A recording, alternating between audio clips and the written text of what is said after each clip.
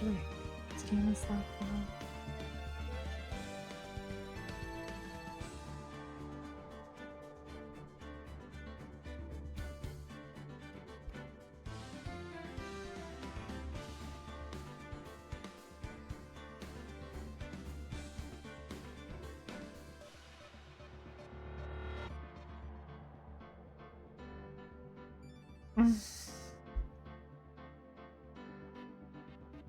Hi, Barbie. Yeah, you are the first. How are you?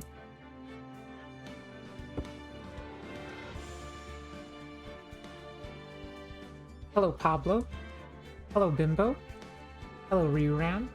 Hello, Jambi. Hello, Haas. Hello, Colt. This feels unnatural? Why does it feel unnatural? What's up, Junkie? Oh, because it's Ace Attorney on a Wednesday? I know. I'm sorry. I know it's not Tuesday, I know. But my Tuesdays are consumed right now, so I can't really do that, unfortunately. Hi, Xerox.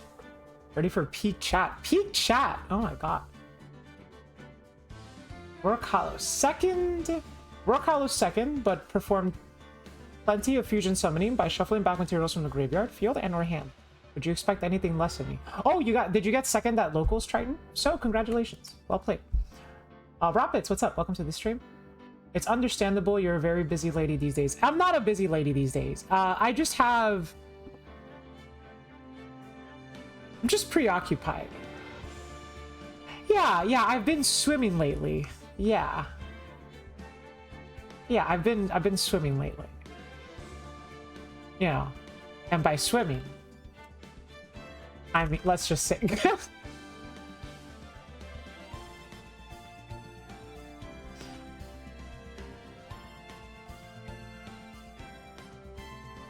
Yeah, the choker's also a recent addition. Swimming with the fishes, actually, yeah. I've been swimming with some very specific fish. And, man, if you guys don't know by now, I am not a fan of specific fish. Okay. Yo, Bimbo, correct me if I'm wrong, but I have to start a new game to start the third game, correct? Also, when is Kit Kalos going to counter the Mako allegations? Never. Oh, a Kit Kalos cosplay to counter the allegations? Ugh. Triton, you're gonna have to convince the chick that did the Kit Kalos cosplay on Twitter. Ask her if I could borrow it. Dude, that cosplay was so good. I'll take Wednesday over no AA streams. Exactly, Zombie. That's what I was thinking. I think the choker is cute on you. Oh my god. Yeah, the choker is, thank you. I appreciate that, Barbie. Thank you. It means a lot to me. You know, coming from Barbie herself. It was one of the best things I'd seen. Mill 5 up high. Mill 5 up high. Okay. All right. Start a new game. How's this sound, by the way? Is it okay? It's a little loud on my end, but hopefully sound is okay. Just let me know how the balance is. I'm grand? Okay. All right. I've never been grand before, but sure. Okay, so it's this one. We did Ace Attorney 1. We did Justice for All. And now it's Trials and Tribulations. Correct?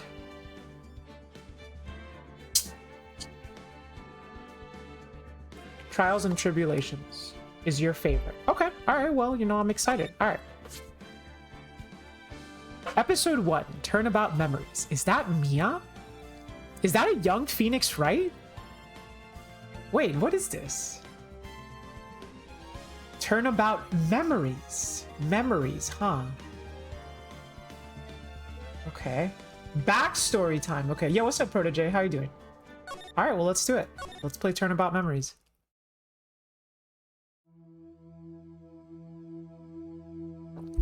Huff, huff. Oh, how did I get into this mess? Wait, is that... Why did I do that?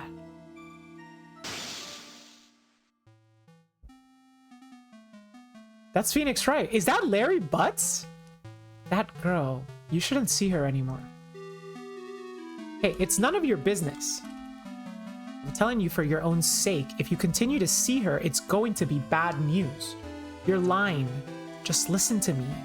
There's something you need to know about that girl. Stop it. Don't talk about her like that.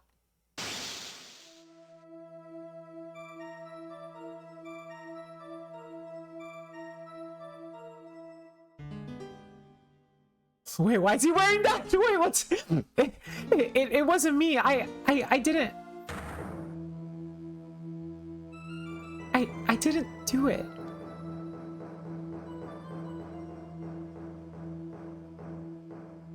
That girl got a ding-a-ling? A what?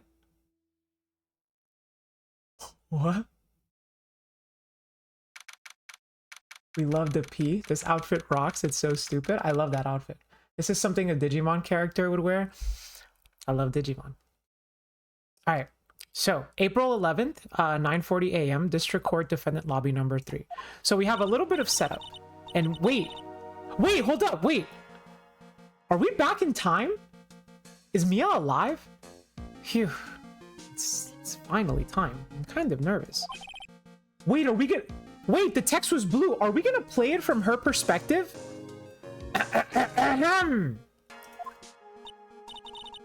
Oh, Mr. Grossberg, good morning. Is this a young Mia? Ah, Mia. Wait, okay. How did the Grossberg voice go? It's like, ah, Mia, please calm yourself down. You're going to get yourself arrested for suspicious behavior, you know? What are you talking about? I'm relaxed, Mr. Grossberg. Look at me. I am relaxed. Let go of my lapels. You obviously haven't got the temperament to be a lawyer. I'm sorry. It's just that I'm so nervous today. Oh, that's right. This is your first time in the big leagues, isn't it? Well, never you fear, my dear. I, Marvin Grossberg, am at your service.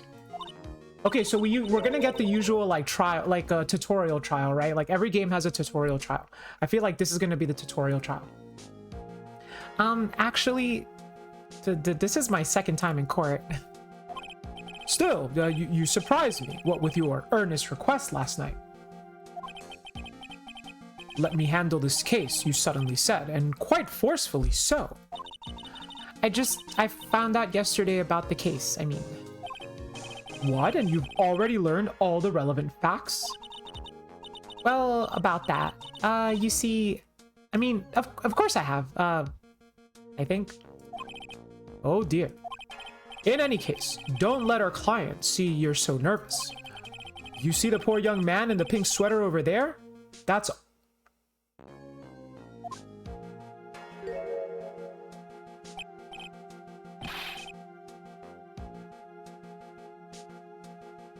Does he have COVID?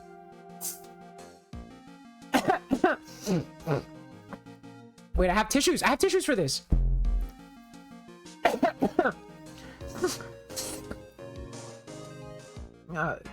How would young Phoenix sound like? Good morning there, everybody. Good morning. I try to keep smiling, yeah. I want to say I'll give it all I've got. Yep, it'll be fine. No problem. Much brattier? You think he's bratty? I don't know if Phoenix is bratty. I guess maybe when he was younger he could have been bratty. Oh, what's wrong? Do you have a cold or something, Mr. Rai? Actually, it's right. Like the Flying Brothers, people screw it up all the time. And yes, I have a cold. That's what this mask is for. My doc says this way I won't give it to anyone else. Be kind to others, he says. Right. Mr. Wright, you have nothing to fear in court today. If you are truly innocent, I promise I will save you. Please let go of my shirt. That's right. He's the one on trial, not you. He's the one who should be nervous. You need to stay strong for your client, Mia. Wait, that means that Mia and Phoenix knew each other beforehand? Really? I don't remember them mentioning that in the first game. Is this like a retcon? My name is Mia Fey. I'm still pretty new at this lawyer thing. Wait, he did mention there being an incident as to why he wanted to be a lawyer, but that I always thought that incident was wait, actually no. I was gonna say, I thought that incident was the incident with Edgeworth. Actually, wait, yeah, it was. It was Edgeworth in class, right? Or it was Larry Butts in class, maybe? It could just be something that was retconned and unplanned, Xerox. Yeah, it could just be that. I mean, it's fine. But that trial traumatized me so badly. I thought I'd never set foot in another courtroom. It's been 1 year since then, and well, here I am. But this time I'm going to win. For my client. And for myself. Alright, now we got a setup.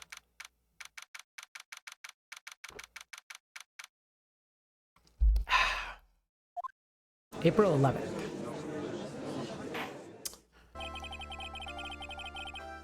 Ah, yes, a familiar face. Good.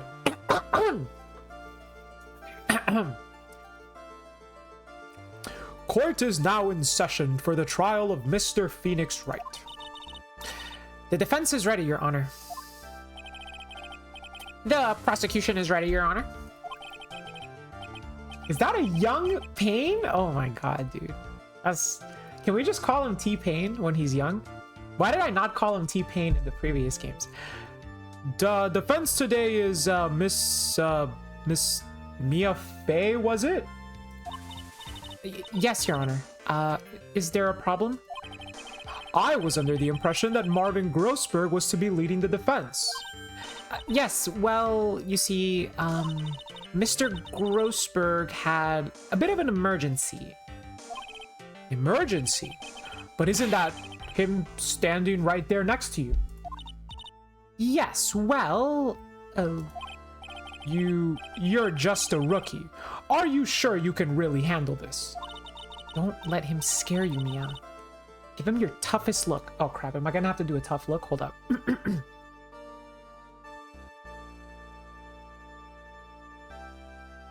That was my teacher's stare. Of course, Your Honor. I think. Well, Mr. Payne, your opening statement, please. I am not unserious. I am, like, hyper serious. I can't believe a veteran like me has to spend his time babysitting a new defense lawyer. Don't worry, little girl. It will be all over soon. Unserious.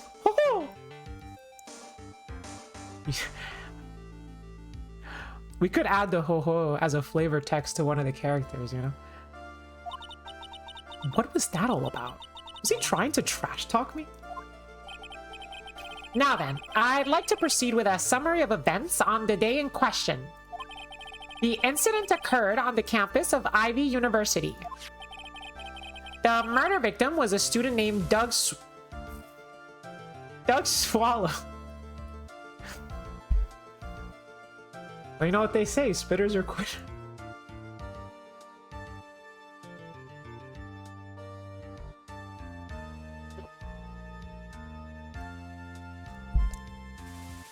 Every force you create has an echo. Nah, this guy did not spit. He was a fourth-year student studying pharmacology. It sounds like he was a very bright young man. Captain Jack Swallows. Yes, well, next we have a photo taken at the scene of the crime. Wait, but there's like a broken phone line and a parasol. Students discovered the scene shortly after the murder. They found the victim's body. And the defendant, who had obviously bungled his getaway, they then called the police. That certainly makes the defendant look very suspicious indeed. Very well. The court accepts this photo into the record as evidence. Crime photo 1. The crime took place behind an Ivy U building. I wonder, I guess this implies that Phoenix went to an Ivy League school, right? So we have a, oh, I haven't looked at the inventory yet. Also, what's up, Arm? Attorney's badge. Proof of my profession. The first and last time I wore it was a year ago. Doug's autopsy. Date and time of death was April 9th at 3 p.m. Cause of death was a fatal Bro. Really? This might be a little bit too tutorial. Like, obviously, he got electrocuted by this freaking telephone pole. Phoenix is innocent. By the way, I can't quite tell the cause of death from this photo. Your reputation for sagacity is well earned, Your Honor. The truth is that this victim died a rather unusual death. An unusual death? What do you mean, Mr. Payne? Well, perhaps the defense would like to take this question. Huh? A simple question. I thought I might loosen you up a little bit.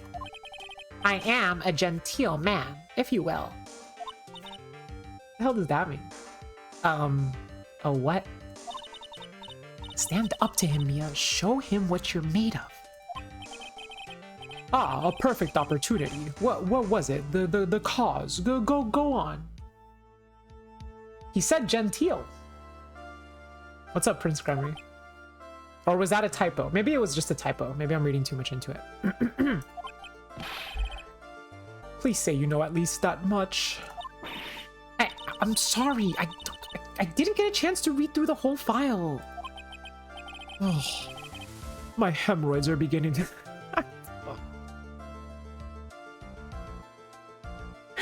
It's a funny... Who says that? Imagine just like casually telling someone about your hemorrhoids. What the freak? That's insane. Now see here. The details of the case are filed under the court record. But you knew that already, didn't you? Okay, hold on. I'm mixing voices here. But this guy's hard. It's hard to not make him sound exactly like the judge. Ah, the court record. I think I can see that by pressing tab. Okay. He just gave me an explanation. All of the weapons we need can be found in the court record. Take a good hard look at the data there and think carefully before you answer, my dear. Yes, sir. I'll do just that. Gotta stay calm. I can't let that prosecutor get the better of me. You know what? I should actually adopt her mannerisms, should be like. How did she was like... Jave Man. At least playing as a different character is a better way of redoing the tutorial than giving the main character amnesia. That's actually a good point, Jave. Yeah, good point. Now then, would the attorney for the defense please answer the question? Wait, what was the question? Oh yeah, what was the cause of death? It was electrocution.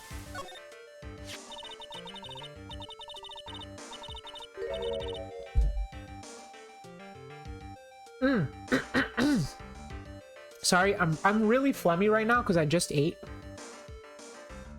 For those of you who don't know, I get very phlegmy after I eat. But I did want to say that right now I am drinking a kombucha. It's been a little while since I've had one. Today's flavor is lemon ginger. I pretty much love any drink that has ginger in it, but I also love any drink that has lemons or limes in it. So if you combine like lemon, lime, and ginger, that's just, it's a wrap. So you know, that's it. That's it. There's nothing else. There's nothing else to it. What else is there in life? According to the court record, it was a fatal electric shock. In other words, electrocution. Electrocution? Huh. But how could such a thing happen? Did the murderer use some type of new supernatural stun gun, perhaps? Bro, really? This is not like... This isn't like Infamous or some shit. Lemon Ginger is basically Elsana? Wait, how? Wait, what? Because Elsa has blonde hair and Anna has red hair? No, and Anna's a ginger. What? That's no, you're insane, Bibbo. Ginger tea with a hint of lemon also sounds delicious. The answer to that will become crystal clear as this trial proceeds, Your Honor. But before that, there is one more vital issue. What's that? Why, motive, of course. Apparently, there was some bad blood between the victim and the defendant. Bad blood? What do you mean? Oopsies, I'm terribly sorry. You're the defense attorney, so you must know all about it. I shouldn't be stealing your spotlight like this. I really don't like this guy's smug attitude. That's Winston Payne for you. He is a smooth operator, if you catch my drift. A smooth operator? Isn't that the Michael Jackson song? They don't call him the rookie killer for nothing, you know. Being called the rookie killer is not like a compliment.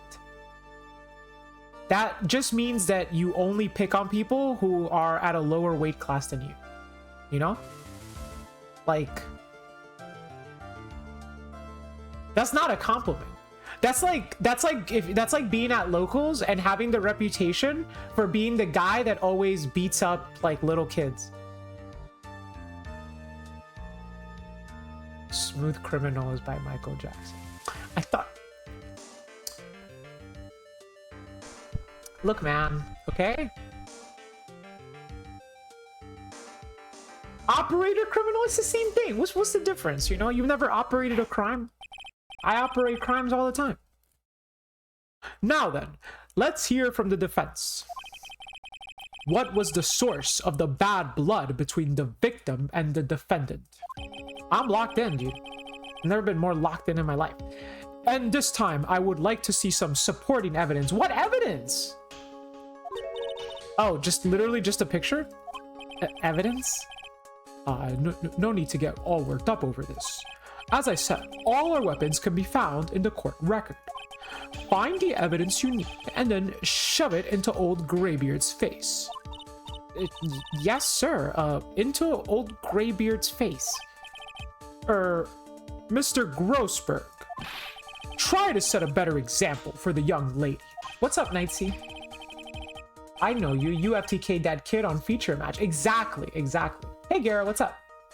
I made Penang curry today. It was delicious. Oh my god, I love Penang curry. That's so good. I haven't had curry in so long. Do you know what my favorite type of curry is? My favorite curry is Masaman curry.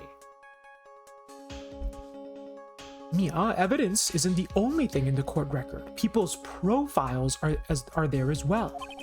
You can toggle between profiles and evidence with tab, so be sure to go... Wait, what? You can? Oh. No, you don't... No, you don't toggle with tab. You toggle with R. Nice one. Okay. So Marvin Grossberg, age 61. My superior and the lead of Grossberg Law Offices. Phoenix Wright, age 21. This is a mere 2 years before Phoenix becomes an attorney.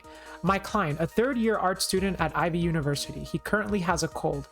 That currently has a cold feels like crazy Chekhov's gun, right? Like, why give Phoenix a cold? Something's up with that. Doug Swallow, the victim. He was a fourth-year pharmacology student at Ivy University. And then, who the heck is this? Dahlia Hawthorne? Phoenix Wright's girlfriend. Dated the victim Doug Swallow up until 8 months ago.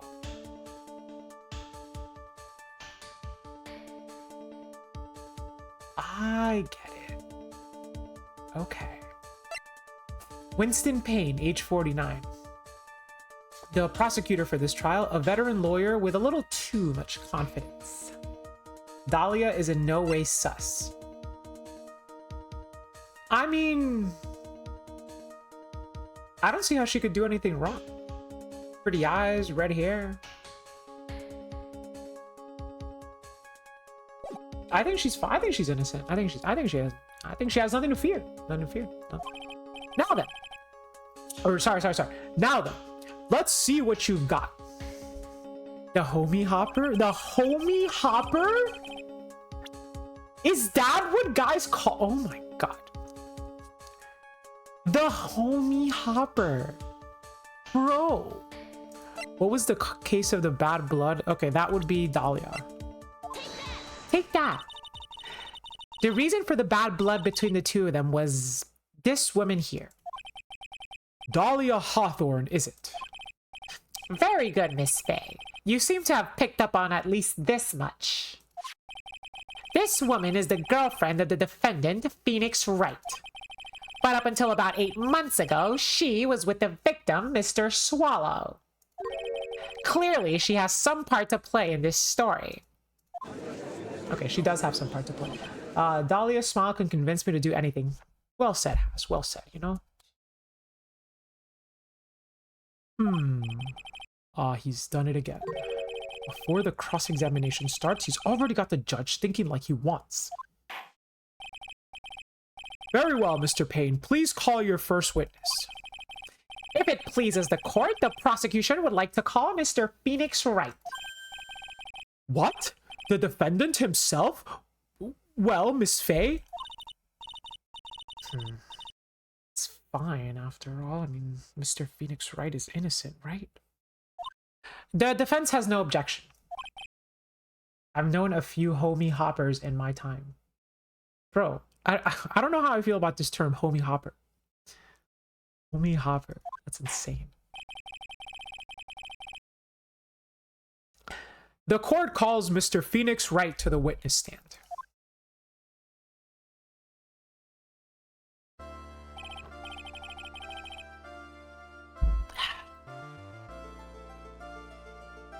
Witness, please state your name and occupation.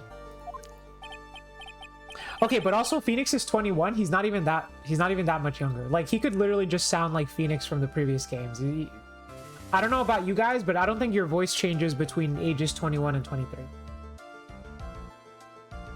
Oh, my name is Phoenix Wright. I'll just try to make him sound a little bit more like a little bit more like green, you know, a little less confident. It did not get a lot deeper. My job is, well, right now I suspect I'm a suspect. Or I suspect I'm a suspect. I guess I'm a suspect. No, what he means is, what did you do before you were arrested? Got arrested? Oh, oh wait, no. How do I fake a sneeze? Achoo? How do you fake a sneeze?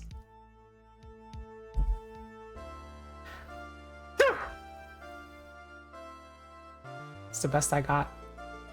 I was a university student. Mr. Wright, you understand that you are suspected in the death of your fellow student, but I didn't do it. I'm innocent, I tell you.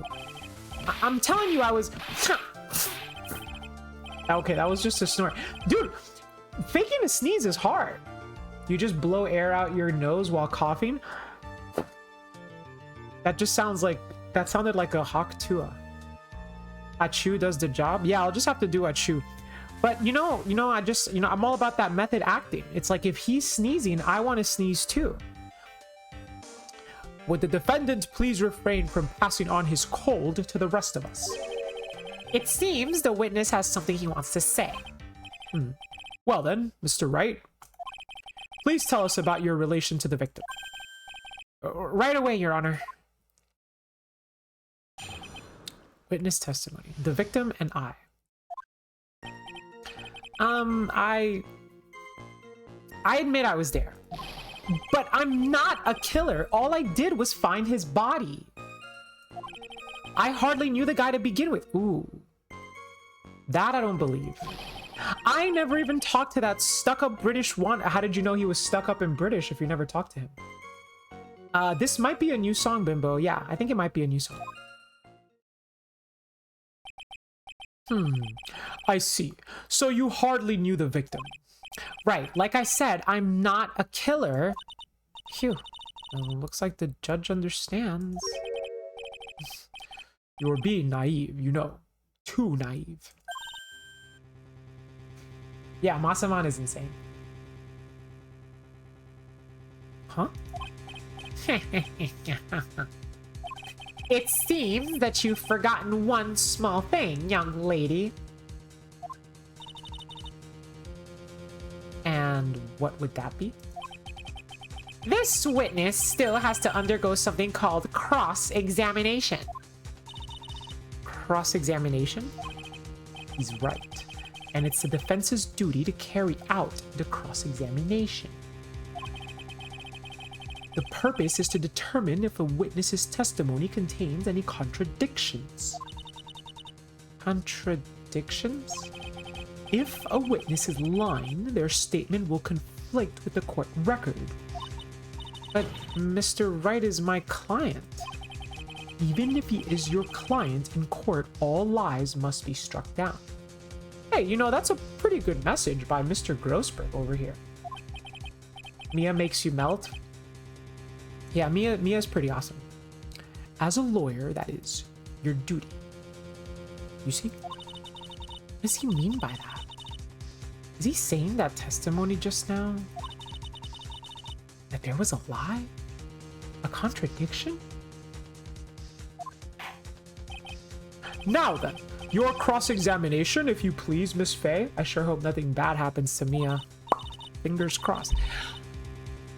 Please, Mr. Wright, tell me you haven't been lying. You wouldn't do that to me, would you? He lied about knowing him. Oh! The victim and I. All right, let's press. Hold it. Hold it. Hold it.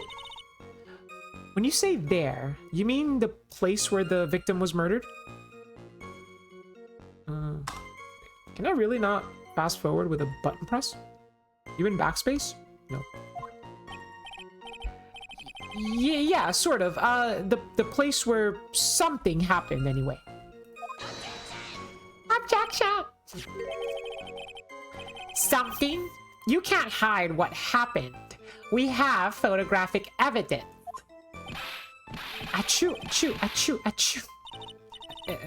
Anyway, Mr. Wright, what were you doing at the scene of the crime? I thought you said you didn't know the victim, Mr. Swallow. It was just a coincidence. We bumped into each other by accident. A coincidence, huh?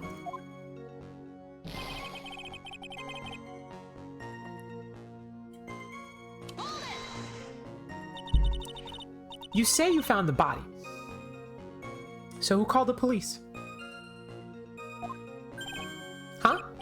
Achoo! Achoo! Achoo! Unfortunately, it was some other students that notified the police. Why is that unfortunate? Other students? That's correct. They were witnesses. Witnesses who saw the defendant standing there next to the body in shock. What? Is this true, Mr. Wright? Achoo! Achoo! Achoo! Achoo! Achoo! Could you stop sneezing every time you're in a bind? Well, it's true that I was pretty shocked when I found the body. But I hardly knew the guy. So, you didn't know his face, or even his name, right? Dude, why is Mia so badass, man? Rourke! What's up, Grangtier? Man.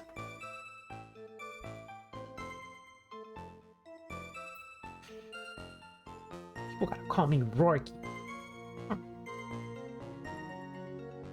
I'm just kidding, you're good, Grang. It's nice to see you again. And I'm glad that you, well, I'm happy to hear, well, I'm not happy to hear. You know what? Yes, the AA streams are back, and I'm glad that you, that you missed them. That sounds weird. Anyway, Mia is really cool. Is Rourke better or worse? I will take Rourke over Mickey Mouse. Mickey Mouse is one of 2 characters that friends use to make fun of me. And I'm not telling you who the other one is. And no, it's not May from Digimon Adventure Try.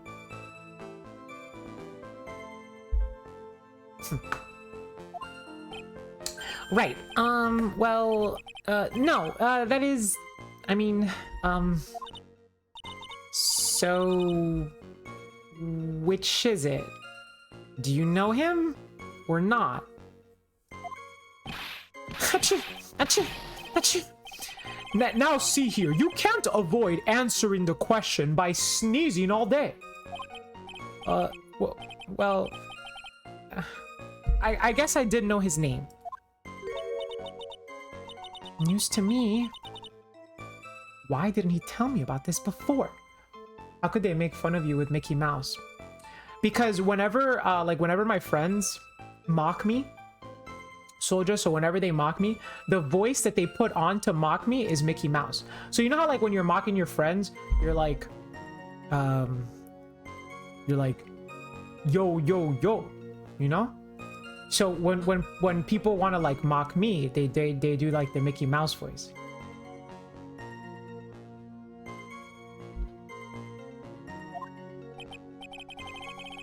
Does that make sense?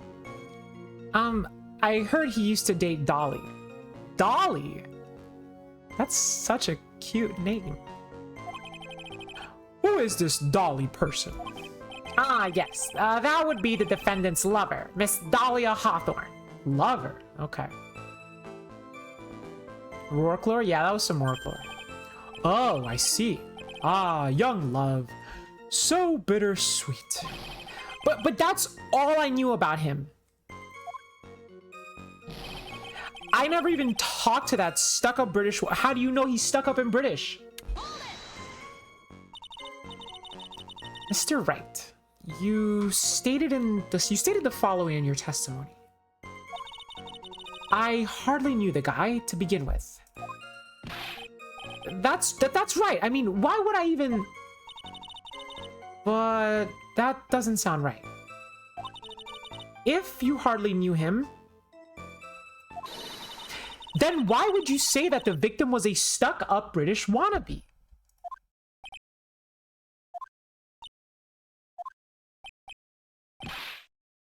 Achoo.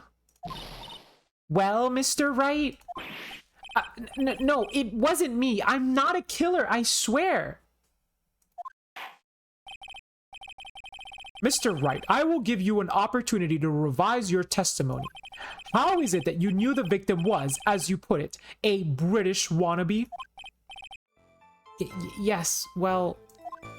You can still say that without knowing them? I mean, without knowing them personally, but still knowing about them, yes. But, like...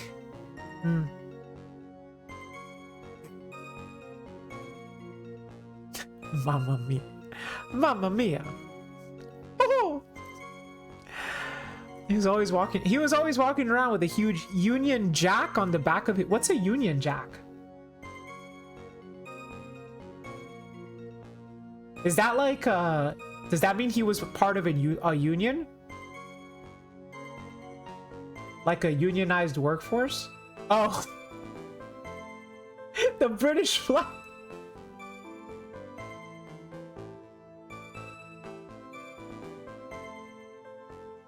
That's what they call it? Why don't they just call it the UK flag? How am I supposed to know what a Union Jack is? I thought it was like a guy named Jack who was part of, like, the union. Like the teachers' union. Because it's a combination of 3 flags? It's the Union of the Kingdoms. I see. Okay. Well, you know what? I don't really know my British lore, so... Don't mind me. Geography is not my strong suit. My strong suits were math, if you wouldn't believe it, and science. Well, my dear, do you think you can manage on your own from this point? I'm gonna say I can handle it myself. Yeah, I'm fine. I'm fine. I don't know what a Union Jack is, but I'm fine.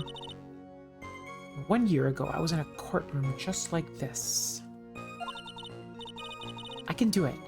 I can handle this by myself. You mustn't try to bite off more than you can chew, Mia. I'll be fine. I know what I have to do. Remember, you can always press him to get more information.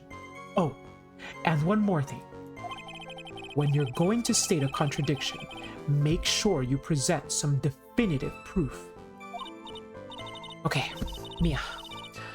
One more time from the very beginning of this testimony.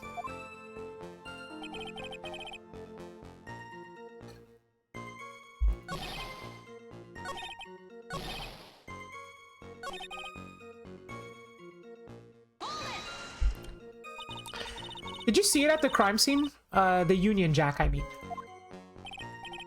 Yes, that's right. I saw it at the crime scene. That's why I figured he must love British stuff, right? It's true. Cross my heart. I swear I didn't do it. He's acting fishier than the salmon I ate last night. Not as fishy as some albacore, though. May I ask something, Miss Faye? Yes, Your Honor. Oh, what is it now? What's up, AA3? That's such a specific fish. Yes, Barbie, it is a very specific fish. Albacore. Who says that? Like, I mean, I know I said it, but I mean, like, who among other people says that? Who is this person anyway? This Union Jack fellow? You see? That's the judge is on my side. Like, nobody knows what a freaking Union Jack is, man. Oh shit. Mia's looking at me the way chat was looking at me. The Union Jack is the name of the United Kingdom's flag. Oh, I see. So you mean like the stars and stripes, right? Does the British flag have stars? No, right? As usual, Your Honor, your insight astounds me.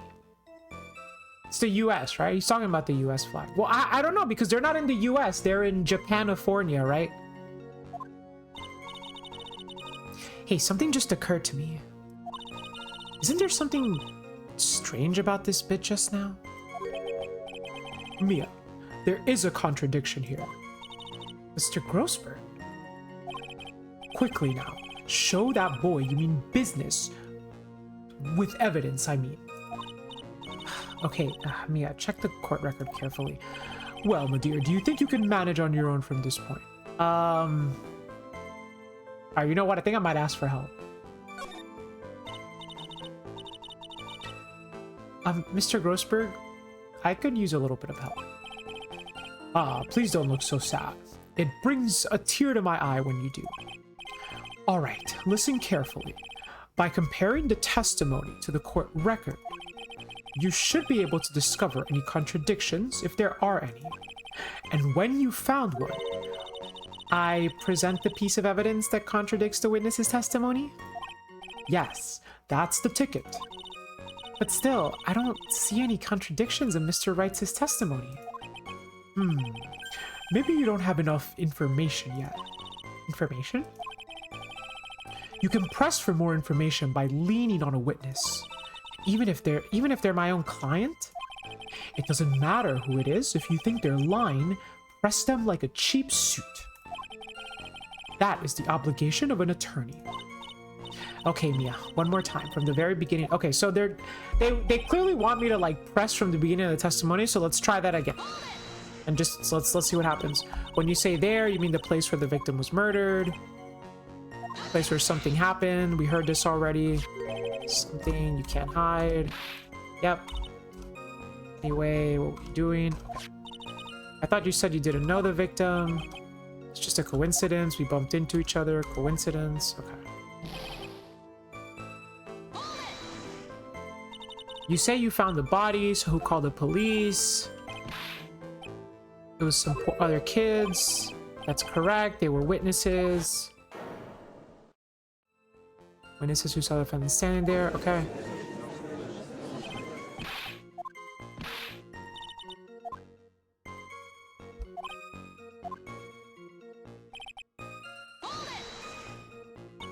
So you didn't know his face or even his last name? Right? Well, no, that is, I mean, so which is it? Did you know him or not?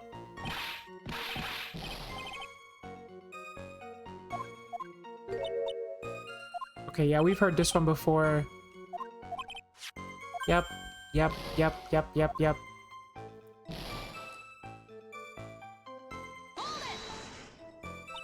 Mr. Wright, you stated the following. I hardly know the guy. That's right. I mean, why would I even... But that doesn't sound right.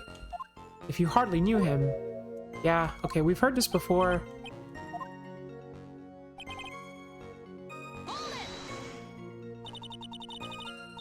Oh! Oh, wait, no.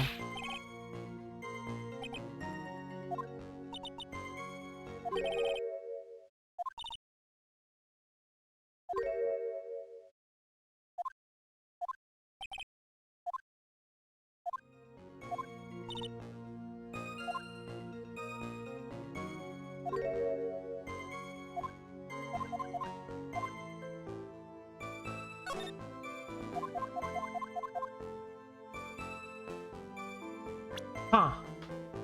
But all I have is... Wait.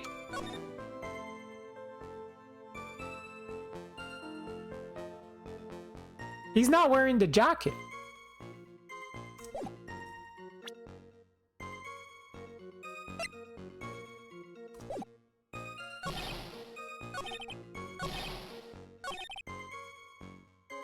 On the back of his shirt. He's wearing a jacket. You can't see the back of his shirt. That's gotta be it, right? Objection! Are you certain you saw the Union Jack? Yeah, I'm sure. It was right there on his back. Miss Fey, is there some point to this line of questioning? Your Honor, please take a look at the crime scene photo. As you can see, there's absolutely nothing on the victim's back. Hey, wait a minute. He's wearing a leather jacket. The Union Jack was on the back of the shirt he was wearing. I was under the impression that you accidentally came across the body. But if that was really the case, then you wouldn't know that, would you? You'd have no idea at all what he was wearing underneath that jacket. Mr. Wright, you've been lying to me. But please forgive me. Mia, you made our client cry. Let him. That P on his chest doesn't stand for Phoenix anyway. I can't believe I trusted him. Mr. Wright was all wrong. That was an impressive bit of cross-examination. Thank you for uncovering the defendant's lies for me. It's quite clear that this man did not simply stumble upon the crime. Uh-oh. Did I go too far? By the way, Mr. Wright, you seem to have a rather bad cold. Have you taken any medicine for it? Yeah, I took some, but... Was the medicine that you took an over-the-counter brand called Cold Killer X? Okay. Yeah, that's right. It kills colds good. Hey, wait a sec. How did you know I'm a big fan of Cold Killer X? Would you happen to have that medicine with you right now? Well, actually, I seem to have lost it somewhere. He lost it? Does this even have anything to do with the case? Mr. Wright, shall I tell you where your cold medicine is right now? Huh? Oh, that's the same thing I'm saying. Your Honor, I'd like you to take a look at another photo from the crime scene. What's this? In the victim's hand, it's Cold Killer X. Oh my god, another one? What the hell?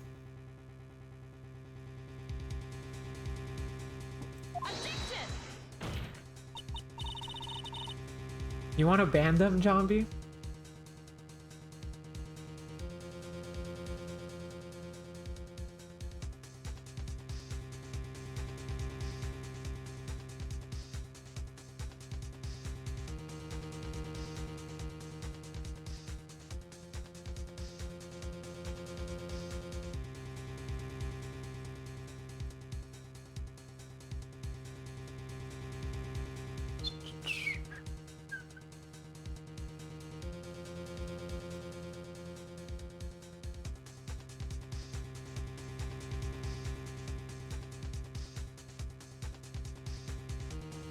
I don't know. I don't even know how to give you that power. If I could give you that power, I would, but I really don't know how to do it. I just opened Twitch and I'm like, I don't know how to, I don't know what I'm supposed to press here. I can block you. But that wouldn't do. It's fine, they'll go away. Don't worry about it. Hey, what's up, Blurby? How are you? It should be mod user. Okay.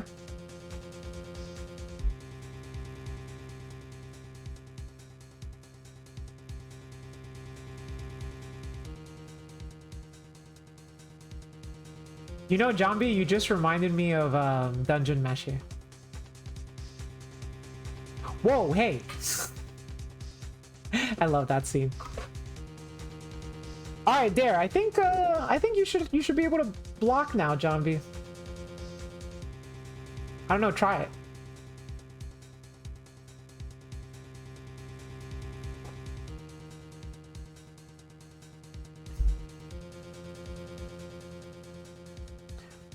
Yeah, it actually worked. Cool. All right, don't go overboard. Janko Patrona. Why does that sound like a Harry Potter? It's a dark day for us all. It'll be fine. Don't worry about it.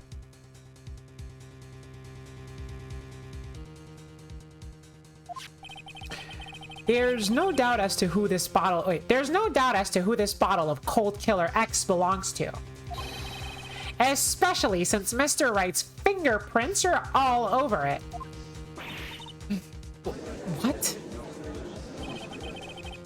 Sensing his murderous intent, Mr. Swallow must have picked up the bottle of medicine, dropped by Mr. Wright, and hid it in his hand. His purpose in doing so can only have been to identify his killer as Phoenix Wright. Now that's a tall tale. Yeah, let me steal my murderer's cold medication.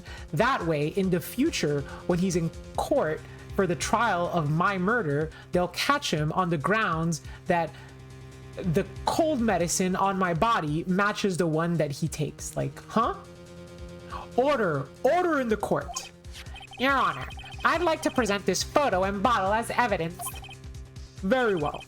The court will accept them into the record. The victim's watch stopped at the time of death. Aww.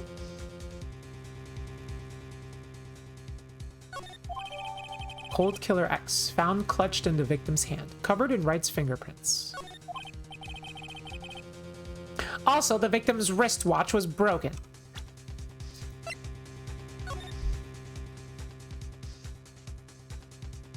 Oh, well, if the watch stopped at time of death, that's because he got electrocuted, right?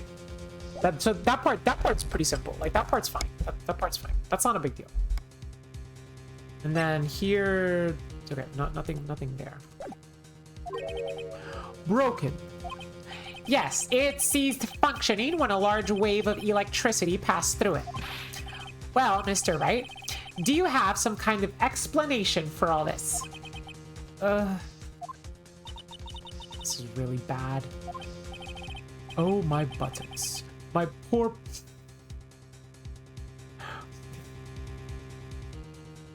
My poor hemorrhoids.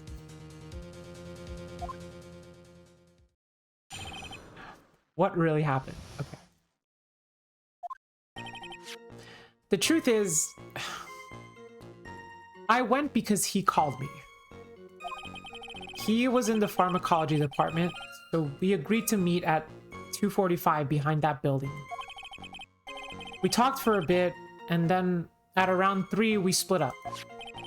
Then later, when I went back, I found him lying there. I'd been taking Cold Killer X for the last 2 or 3 days, but I lost my bottle of it around lunchtime on the day of the accident. That sounds pretty believable. Mr.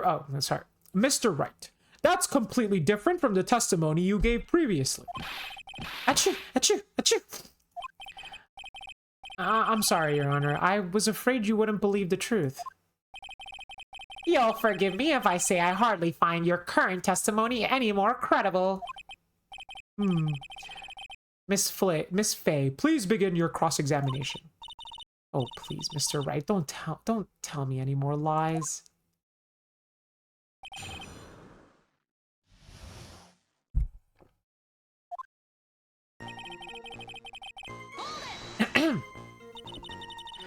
Had you ever met the victim before then? No, never. But that day he called me up and told me he wanted to talk about Dolly. And this Dolly person is? My, it's kind of embarrassing. She's my, sweetheart.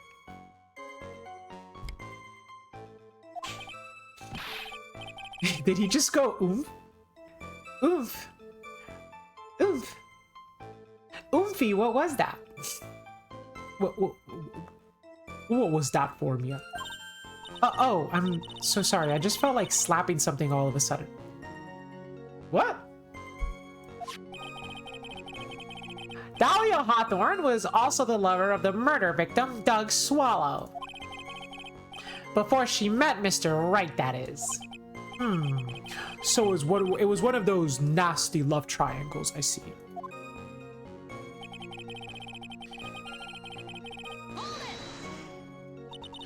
Was it Mr. Swallow who indicated that you should meet at 2:45? Yeah, and we were both there right on time. You said the victim was in the pharmacology department, correct? Yeah, he's studying how to manufacture and improve pharmaceuticals. Everyone called him the alchemist of IVU. An alchemist?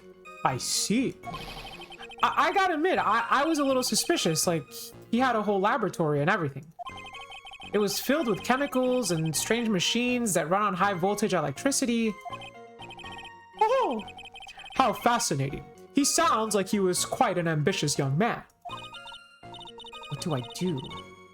Maybe I should ask him for some more details? About the timing of the meeting, about the pharmacology department, or forget it. I mean, okay, the pharmaceutical stuff could be like a red herring. But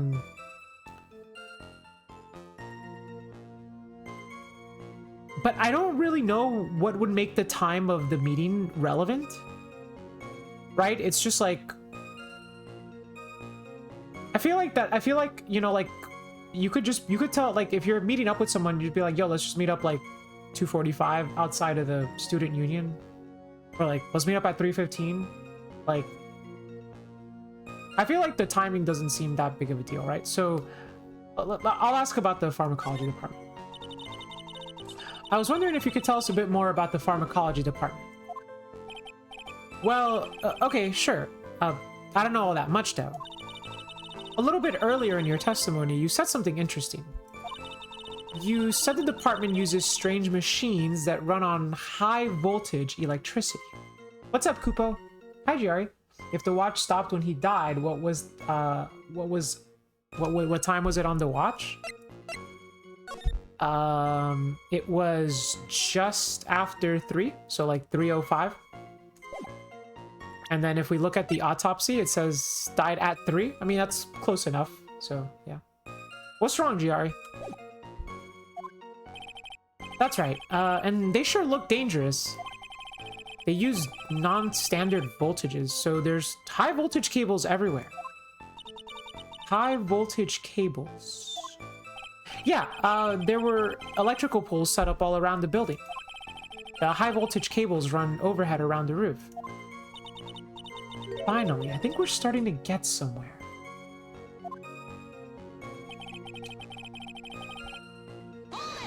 What's up, Shroom Fiend? One guess? M4S kicking your butt?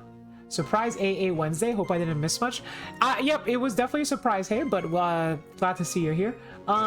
It's just like, I don't think I can do AA Tuesdays for the foreseeable future, because Tuesdays is reset day in Final Fantasy, which means that like Tuesdays I'll basically be always forced to play Final Fantasy. So like, I needed a new variety day, and I figured that I can at the very least commit to like this Wednesday, next Wednesday, and the Wednesday after that, like no matter what. Oh, and then after that school starts, I think. So basically, like I can commit to every Wednesday for the remainder of the summer, and then once school starts, I can always commit to a Wednesday. So we're just gonna do the Ace Attorney on Wednesdays now. It could be Happy Waste Waternity Wednesday. Waste Waternity Wednesday. Ooh, Happy Waste Waternity Wednesday. So, what is it you were talking about? You know, achoo! That maybe we should hang out again sometime? How am I more free during the school year? During the school year, I'm not more free. During the school year, I have more of a strict schedule.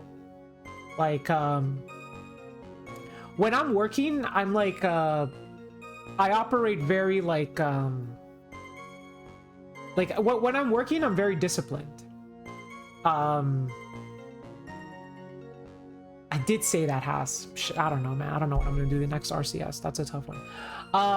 No, yeah, when the school year's going, I'm more disciplined. Like I have a very strict routine where like we wake up at 7, drive to work, come back like around 2 to 3 depending, chill out for a sec, right? Like chill out for a little bit. Then like around like 3:30 I exercise, and that takes about like an hour. It's like 4:30. I'll start getting dinner ready. Then I'll take a shower because I like to take a shower at nighttime, and then after that I'll stream or play video games, right? So like in the school year, like it's very like scheduled. So it's actually, even though I have less time, it's more predictable. I think that's the right word to look for it. Yeah, it's more predictable. I think I might scrounge up a reclear static for the rest of the tier. That bad, huh, Giari? Damn. Okay. Alright, sorry, that was a little aside. Hang out sometime. I wish that were true. But if they were making plans to hang out sometime, that would imply, like, you know the guy. Clearly, you know a little bit more about him. Clearly, you don't think he's a stuck-up British wannabe if you're trying to hang out with him. You know what I mean?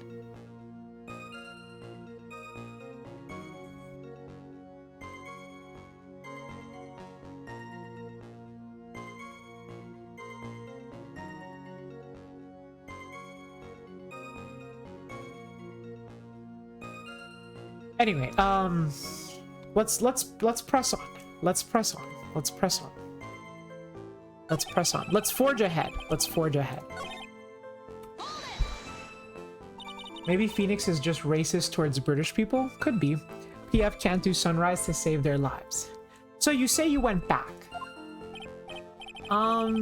Yeah. That's when I found the body. Yes, but why did you go back in the first place? Weren't you angry with him? Well, that's right. I was. Then why, Mr. Wright? Why did you go back there? I thought maybe we could make up.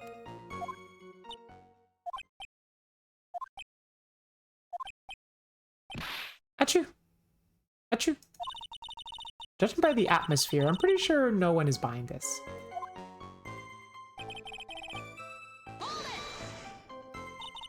It's rather unusual to catch a cold this time of the year, isn't it? Really?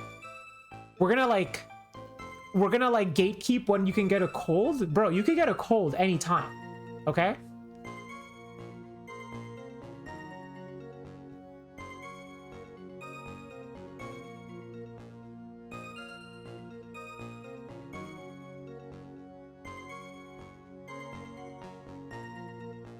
I knew Phoenix was a top. Wait, you think this is top behavior? Also, it's pretty hot, dude. Maybe I shouldn't have set the thermostat up. Alright, give me 1 sec, chat. I'm just gonna turn on the ceiling fan.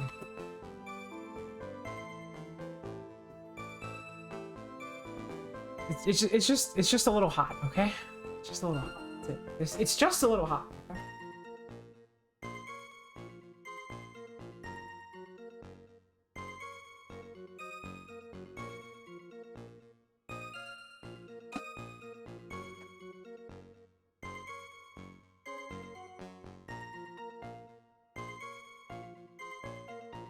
I also turned on the window. I also opened the window.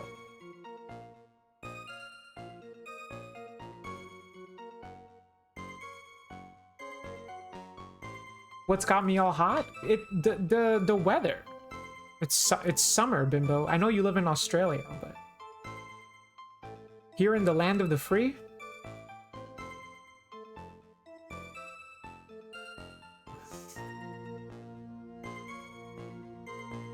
You know, here in the land of the free, it's summertime. Not for long, I guess, right? They say Labor Day marks the end of summer. Anyway, it's rather unusual to catch a cold at this time of the year, isn't it? Yeah, I always get a little careless when the weather starts to warm up. You see, even Phoenix is warm. I guess I shouldn't sleep with the windows open. Sleep with the windows open, that's what I do. I suppose common sense is not always common. I wish Labor Day would end summer permanently. What the hell? No. If summer ends permanently, I never get a summer vacation.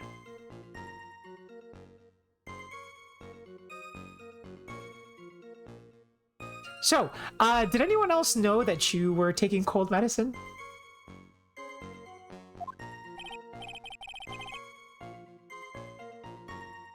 Well, I always took one after meals. So, I'm pretty sure all my friends knew about it. But I lost my bottle. Okay, so he took one after all his meals. Summer weather is the... Okay, I won't disagree with that. Weather-wise, summer is my least favorite season. I'm a fan of winters. I'm a fan of winters. I am anemic, so I am always cold. I'm not anemic, but I do have like slightly low iron levels in my blood. So I also tend to like run pretty cold, Shroom. So I feel that. I feel you on that.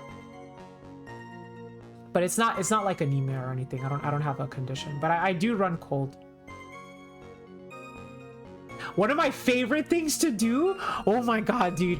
When it's cold, you know what I love doing? I love putting my cold hands on other people. It's so much fun. It's so much fun. Ah, man. I miss that.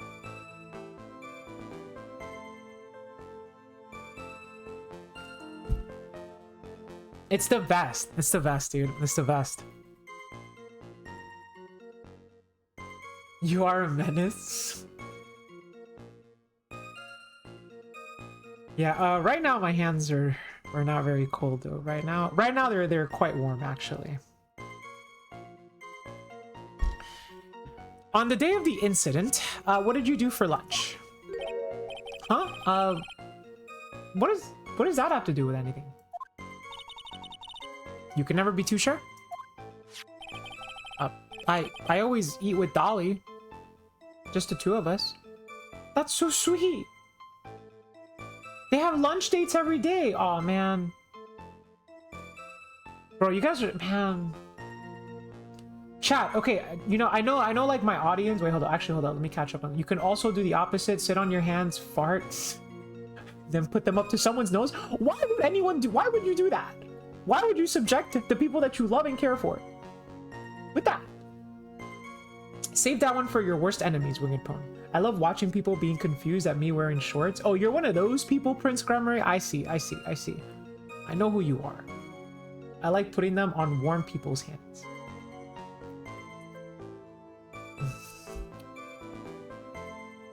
What was I gonna say? I was gonna say something. Right, okay.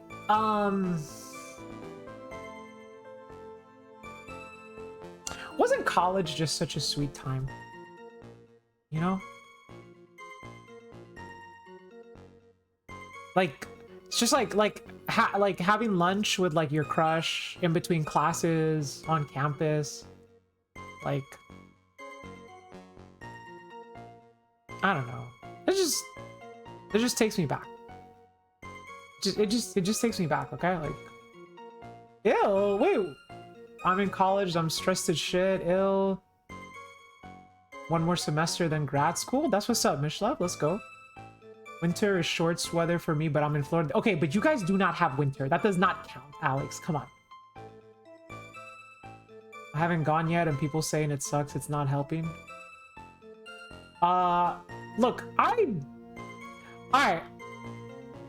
don't think school is as bad as people say it is. Like, I don't think college is bad. I don't think it's that bad. I think it's fine. Like, it's a lot of fun.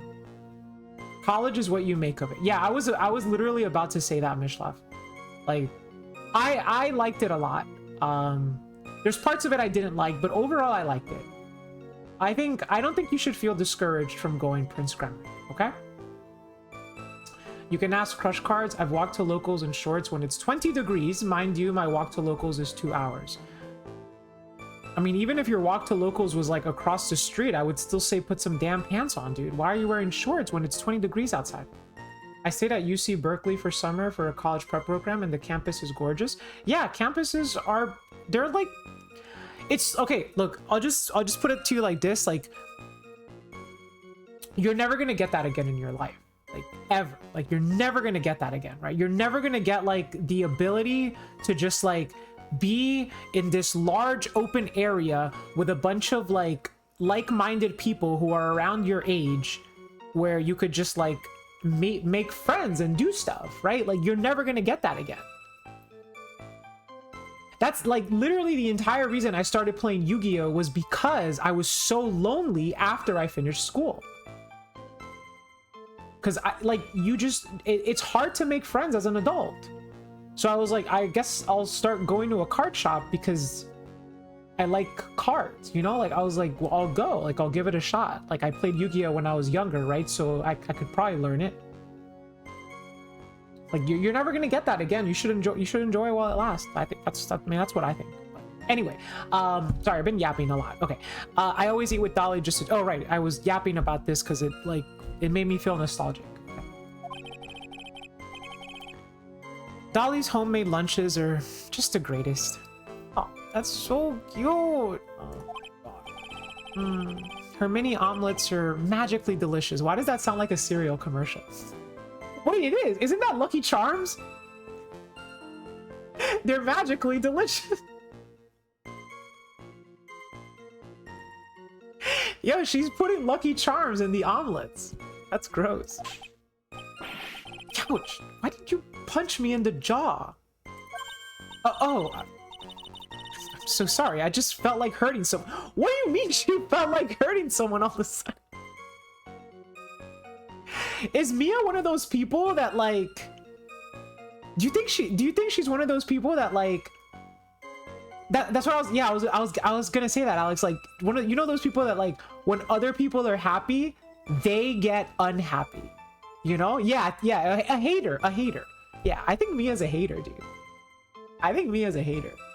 Shit, dude. I love haters too. I think that's enough for now. Or, I think that's enough for now. So the defendant and the victim met at approximately the time of death. And then the defendant returned to the scene for some unknown reason. I'm not entirely convinced by his explanation about the medicine bottle either. Let me be frank here, Mr. Wright. Your testimony cannot be trusted. What do you mean? I knew it was too much work for a little girl. However, there is one mystery that still remains. There is, Your Honor? How the murder was carried out, of course. Just how was the victim electrocuted? I don't believe the murder weapon has been produced yet, correct? Well, that is You're correct, Your Honor. So how exactly was Mr. Swallow killed? If I could somehow establish how it was done, maybe I could still come out of this mess smelling like a rose. Yeah, sure, let's establish it right now. Your Honor? Yes, Miss Faye. I believe that if we were to piece together everything we've heard up until now, we should be able to solve the mystery of how Mr. Swallow died. Look at that smile, dude. Look at that smirk on her face, man. She's kind of hot. Whoever said Mamma Mia is right.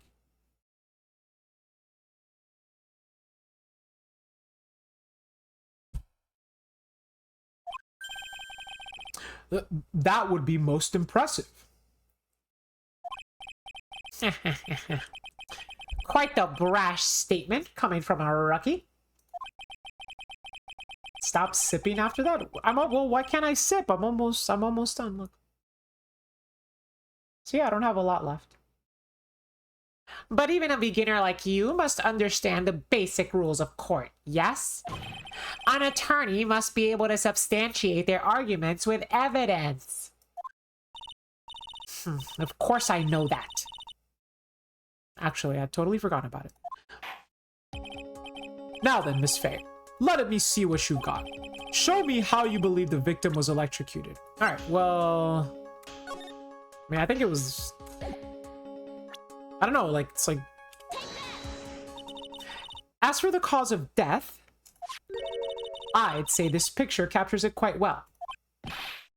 What? But there's nothing that even remotely resembles a murder weapon here. I'm afraid the defense is going to have to explain this in a bit more detail. Miss Faye, where exactly in this photo is the murder weapon? It's over here. Take that. Well, naturally, it's right here. What is that? A severed electrical cable, I believe, Your Honor. Remember the testimony we've heard. The machines the pharmaceutical students use in their experiments require high voltage. And because of that, there are special high voltage cables strung up everywhere. So then, the high voltage cable. Yes, the high voltage cable is the cause of death. That is the most likely explanation. I don't know how they didn't notice that, Nightsea. That certainly sounds plausible. Well, Mr. Payne, what do you have to say about this? Well, I believe some praise is in order. Don't toy with me, old man. Now. The victim's cause of death may indeed have been a high voltage cable. However, I want you to think about what that really implies. The only one who had the opportunity to use the cable as a murder weapon was the defendant. But you use it as a murder weapon. That much is certainly true. Yes, and that's not all. We have proof. Irrefutable proof that will establish that Mr. Wright was the murderer. You do? Well, what is it? That hairline is gross. That hairline is trying for its life. I have never seen a hairline try so hard. His fingerprints. Fingerprints? You mean the defendant's fingerprints were on something besides the medicine bottle? Let's take another look at the crime scene photo. As you can see, the victim is wearing a leather jacket. And as you may know, leather holds fingerprints quite well. You mean... Yes, it was quite clearly imprinted on the chest area of the victim's jacket. The palm print of the defendant's very own hand. What? I can only think of one way Mr. Wright could have left a print like that. Intent on murder, he squarely pushed the victim towards the severed electrical cable. That is such a far-fetched conclusion. That is 100% not reasonable beyond the shadow of a doubt. Order, order, order, that's enough. I think we can conclude that there is no reason to continue with this cross-examination. Stick a fork in us, we're done. Mr. Grossberg. My hemorrhoids never lie. Bro, stop talking about your hemorrhoids. Oh, the show is over, Mia. I knew that boy was guilty the first time I saw him. No, you're wrong. Mr. Wright is innocent.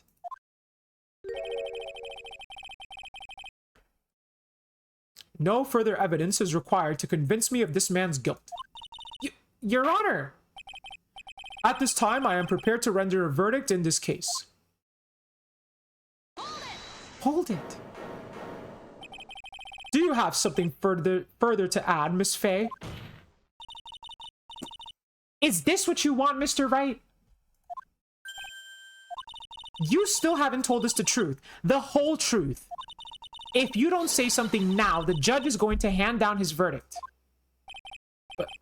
But I can't. I just can't say it. And we've all been there. If I told you what really happened, then I'd be... It's okay, Mr. Wright. I'm your attorney. You can trust me.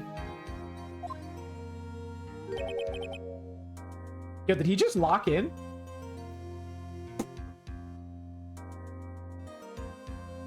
Miss Faye. Hell. No matter what it is, you have to say, I believe in you, and I'll represent you to the very end. Objection! We've clearly established the defendant's guilt. There's no further need for him to say anything. Well, wait a minute. Mr. Wright. I'll tell you what really happened. Objection! But I've already told you, Mr. Wright, there's no need for further.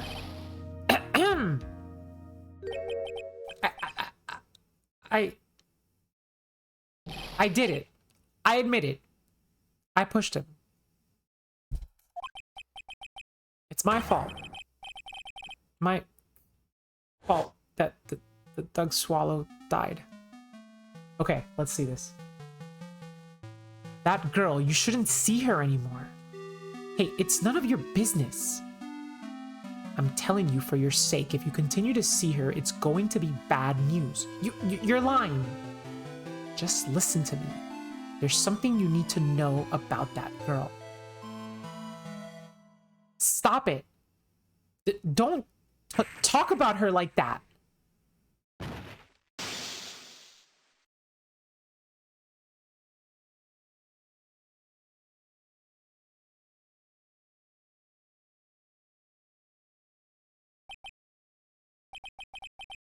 Wait, chat. What happens in like a court of law?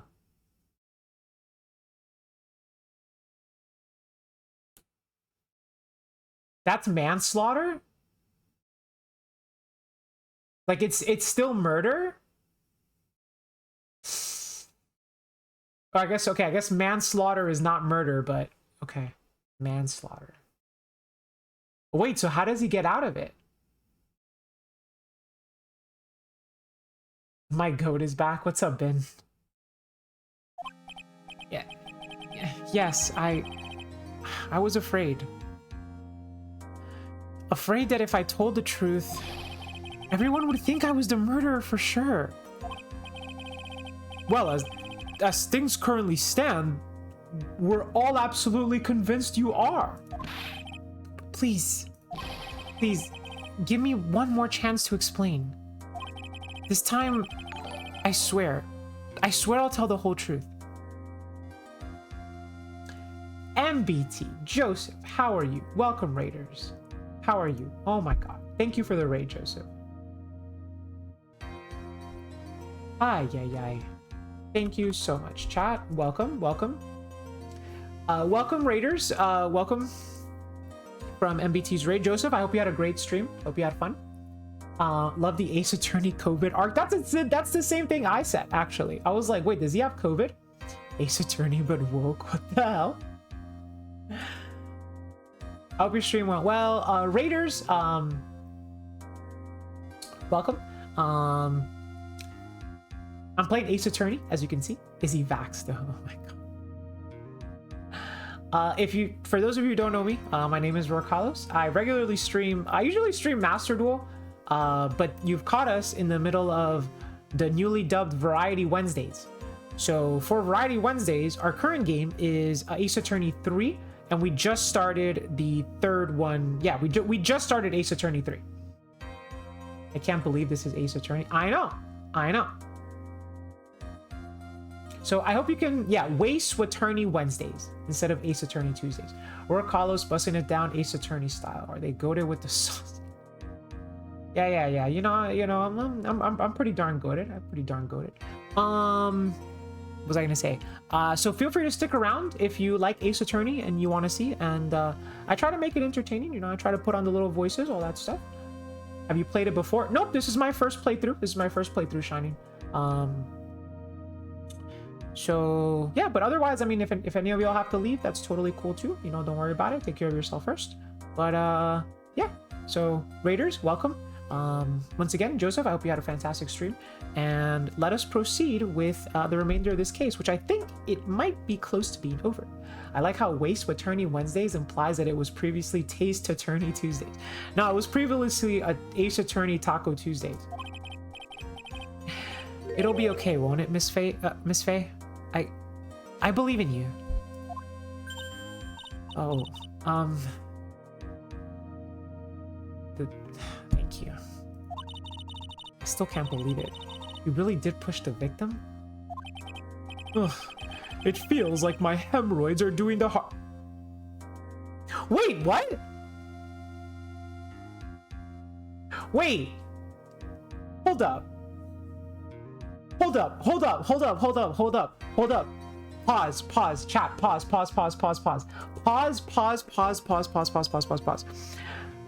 Harlem Shake. Objection. The Harlem Shake came out in like 2013. So how are his hemorrhoids acting like they're 8 years in the future? Does Grossberg have time-traveling hemorrhoids? How do his hemorrhoids know about the Harlem Shake? He invented the Harlem Shake. It was just translated real late? Okay, fine, whatever. I think I like my headcanon better, actually. I think I'm gonna headcanon that Mr. Grossberg has time-traveling hemorrhoids, okay? Yeah, I don't care if the dance is older. I don't care. I'm just gonna assume that Grossberg is from the streets, and he knows how to get down, you know? Because those hemorrhoids do be doing the Harlem Shake. When I push the victim. Okay, let's see. They based the Harlem Shake off of Ace Attorney? No, they did not. Really? They did? Oh, that's so cool. That guy, he was talking bad about Dolly.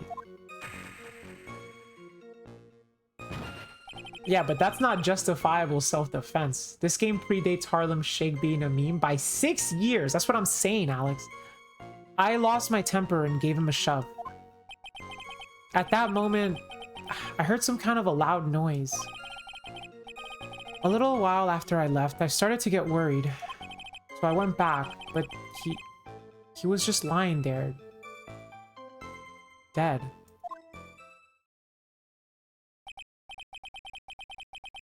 Well, the explanation is really quite simple. When you pushed him, Mr. Swallow flew back and touched the electrical cable. He died from the shock. And that, as they say, is that. A simple explanation indeed. At the time of the incident, a light rain had been falling. Oh, come on. Oh, thank you, Vin. Thank you. Wet from the rain, the victim was more easily electrocuted. That is so convenient. But when I pushed him, there weren't any electrical cables nearby. If there had been something like that, even I would have noticed.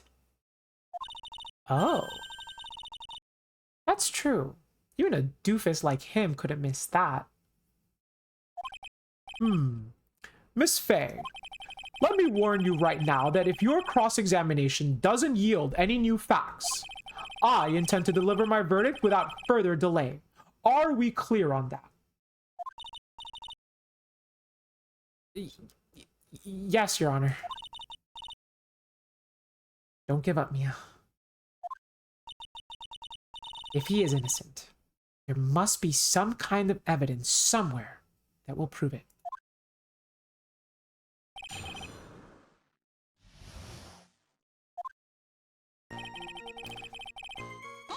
Okay, let's see.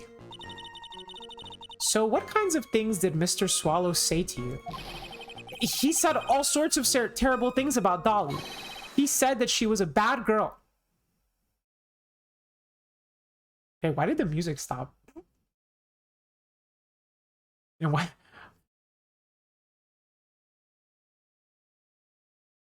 Is it kind of weird that the music stops on that line of dialogue? But also, spiralize?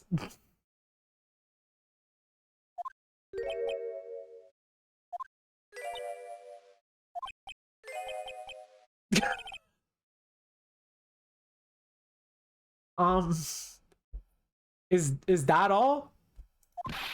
Yep.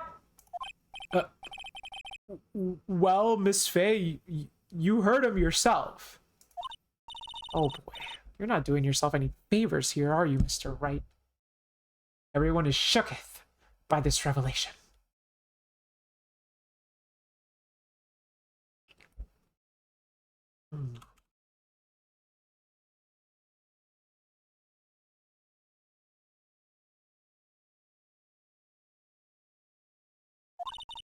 Please don't make this harder for me than it already is. Anyway, after he said that, I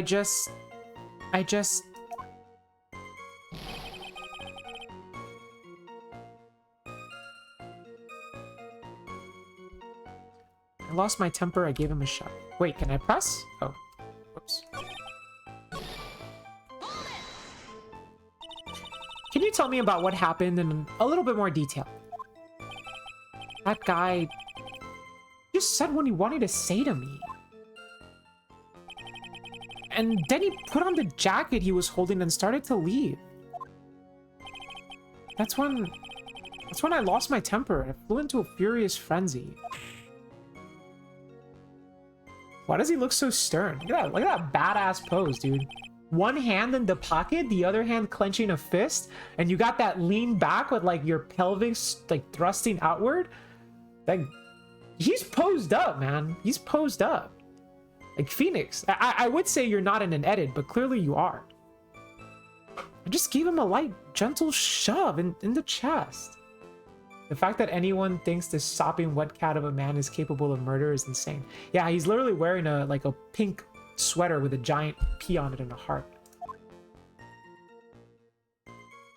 And also, he wears his scarf with the scarf pigtails in the back, which is like hella. That's hella chuny, dude. That's hella chuny.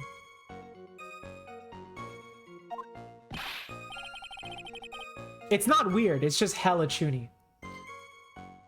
Right, there wasn't anything like that at all. But is it possible that you merely overlooked it? Well, I guess that's possible. What are you doing? Don't let that guy steamroll over you like clear asphalt. I believe what's important is the moment the push occurred. Let's continue on with the testimony. Witness?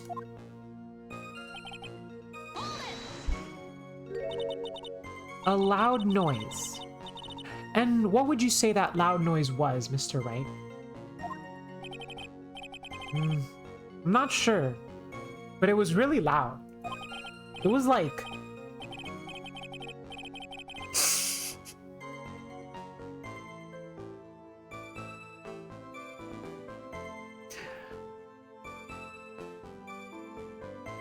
It was like snap, you know?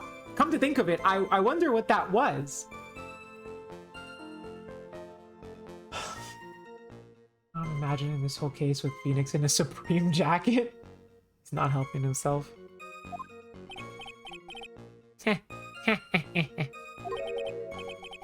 Clearly, Your Honor, it was the sound of the victim being electrocuted. You're not qualified to decide that. What should I do? I'm treading on some dangerous ground here. Let's ask for more details. Mr. Wright, that loud noise you heard may be extremely important. So try to remember what it was. How do I put it?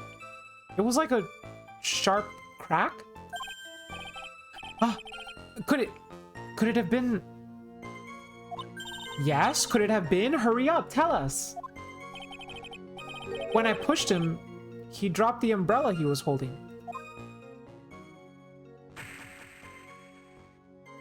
Would an umbrella make that loud of a sound? Was the umbrella broken?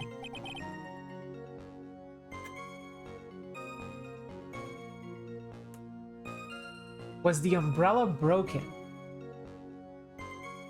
Hold up, we have to see that.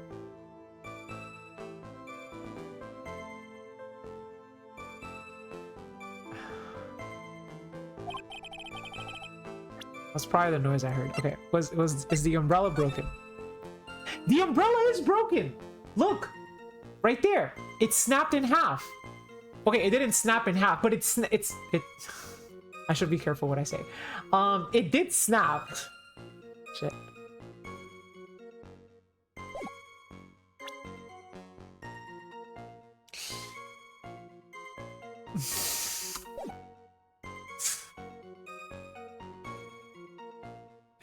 That was probably the noise I heard.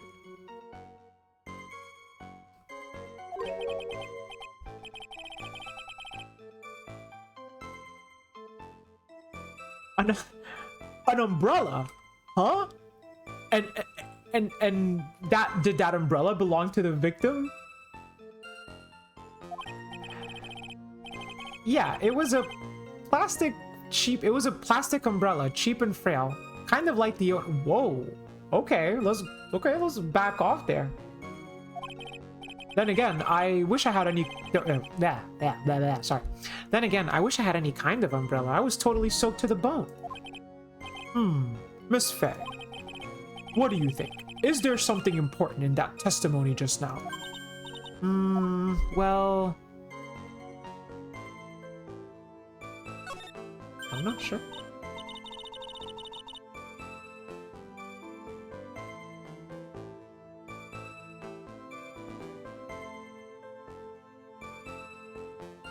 This is it, Mia. The new information you've just been waiting for. Of course it's important. No, this cheap umbrella is more than important, it's vital. I want to officially have it entered into the testimony. Ha! How perfectly fitting. Flimsy information for a flimsy lawyer. The court agrees to the defense's request. Witness, please add the bit about the cheap umbrella to your testimony. You know, I don't have a cheap umbrella. My umbrella is kind of nice, actually. I like it. So, Mr. Swallow fell on top of his umbrella, and you are certain of this? Yeah. I was right there under him. Or it was right there under him. Actually, if it hadn't been under him, I was planning on borrowing it for myself. The umbrella, you mean? Well, yeah. You see, I was wearing this sweater here. Dolly stayed up late for nights at a time knitting it for me. That's so cute. I didn't want the rain to dampen the handmade symbol of her love. The handmade symbol of her love. okay, she's not a bad girl. I'm sorry, but girls who knit are not bad girls. Like, there is no Venn diagram that crosses knitters and bad girls. That Venn diagram does not exist, okay? I think if you knit, you are automatically a good girl. Good night, Sola Crore. Is that my name backwards? Alright, Junkie, good night. Crochet girls, on the other hand, do you knit? I don't knit. But that doesn't mean... You know what? I'm not gonna say it. Oomphy. My stomach is not used to your person. No, my stomach is not to be used as your personal soccer ball, Mia. Ah, I'm so sorry. Yo, why does Mia get so violent? Continue on with your testimony, witness. A little while after I left, I started to get worried. This is a long testimony. Can Grossberg get it? After you shoved the victim, did you leave the scene right away? Yes, I did. Look, I admit it. I was furious. You left without even checking Mr. Swallow's condition? Yeah. But like I said, I got worried about him later.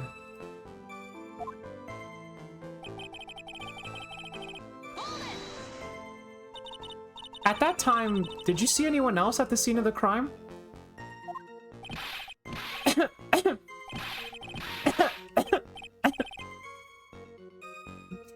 Nope, nobody. Okay, I'm starting to think that Phoenix has a tell. I think that anytime he like sneezes or coughs, I think he's lying. Jeez, could that stupid cough possibly sound any phonier?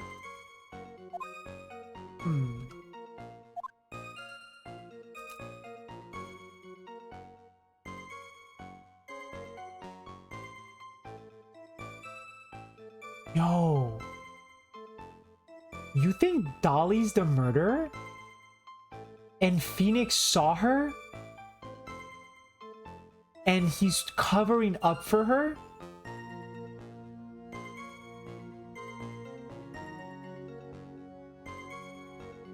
In that case, it's very hard to believe someone else could have been the murderer. Unless we can find something that shows his innocence from this testimony, my dear. I'm afraid the judge will make his final decision with no remorse whatsoever. Yes, sir. Right now, I need more info. Info that will help me turn up some contradictions. Can't trust those knitters.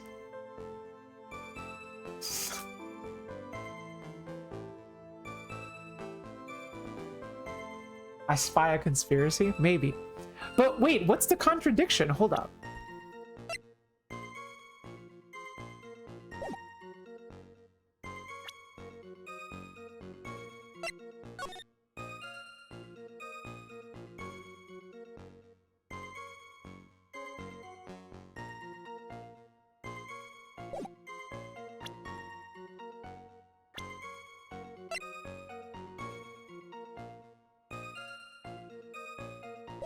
Hold up, it actually checks out. Think about it.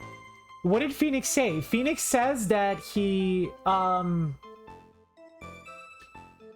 takes the medicine with his meal. He has lunch with Dolly every day, which means the last time he had his medication was at lunch with Dolly.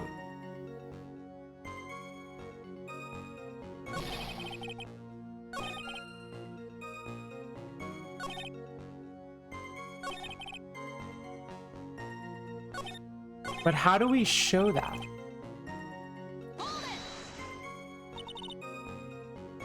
And you're certain of this? Actually, if he hadn't been under him, I was planning on borrowing it for myself. The umbrella. Well, yeah, you see I was wearing this sweater here. Dolly stayed up late knitting it for me. I didn't want the rain to dampen the handmade symbol of her love. Continue with your testimony.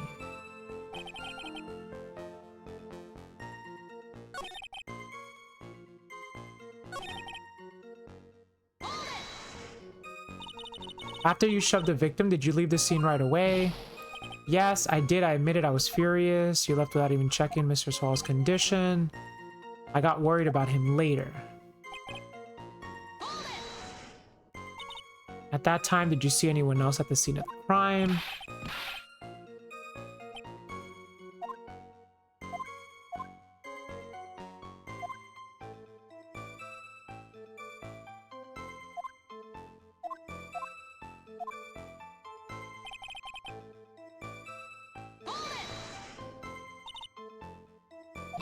He said all sorts of terrible things. He said she was a bad girl.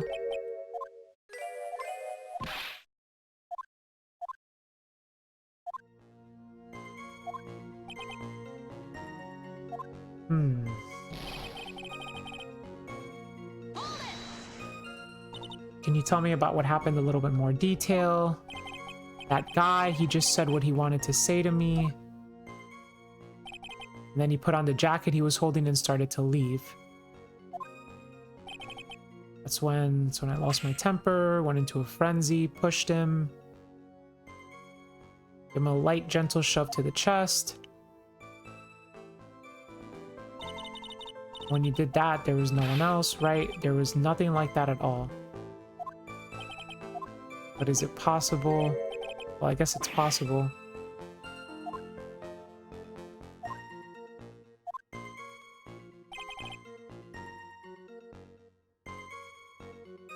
After I shoved him, he fell down on top of his cheap umbrella.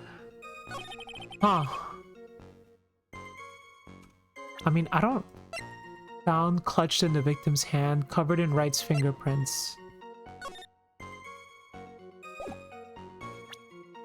Stopped at the time of death. I guess the time of death doesn't line up, but I feel like autopsies are liable to be 5 minutes off.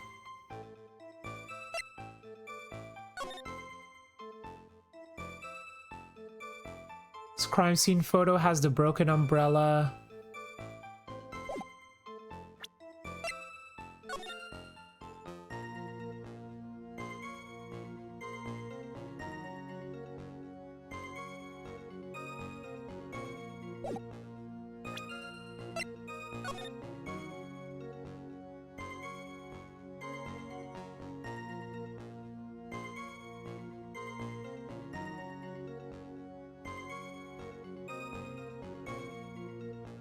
Okay. So it's not the wrong hand or anything like that.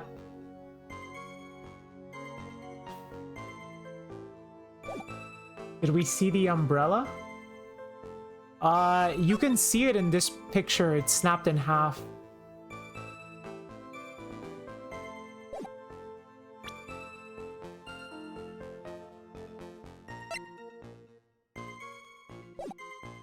Oh, okay, I'm a little lost here. I'm a little stumped.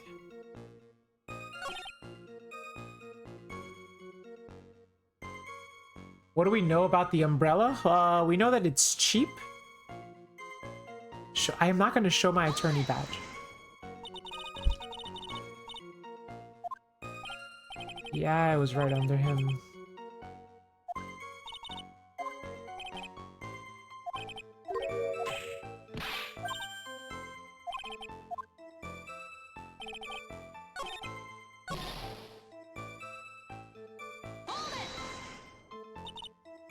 Can you tell me about what happened in more detail? That guy, he just said what he wanted to say to me. Put on a leather jacket, left. And I lost my temper. Push, snap, crack. Just gave him a light, gentle shove to the chest. And he did that. There was no severed cable anywhere to be seen.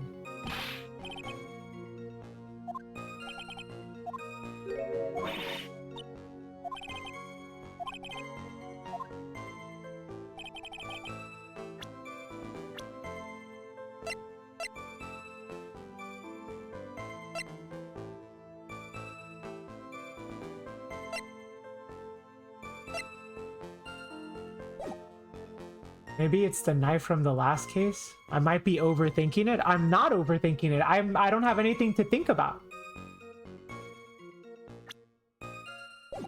Overthinking implies I'm thinking about something. I do not want to show the badge at all.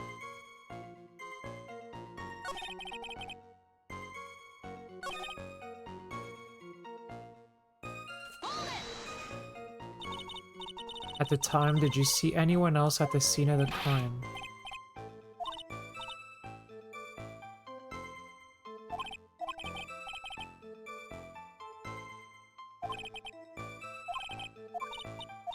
Damn, dude. This one's hard. Just think of the general location of where things should be. The general location of where things should be.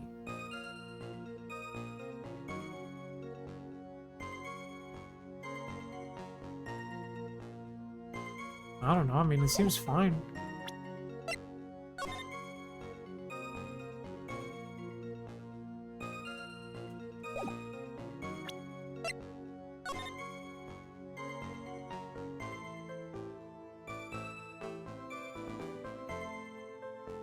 I don't know. I guess, yeah, I'll take a hint, sure. I'm not sure. I don't have a lot to go on. It's a contradiction in crime scene photo.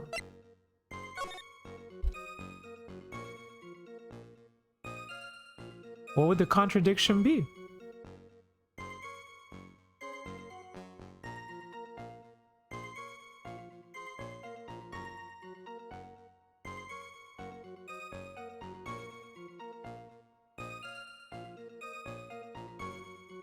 I don't know. How doesn't it?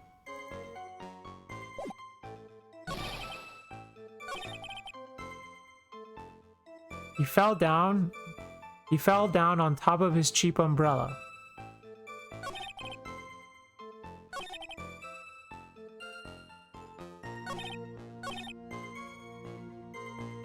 I mean,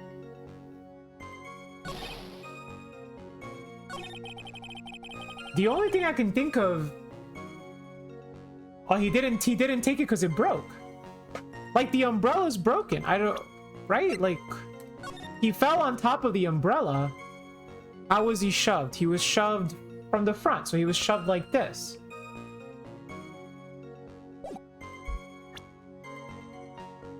What do you mean that's not what he said? Yes, it is. He said he didn't take the umbrella. It was right there under him.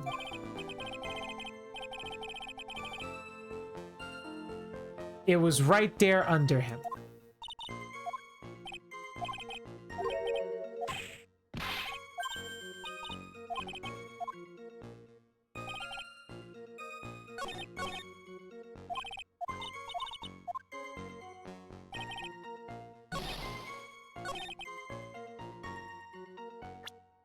Is that really it?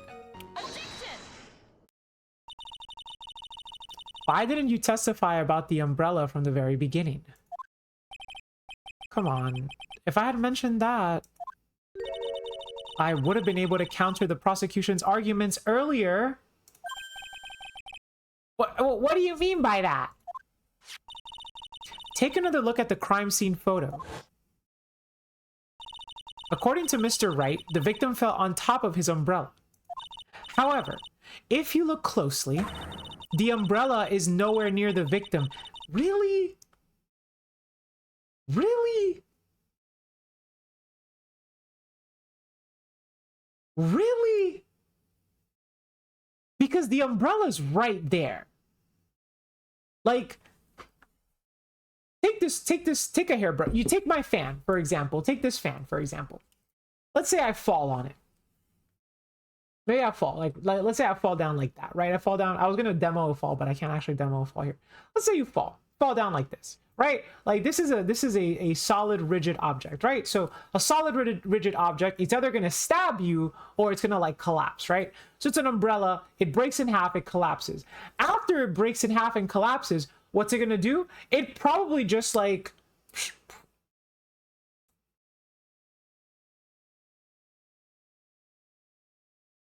just moved a few feet away. Like that is okay. First of all, 20 feet, that is not 20 feet. Second of all, like he could have just fell on top of the umbrella and it moved a little bit away. Like I don't know. I don't know, man. Whatever. Whatever. It's fine. It's fine. I'm not gonna die on this hill. It's okay. It's okay. It's not. It's fine. Like, this one's fine. This one's fine. Okay, anyway. The umbrella is nowhere near the victim. Actually, it's by the electrical pole. You're absolutely right. The conclusion here is obvious. After the defendant left, the victim moved from where he fell. In other words,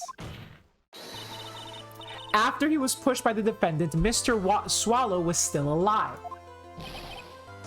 No. Order, order, order.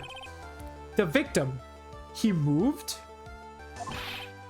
Mr. Payne, the umbrella in this photo, where is it now? Well, it was collected by the police at the crime scene. I want it presented as evidence immediately. Owned by the victim, found broken near an electrical pole at the crime scene. But the umbrella could have simply been blown there by the wind. Okay, that's a stupid reason. It could have just been moved aside because he fell on top of it. According to the testimony, the victim fell on top of the umbrella. There's simply no way it could have been blown there by the wind. But I know this matter of the umbrella seems relatively trivial, but as long as the smallest doubt remains, I cannot render a final judgment. no. Okay, that one sounded more like a moan. I didn't mean to do Winston Payne moaning, but here we are. I must say, I still find it hard to believe that a huge hole has been blown into the prosecution's case by the defendant's testimony. Phoenix testimony. The victim fell on top of his umbrella. There was a loud sound when this happened. Well done, Mia.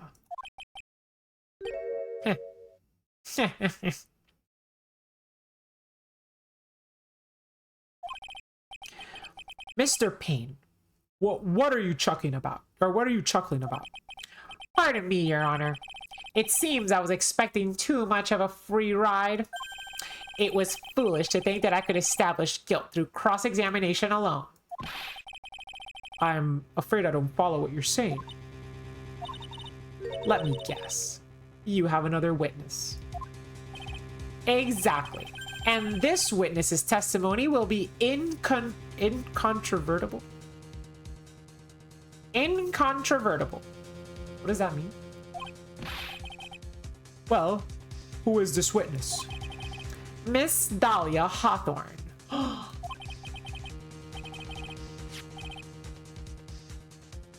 It means you cannot controvert it, right? Dahlia Hawthorne? You mean Dolly? I do, Your Honor. The defendant's very own lover is a witness to the whole thing. That's right. She was at the scene of the crime when the murder took place. I'm sorry to break the bad news to you, my dear.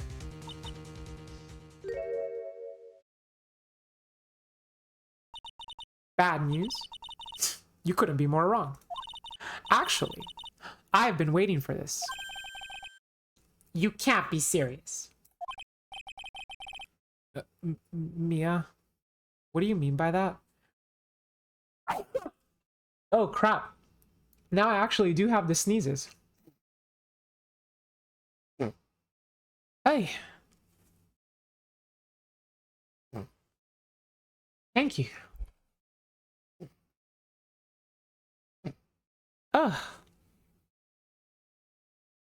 Thank you, thank you. Okay. Mia, what do you mean by that? Oh man, I feel another one coming too. I think this is a good point for us to stop at. Court will now enter a 20-minute recess. Method acting at its finest, true. Afterwards, we will listen to the testimony of Miss Dahlia Hawthorne. April 11th, 11:52 a.m. Miss Faye, I'm sorry about what happened back there. It's all right. But at least you told the truth in the end, Mr. Ray. Yeah. So I guess I can start to relax then now, huh? Relax, my boy. You can't be serious after hiding such important facts. But the next witness is my Dolly, right? She'll save me. I just know she will. Why do you think that? Huh? What do you mean? She's the love of my life, that's why. The love of your life? Huh. Would you mind telling me more about you and Miss Thalia Hawthorne? Sure, no problem. Dolly and we first met about 8 months ago, right here in this very courthouse. You met her at a courthouse? Actually, I'm studying to be a lawyer on the side. On the side? You don't study to be a lawyer on the side. Like, anyway. One day, she and I just bumped into each other in the reading room downstairs. That's why I really think it was fate that brought us together. As soon as I first set eyes on her, I knew she was the one for me. Oh, here, take a look at this. She gave this to me the day we met, as a symbol of our love. She had been wearing it around her neck that day, but then she took it off. But before she gave it to me, she said, "I want you to carry this." So she gave it to you as a present, I see. Bro, this is hot merchandise right here. This chick literally stole this off of like a crime scene investigation at the courthouse and gave it to Phoenix like a, you hold on to this. You know how I know that's what she did? Because I've done that. Okay? At Toys R Us. At Toys R Us, I did that. I did the same thing. I've told you guys this story before. I've told you guys this story before.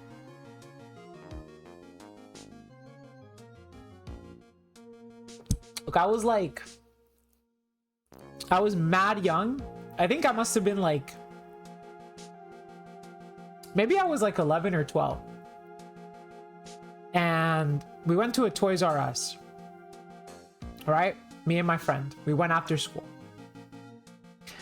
My mom was with us, but she wasn't at the store with us because there was other places in like the shopping mall, right, where it was there. Okay, I've told this story before. I've definitely told this story before. And so my friend and I, we were looking at we were just like looking at stuff on Toys R Us, right?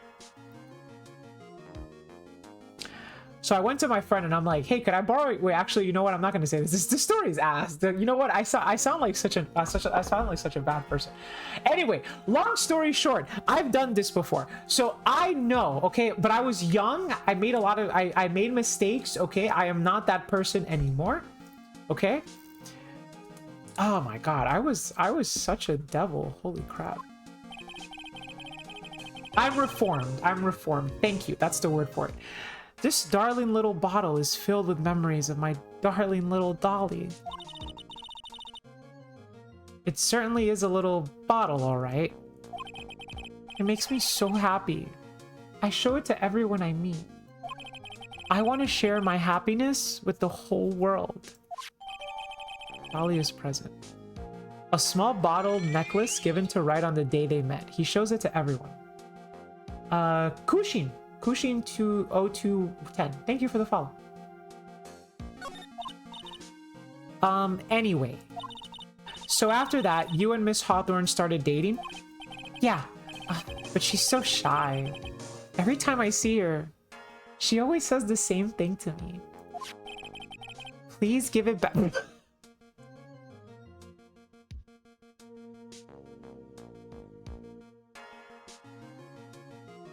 Please give it back now.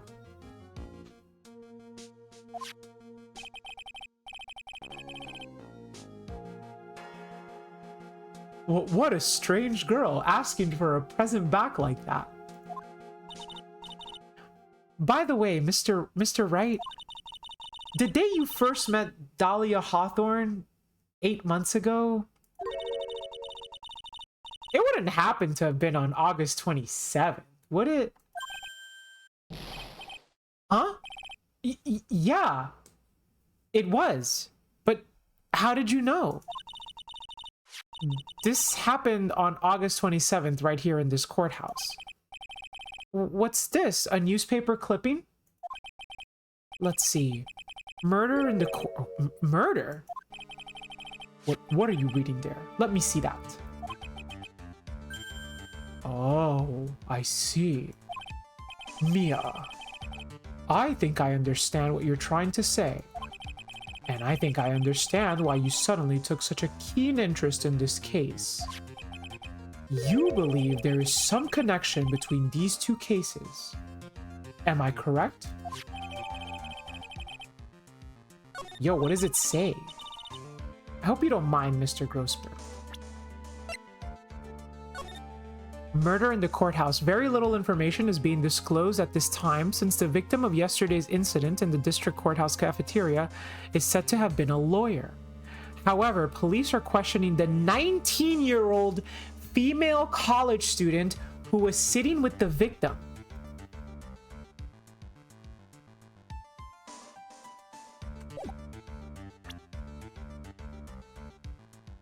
God forbid women do anything. That's what I'm saying, Bimbo. I swear, dude. Why can't a girl do a little murder? Come on. She's literally just a girl. Please.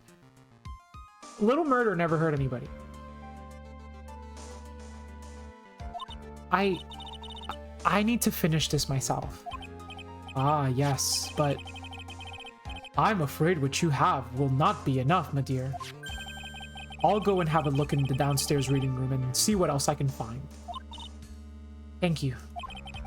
I want to do whatever I can to be of help to you, Mia. Well, it looks like recess is about over. We'd better all get moving. Yeah, please give it back now is like so good. Yes, so. That recess sure seemed longer than 20 minutes, though. Do we get a checkpoint? We do get a checkpoint. Cool, perfect. I had to use the bathroom. It's definitely tinkle time. Okay, that is new music. That is new music.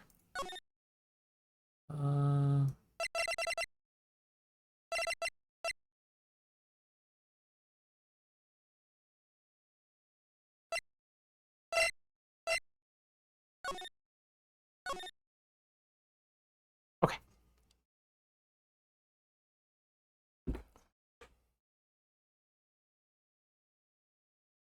How is Grossberg not a real one? I think he's a real one right now. But you gotta remember, this is before the events of Ace Attorney 1, right? So like, if you remember back in Ace Attorney 1, Mia tells, or Mia leaves it like, Mia basically tells Phoenix, like, if you're ever in a jam, you should hit up Grossberg, right? Like, he'll help you out. And now it makes sense why he would tell us that. Oh, yeah, right. It's Maya that tells us. But Maya is passing along the message from Mia. Like, Maya's passing along the message from Mia, right? So, like, judging from, like, this trial, it makes sense why Mia would consider Grossberg to be such, like, a helpful paternal figure, right? Even though when we meet Grossberg in Ace Attorney 1, he doesn't behave that way, but he's not behaving that way because of the context with which we find him in. He's being like manipulated or blackmailed by that the guy, the red man, I think was his name, something like, it was something red. It was something red. Mr. Red White, exactly. That's it. Anyway, I have to go tinkle. Chompy, keep the chat company. I will be right back. I actually still have water.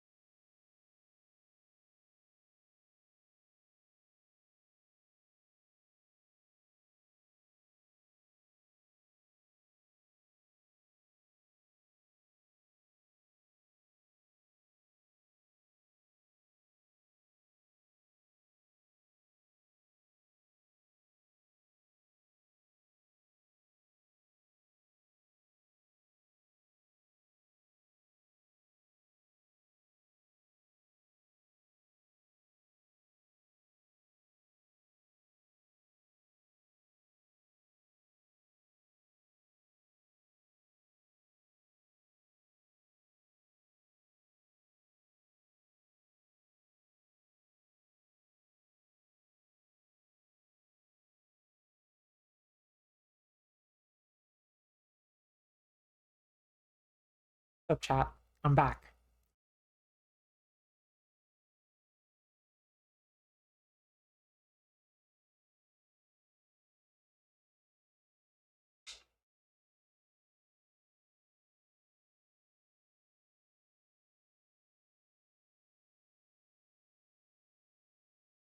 Did I wash my hands?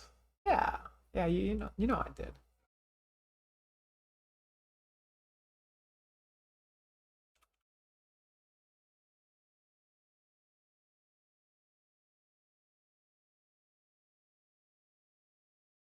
Okay. I always wash my hands, Zombie. When I use the bathroom.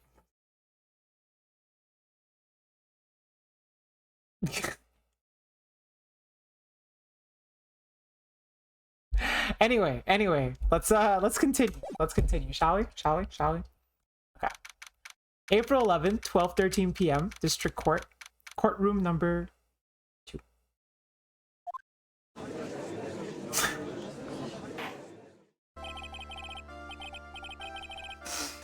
She in fact did not. I washed my hands. Okay.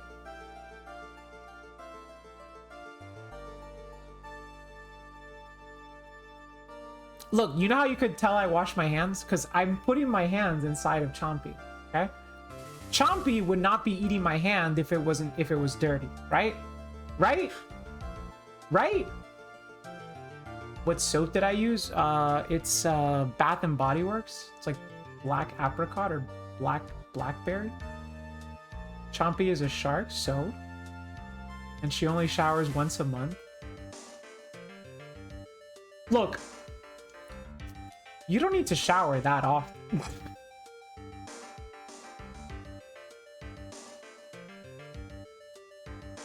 Sharks live in piss water, aka... Chompy does not live in piss water, okay? Chompy lives in a very good home. Isn't that right, Chompy? Yeah, what? I love my home, huh? Work is work. Well, you know, she's not that bad. Not that bad?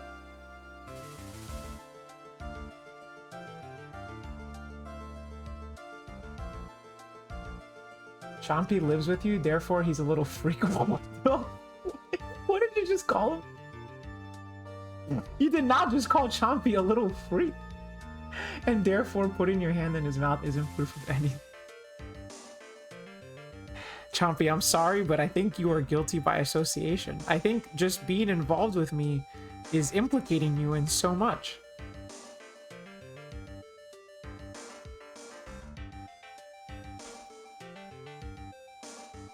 God forbid Chompy do anything. Look, I don't know what you guys are on about today, but all I know is that this place is not that bad, and Rock Hollows could be worse. Could be worse? You know, I'm not gonna defend you anymore if you keep talking about me like that. Why don't you say something nice, Sharky? Jeez. Yeah, Chompy is innocent until proven guilty. Chompy quite literally having an AA style breakdown. Speaking of AA style breakdowns,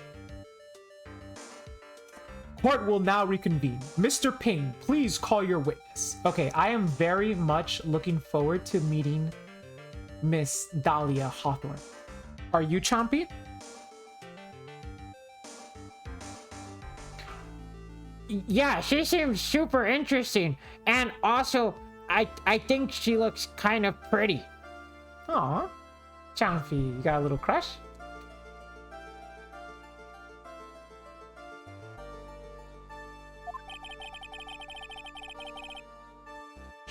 This next person is someone who witnessed the crime as it happened.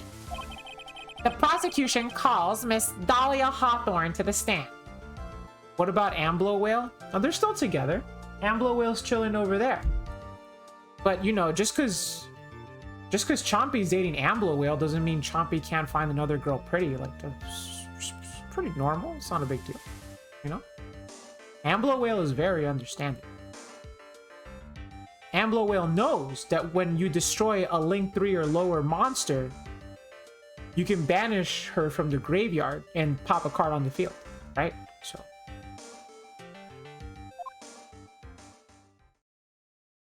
Oh my god. Butterflies?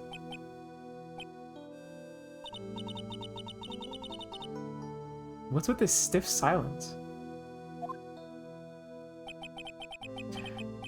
In my long career as a judge, I have been deceived by many witnesses. It's my job to doubt, to take no one at their word. But in your case, I must admit that you radiate a glow of complete sincerity. Eh? I can't believe he actually said that.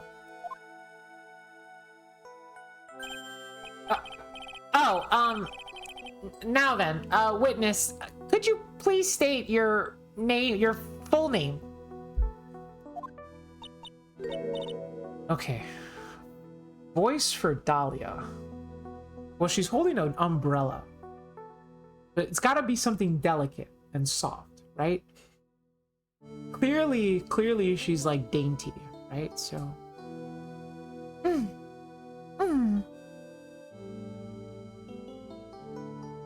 Okay, this one's gonna be hard.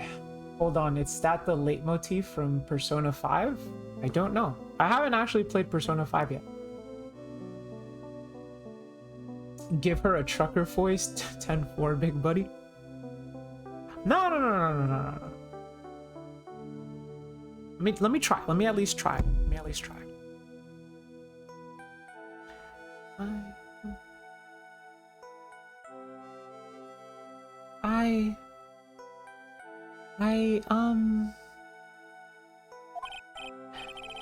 Don't worry, sweetie. There's no need to be nervous.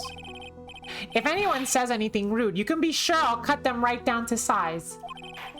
And I will bash them with my gavel. I love how they look straight at me when they say that. Thank you, for calming my nerves.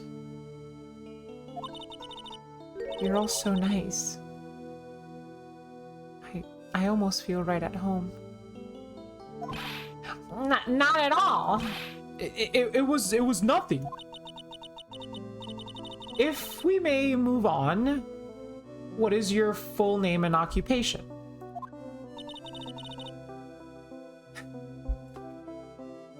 My name is Dahlia Hawthorne.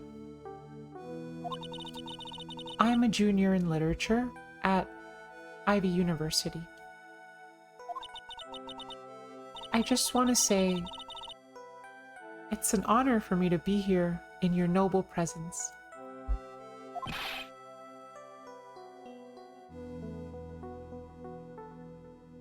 The honor is all mine. No, the honor is mine. What if Dahlia sounds like a chain smoker? We already have a chain smoker character, okay? And her name is Miss Oldbag. So we're not gonna have two chain smoking characters.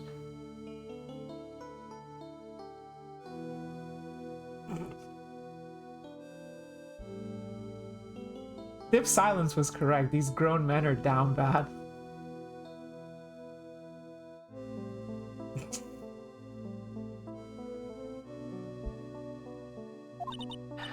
Well, we know.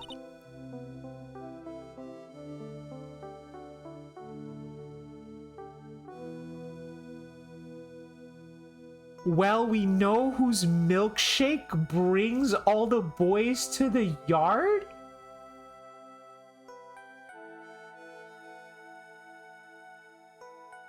Yo, the localization team had a field day with this one. What the heck?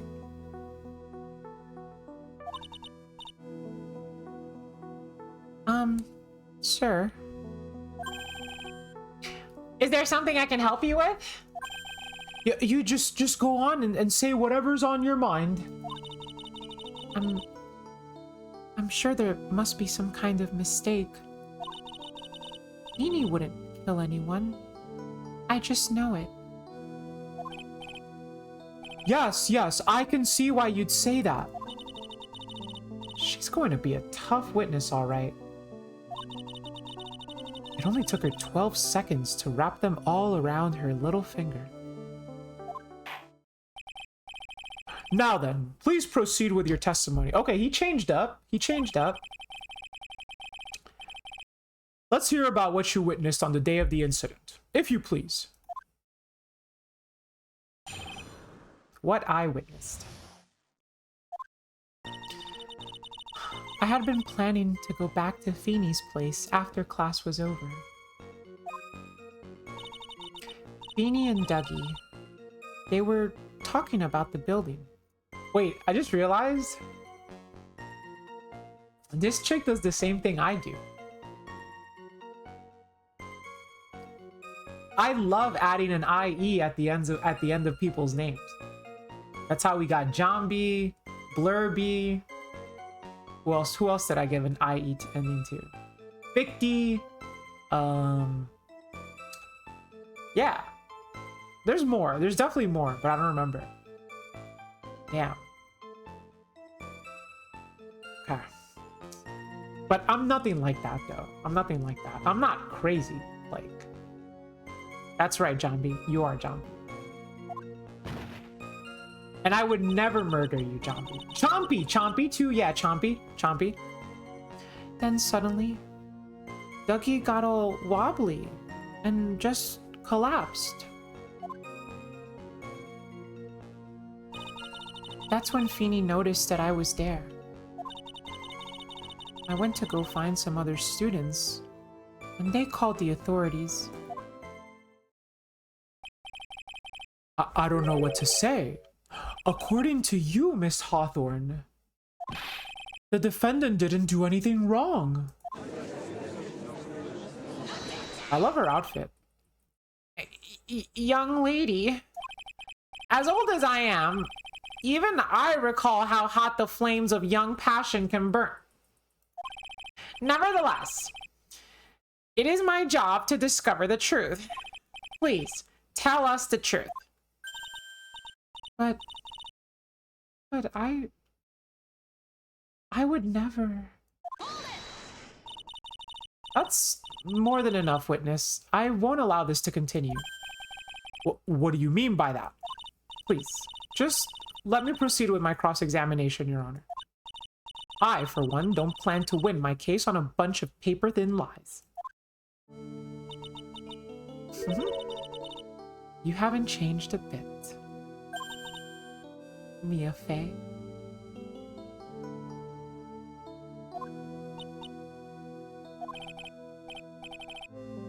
What's this? So you two are acquainted? Yes. We've met before. Once.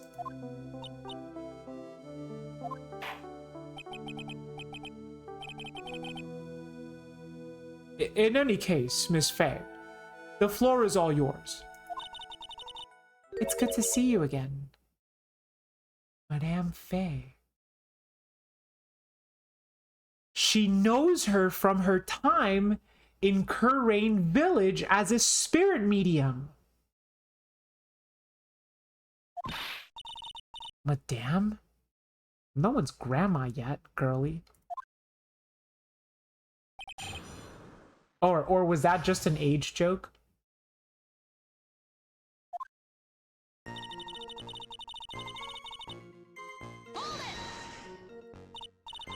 Now, unless I'm mistaken, Mr. Wright, is in the art department. If that's the case, then what were you doing by the pharmacology building? Well, I'm in the literature department. I'm studying Japanese Senryu poetry. Oh-ho! Oh-ho! How wonderful! It's that humorous yet satirical style of haiku, yes? Nothing left to do. When a man reaches this age, sleep is his best friend. That's supposed to be poetry? Sounds more like a midlife crisis. Yeah. For me to get to the art department, I have to walk through the back area. Ah, yes, I see. That makes sense. When I want to enter the courthouse, I always walk through the front door. Bro, how else would you enter teleportation?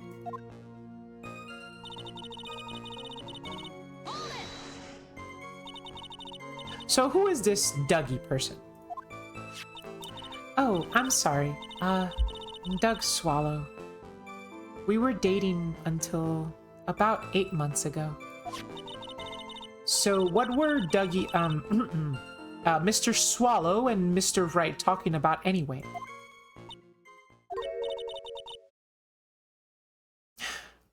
How can you be so mean? I would never eavesdrop. I wasn't raised to be so rude and unrefined. That's right, Miss Faye. Don't drag the witness down to your level. Why am I being demonized here? Please go on. What did you see next?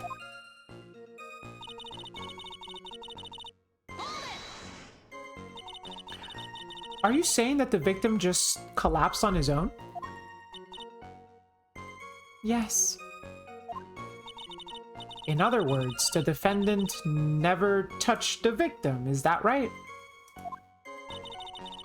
I was watching the whole time. Feeny never did anything to Dougie. I press her for no good reason. I just know the judge will get angry with me. What should I do about her testimony just now? Show a contradiction. Do we have a contradiction to show?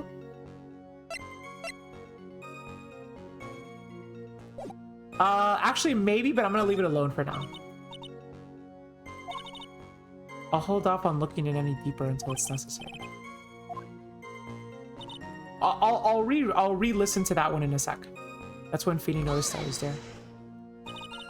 And what did Mr. Wright say when he saw you? I'm sorry. I was so flustered that I really don't remember. Please forgive me. You don't remember? Well, that's common enough. Sometimes I can't recall a sentence I passed only minutes prior. Please, someone, anyone, stop him before he gets hurt by me.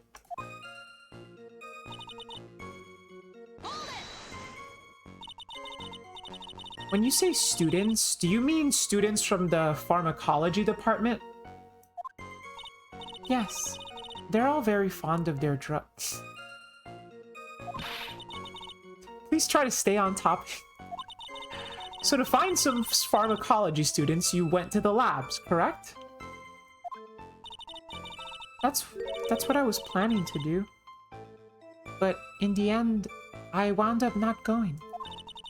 A group of about 10 research students came running out of the building entrance. Somehow, they all seemed to know what was going on. The students knew what was going on? Okay, here I'm gonna press for more details. But how could the students have known what was going on? Well, I don't know for sure that they knew what had happened. It's just, they all seemed kind of excited about something. Doesn't look like I'm going to get any more info about the students. So did the students call the police? Yes. It was just so... I was so panicked. Well, anyone would have been, my dear. That girl. She's telling a super obvious lie. And she knows it. She's just pretending to protect Mr. Wright. Yeah, that's gotta be it. Way to go, Mia. Okay. That means I'm going to have to dig deep to find the contradiction on this one.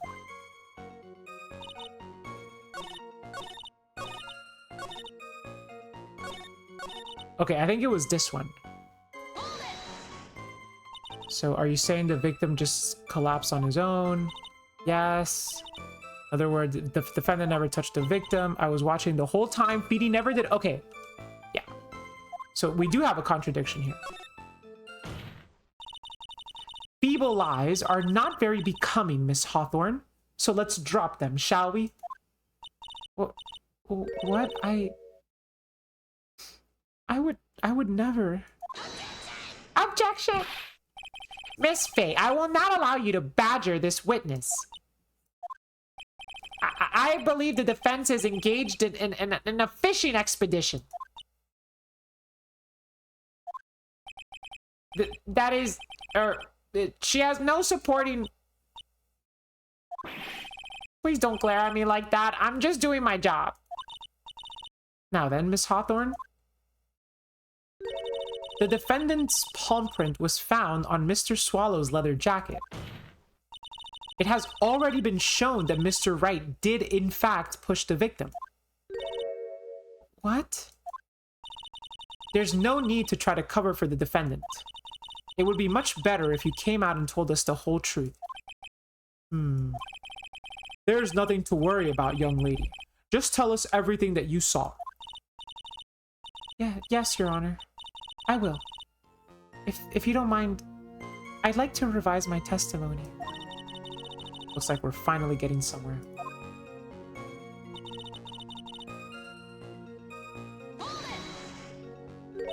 You didn't see it? Well, I saw the moment when Dougie fell to the ground. And at that time, there was only 2 of them at the scene. The defendant, Phoenix Wright, and the victim, Doug Swallow. Yes, that's right. It didn't look like they were fighting any unusual. So then, what did it look like they were doing to you? I thought they were having a nice, friendly afternoon conversation. Oh, give me a break. That's why I really wasn't watching them all that closely. Did you notice anything out of the ordinary at all? No, nothing at all, Mr. Judge. Oh, I like the sound of that, Mr. Judge. Now then, please proceed with your testimony.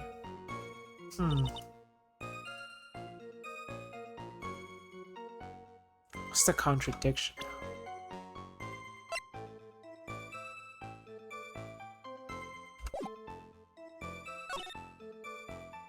I didn't hear anything unusual either. Go for it. Objection! You say you didn't hear anything unusual.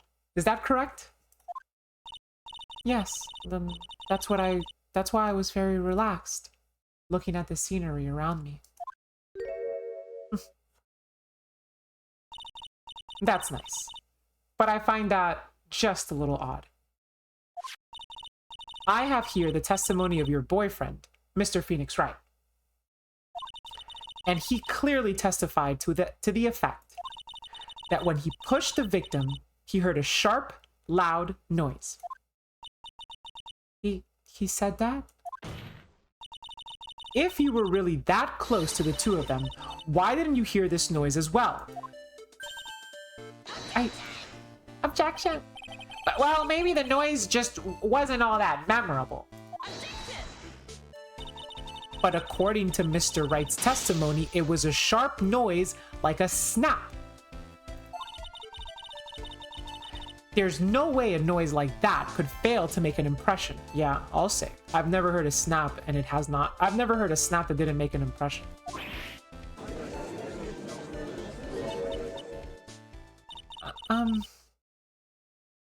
May I have a moment to answer? By all means. I know the reason why I didn't hear the noise. You see, the truth is, I had my headphones on, and I was listening to music at the time. Bro, that is the biggest lie. I've ever heard. I'm gonna tell you in on a, I'm gonna clue you in on a little secret, chat, okay? They don't teach this one where I'm from, but I'm gonna teach you guys something about sleuthing and about being a detective, okay? Here's the lesson for you. Here's a lesson for you. If you ever confront someone about anything, like something that you feel like they're hiding, if you ever confront someone about anything that they're hiding, if they ever mention headphones during the explanation, they're lying. If at any point headphones or earbuds or any type of like listening device comes into question during the explanation, they're lying. Anytime.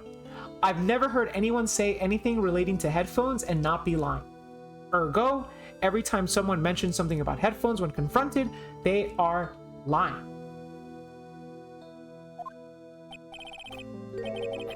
Headphones? You mean that both of your ears were covered?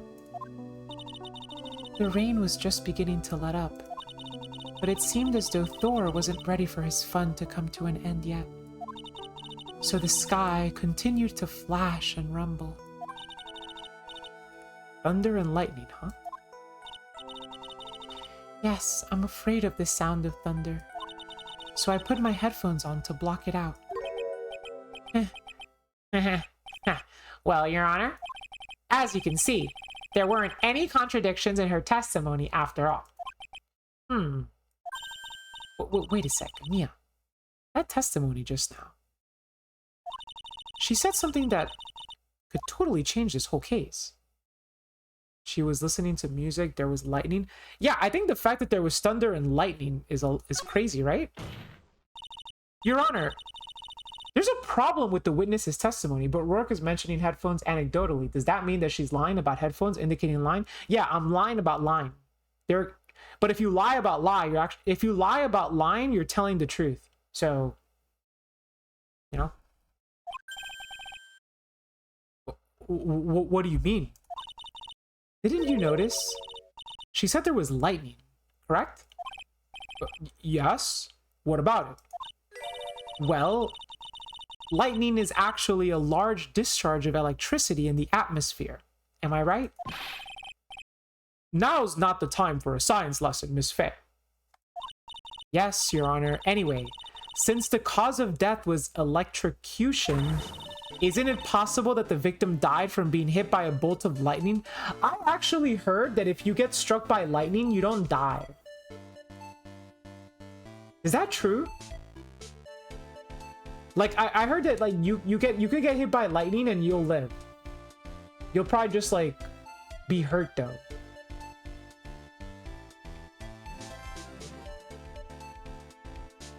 Oh, sometimes it depends. People do live. Okay, I mean, it depends. That's fair.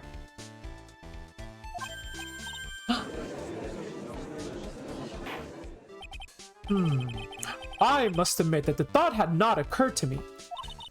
Just what kind of thoughts do occur to this guy anyway?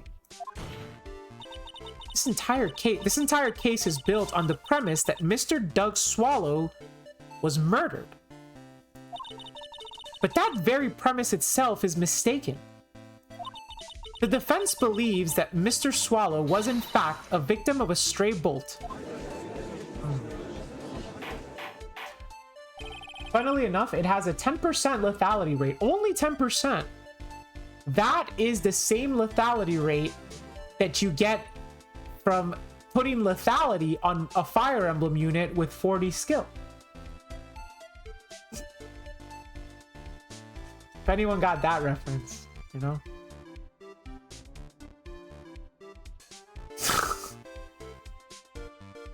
Get it? Because the chance that lethality procs is 1/4 your skill. So if you have 40 skill, 1/4 of 140 is 10. So you have a 10% chance of proccing lethality, which is an auto kill, but it's also a useless skill because your odds of proccing lethality are really low, whereas like your odds of just getting a crit are much higher because if you're using lethality on a unit, the unit already has high skill, and if the unit has high skill, they also have high crit, which means you're probably just gonna kill anyway, which means that lethality is useless. but it's very funny in Fire Emblem Fates PvP. God, I love that game, dude. I freaking love Fire Emblem Fates. Anyway, it appears the defense may be onto something. Could it be that the death was actually accidental? All right, you did it, Mia. I'll be taking that not guilty now.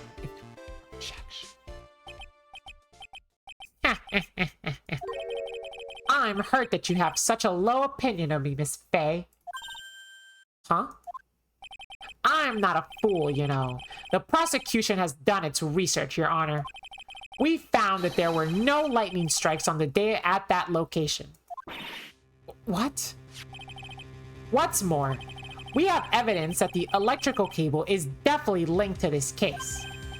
Evidence? Mr. Payne, what is this evidence? This affidavit. And who is this affidavit from? The pharmacology students who were conducting experiments in their labs that day. Allow me to read out to the court the testimony of the pharmacology students. All equipment in the labs lost power all of a sudden at around 3 p.m. that day. Was it a blackout? All of the lab's equipment runs on high voltage, Your Honor. So you're saying the equipment lost power because... Precisely. They lost power because the severed electrical cable. The power outage occurred at approximately 3 p.m. Which fits the time of death listed in the autopsy report. Exactly. In other words, the victim died as a result of touching the severed electrical cable. You liking Fates makes so much sense.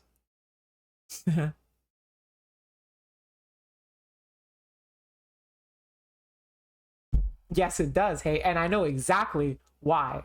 I know what you're thinking, and I'm going to tell you right now, hey. Yes. Yes, and I am all for it.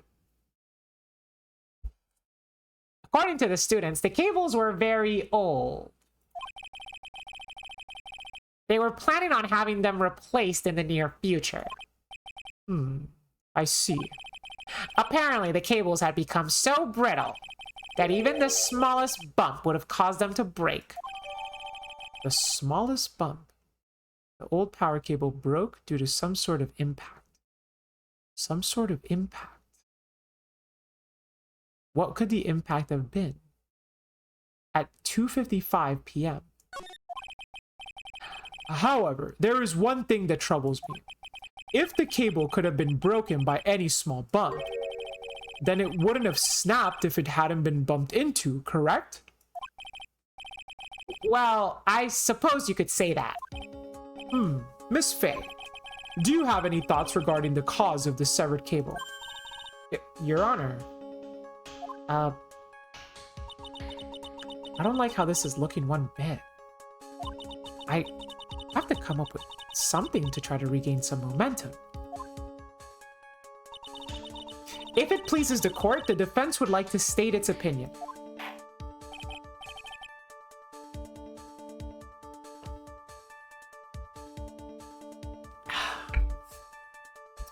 Well then, let's hear it. Who or what was it that caused the cable to break?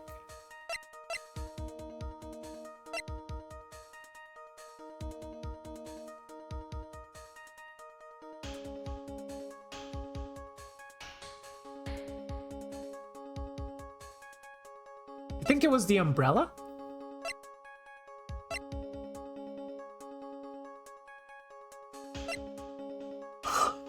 I think it's either the umbrella or it was Dahlia. The problem is that we don't, or it was, no, it was, I think it was either Dahlia or it was the umbrella. However, we don't have any evidence to show that it was Dahlia. That would just be conjecture. So I'm gonna go with the umbrella.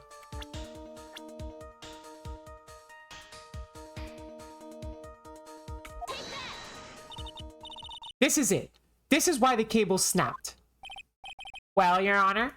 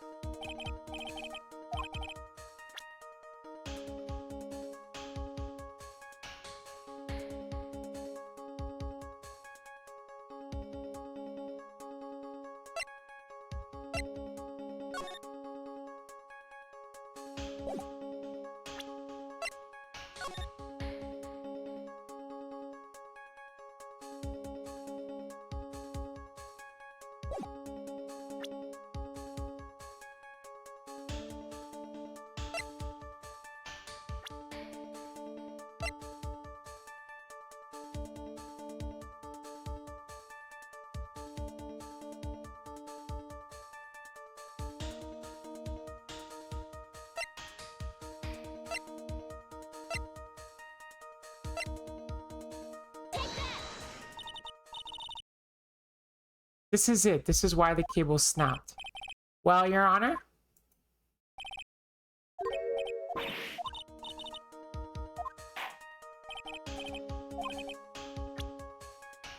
Okay, what?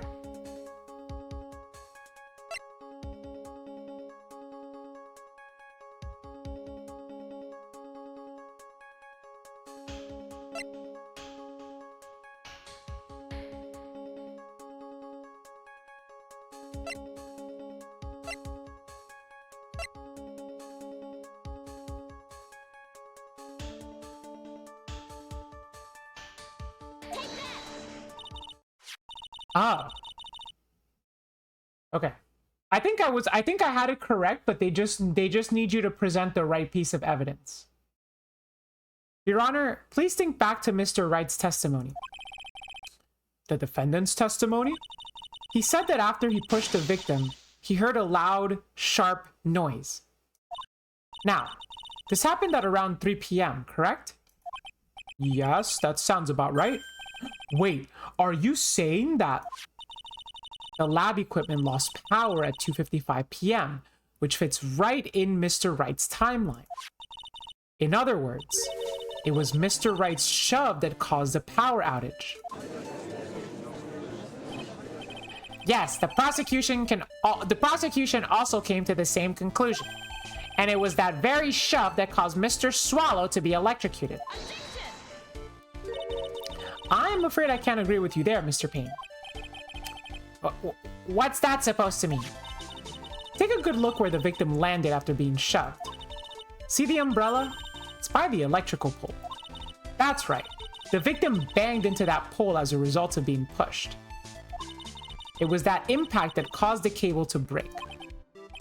Yeah, so I basically presented the umbrella, and I presented the guy who was pushed, but they wanted you to present the actual testimony. But you know, I feel like that's just a game being a game, right? The intent was there.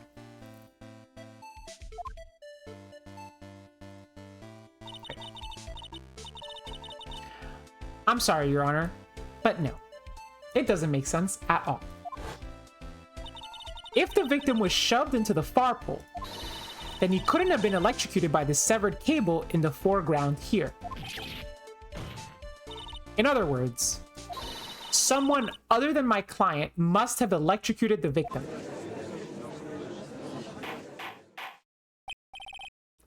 Order! Order in the court! Ah, the lamentations of my enemy. How I have longed to hear them. Dude, Mia's got a little bit of she's got a little bit of sadism going on there, you know? It's true. The defense is absolutely correct. Oh shoot, I skipped.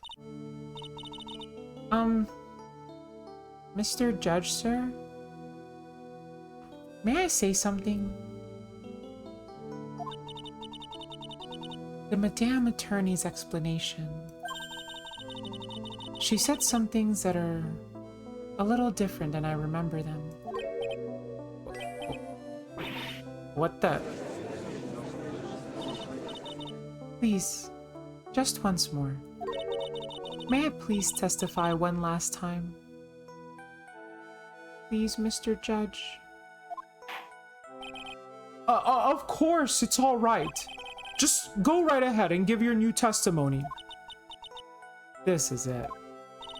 She's finally starting to show her true colors. Is she? What I Witnessed Part 2. The truth is, Beanie pushed him twice. The first time was into the electrical pole. That's when the cable broke. Then Dougie tried his best to run away from him, but Feeny caught up and crashed into him from behind. The cable snapping and Dougie being electrocuted. It all occurred in less than a minute.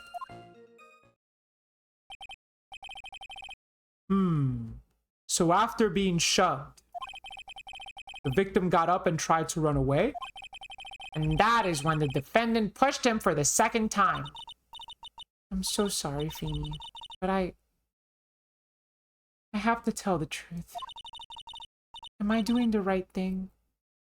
Am I, Mr. Judge? Of course you are, my dear.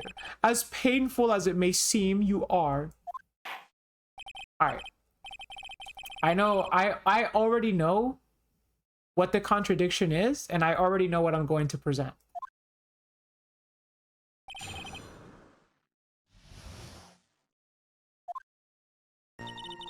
I'm still gonna press, but I already know.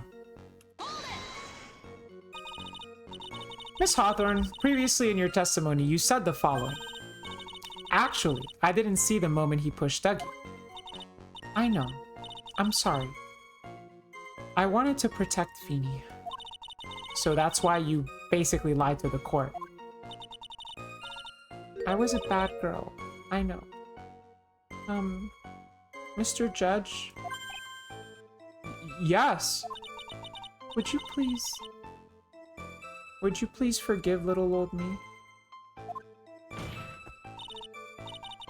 Of course he won't. What you did is called perk. Oh, come now. It was just a little old white lie. God forbid women do anything. We'll forget it this time. But please be more careful from now on, all right? Oh, thank you so much, Mr. Judge. Not at all. Oh! The judge had better be more careful himself. A dark alley is friendlier than that girl.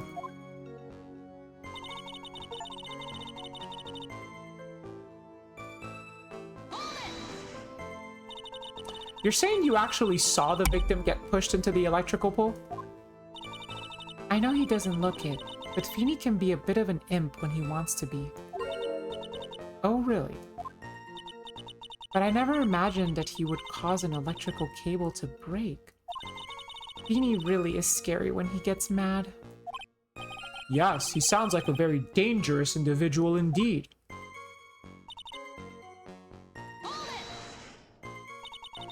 So let me get this straight. You were happily listening to music on your headphones while you watched this scene unfold? What? Miss Faye, I'll have to ask you to stop badgering the witness. I wasn't happy. I was so scared that I couldn't even move. All I could do was stand there and cheer them on. Cheer them on? Your ex-boyfriend and your current boyfriend are fighting, and you're cheering them on. That's crazy. Well, I wish the best for them both, and that they would each give the fight.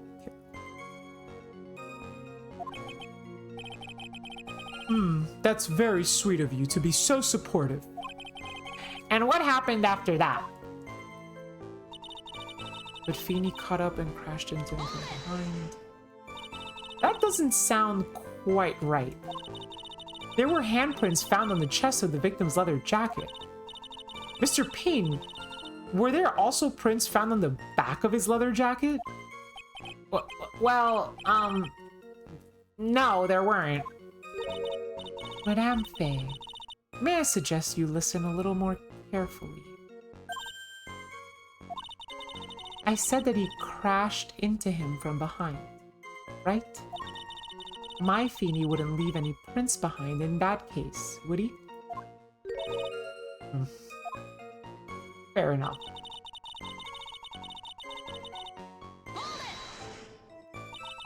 Did you actually witness the moment the victim was electrocuted?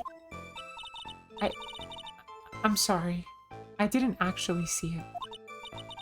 I turned my eyes away. That's understandable. Yes, indeed. It would have been a horrific sight for anyone to behold. I don't figure out the contradiction here. It's all over. She didn't have much time to come up with her lie, so this is my best chance.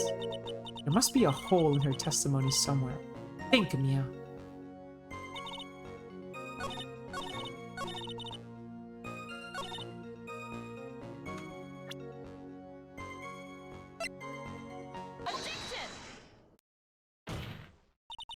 That's enough, witness. By the way, I told you, I already knew what the contradiction was, and I already knew what evidence I was going to present. I'm afraid I don't understand. You will in a minute. Could you please look at this picture? Oh, that medicine. That's the one Feeny likes to take for his cold. It's not the medicine I want you to look at. It's the wristwatch. It stopped at the precise time the victim was electrocuted. In other words, 3:05 p.m. Yes, and your point is, Miss Faye? My point is this.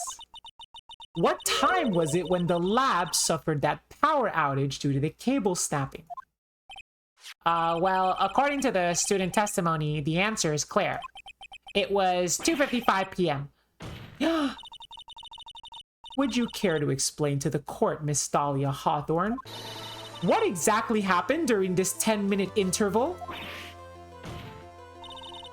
The defense proposes that it was during this interval that the real murderer killed Mr. Doug Swallow.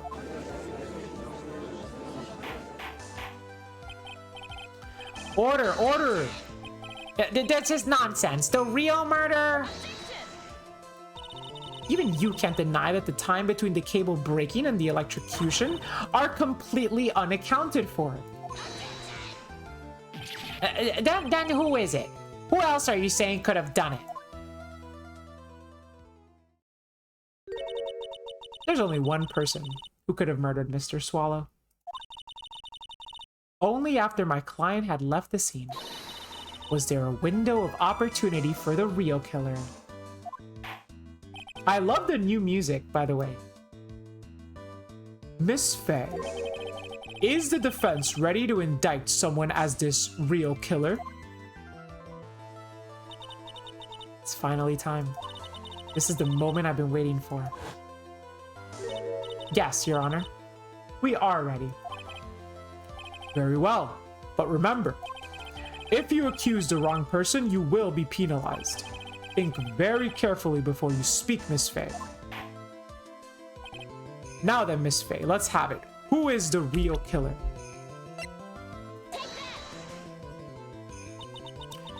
It could only have been you, Dahlia Hawthorne. What? How can you? The defense is grasping at straws. 10 minutes passed between the time the cable broke and the time of the electrocution.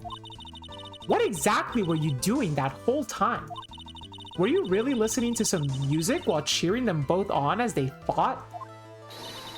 I find it hard to believe that you didn't lift a finger to stop the men dearest to you. Order, Miss Faye. I mean, what? That is to say, Miss Hawthorne, I believe you did witness the two men fighting on that day. However, after Mr. Wright pushed the victim and subsequently left the scene, it was you who pushed Mr. Swallow to his death by your own very hands. Huh? I was hoping she would, like, break out and be more yandere. How can you say something so mean, Madame Faye? I didn't do anything.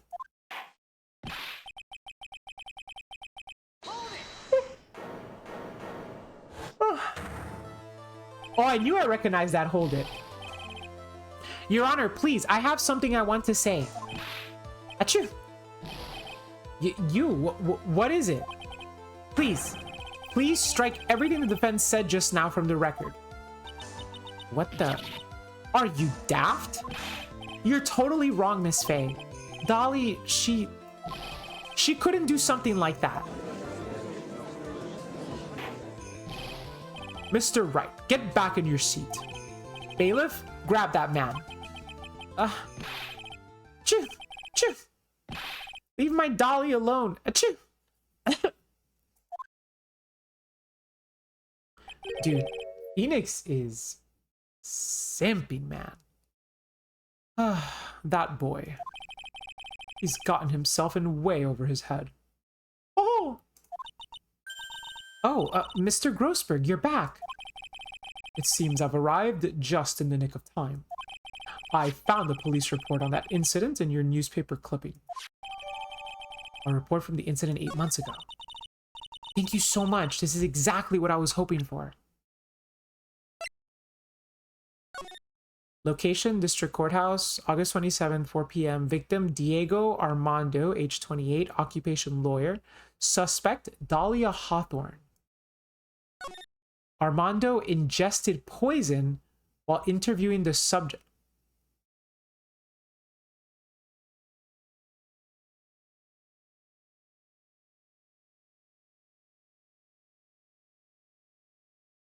She's poisoning Phoenix. She's poisoning Phoenix, and Dougie knows because he's a pharmacology student. That's why he took the pill bottle from Phoenix to help him, to save him. And then the reason why Dahlia kills Dougie is because he found out what she was doing and probably threatened to either turn her in or maybe she just freaked out, you know, like something. Traces of poison were found in the victim's coffee cup. No poison was found in the vicinity or on the suspect's person. It is unclear how the poison entered the victim's coffee. Diego Armando? Oh, it is a reference to Maradona. Diego Armando Maradona. But like... actually, yeah, wait, wasn't Maradona 28 years old when he won the second... Or when he won his first World Cup with Argentina?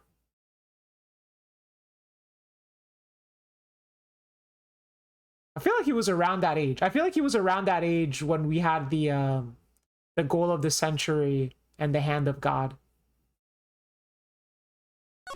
Anyway.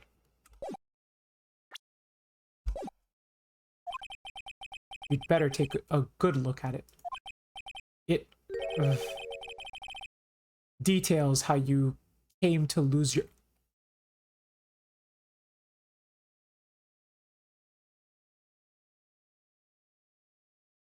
Maradona was her first boyfriend.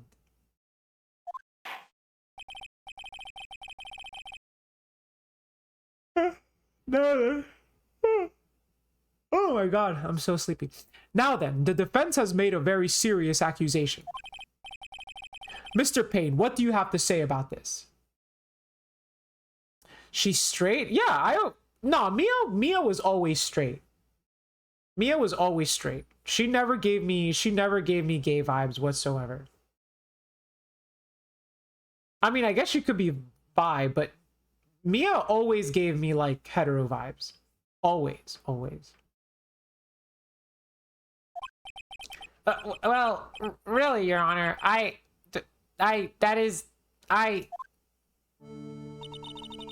I interrupt you for just a moment, Mr. Prosecutor?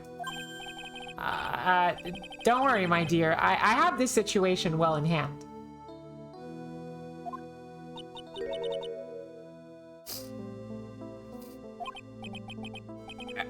That is, go right ahead.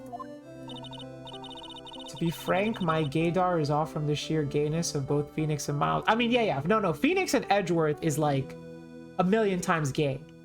But Mia was always straight. I think Mia was always straight. Madame Faye, are you seriously accusing me of killing my sweet Dougie?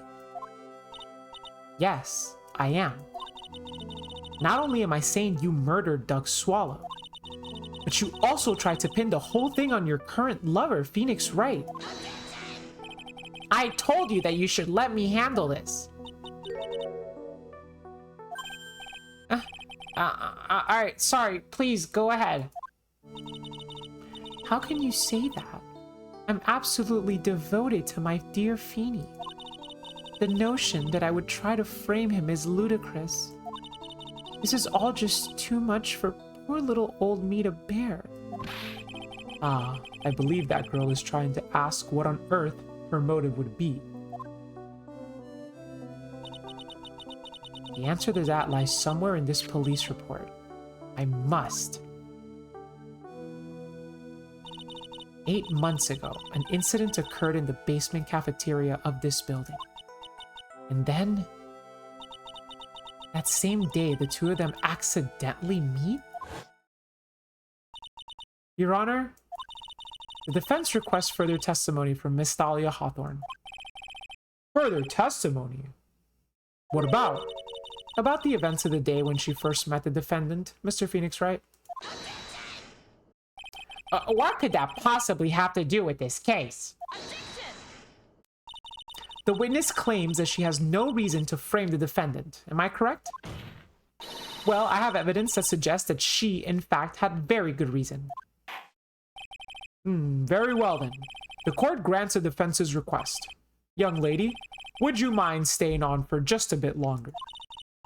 Of course not, Mr. Judge. Get ready for the battle of your life, Thalia Hawthorne. How I Met My Feeny. Is this a reference to How I Met Your Mother?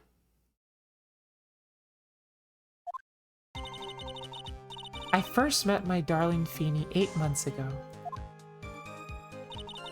It's like we were destined to meet in this very courthouse's basement reading room. It's a very specific meeting place. The moment our eyes met, my heart skipped a beat. We've been going out ever since that fateful day. We're so lovey-wovey, we literally make people sick. It's just a little jealousy, I think, though. That was Phoenix, by the way. Mr. Wright, do that again and you will be held in contempt of court. And now we enter the final act of our little drama. As we used to say in the days of my youth, go get her. That's what they used to say.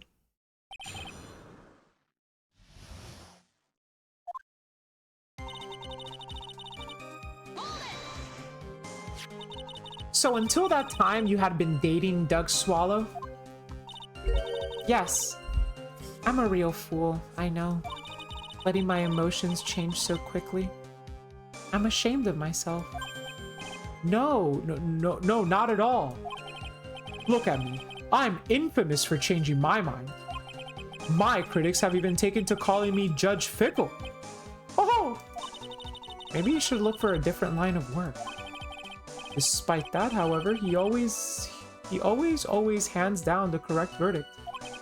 That's why some people also call him the Great Judge Eni. Judge Eni? It's like we were destined to meet in this very courtroom's basement. The courthouse reading room? That's a strange place to meet the love of your life.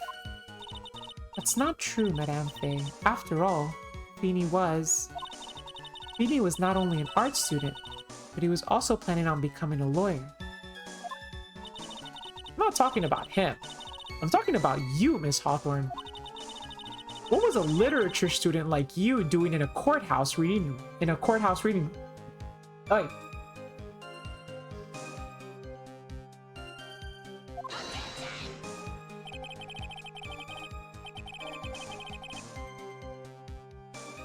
This line of questioning is a waste of time. It has nothing to do with our murder case. Miss Faye, I'm warning you. If this has nothing to do with Mr. Swallow's case, I have to remember the judge is on Thalia's side. I'd better tread carefully. I'll keep pressing.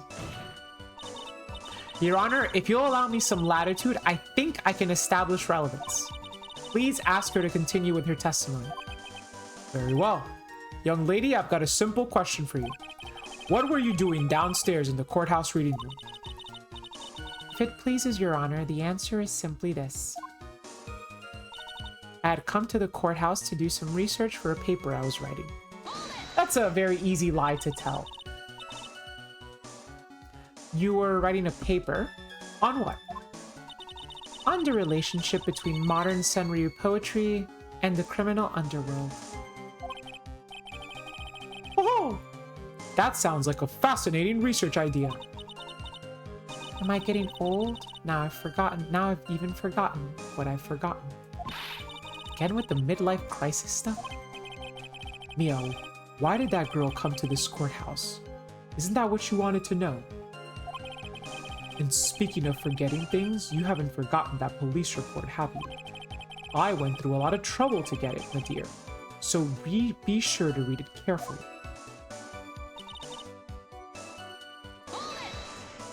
I like how the music is picking up. So what is it about Mr. Wright that made your heart malfunction like that? In my personal opinion, he just looks like a typical snotty-nosed college brat. Perhaps to a woman of your age. But to me, Feeney is handsome. Perhaps to you, Miss Hawthorne, but to the rest of the planet, he's a dime a dozen. Love is a mysterious thing, and I object to this line of questioning. If you were to look at my wife, for example, you might all be shocked. He's telling the truth. It was truly shocking. Beautiful mushroom, growing tall in the darkness. It comes from cow dung. That's a terrible haiku.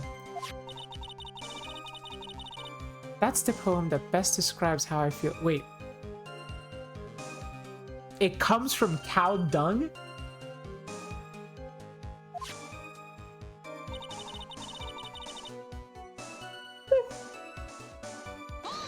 Oh my god, I'm so sleepy. Were there any bad feelings between you and Mr. Swallow? No, none at all. We parted on very good terms. But that can't be. Our investigation also shows that it was a clean breakup. Investigation? You investigated that? Huh? Are you sure? Yes, it seems that they both wanted it that way. So the victim wanted to break up with her. So you're saying that Mr. Swallow also wanted to break up with you? Well, you see... What a cruel thing to ask a lovely young lady like this. By the way, I have never once considered leaving my wife. Okay. Weird flex, but alright. No one cares. Yo, the judge said no one cares. No one cares, Mr. No one cares. She didn't deny it. That must mean Doug Swallow must have seen through her little app. He must have gotten a glimpse of her true nature. Listen to me, Mia. That woman has the judge in the palm of her hand, you see? So the only way to discredit her is to find the contradiction in her testimony.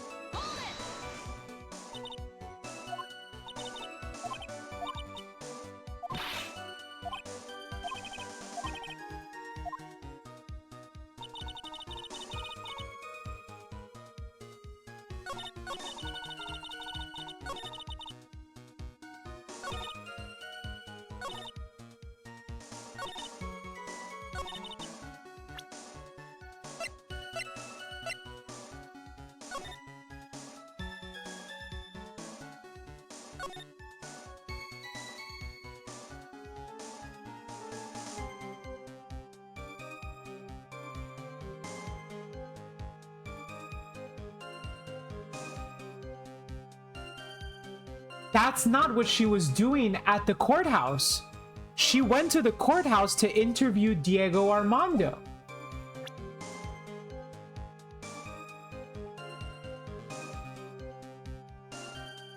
Oh, but I guess if she's doing research...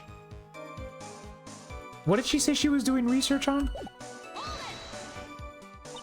We're writing a paper on what? On the relationship between modern century poetry and the criminal underworld.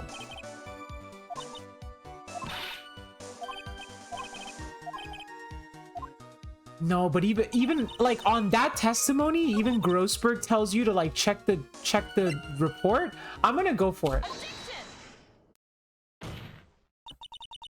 Miss Hawthorne, you weren't here because of your research paper, were you? Oh, I think I got it. Didn't you actually come here for a much more important reason? What is the meaning of this? What is the meaning of that cocky smile on your face, Miss Faye? 8 months ago, right here in this very courthouse, there was another tragedy. Another tragedy? Do you mean the incident in which an attorney was poisoned? The name of the suspect in that incident is listed here in this report. And that name is Dahlia Hawthorne. What? Dahlia Hawthorne? Yes, the sweetie pie of everyone's eye, Miss Dahlia Hawthorne. She was the prime suspect in a criminal case just 8 months ago.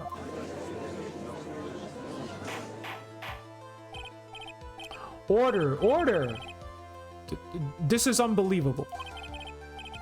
It's true then, the loveliest of roses. Miss Faye, that is not fair. I hate it when they cut you off, you know? I, Winston Payne, will not... Mr. Prosecutor, I believe I was speaking. Macho Man Granny Savage, thank you for the follow. I love your name. Pardon me. Go right ahead. It's true that about 8 months ago, the police expressed some interest in me. Expressed some interest, huh? That's a hell of a way to say you got arrested. On murder charges. The police were kind of interested in me. They expressed some interest in me, you know. They put me in handcuffs. And, you know, they stuffed me in the back of a police car. They just expressed a little interest, you know. Mr. Judge, sir, I know I'm under oath, so I'll tell you the absolute truth. I did not commit the crime that occurred during that incident 8 months ago. I see. Okay, I've tied the two crimes together. I've just got to stay on the offensive. Well done, Mia. Oh, you've really lifted fire in my heart and my buttocks. I can hardly tell which is more inflamed, my spirit or my hemorrhoids.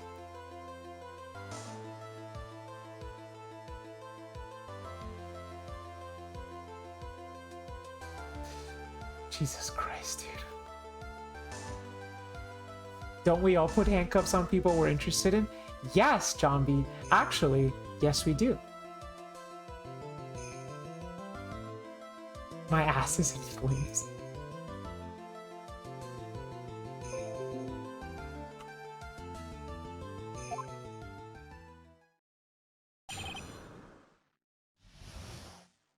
The poisoning.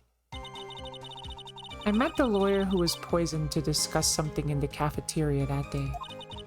I left my seat for just a moment, and that's when it happened. From what I heard, it was a liquid poison that is lethal at just 2 teaspoons. Not only that, I heard it was a very special kind of poison. So you see, I'm innocent. I wouldn't even know where to get a poison like that.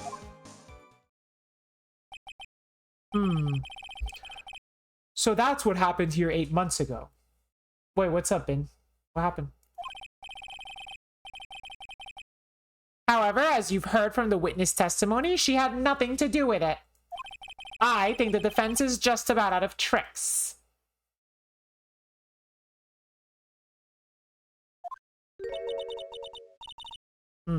I'm terribly sorry, Mr. Payne. But I'm afraid the defense has many more tricks up its sleeve today. and I'll be sure to show them to you before the end of this cross-examination. Why does the defense suddenly feel stronger? Aha, Mia. You're glowing with a true lawyer's aura, my dear. That proud posture and self-confidence. Absolutely smashing. And my hemorrhoids.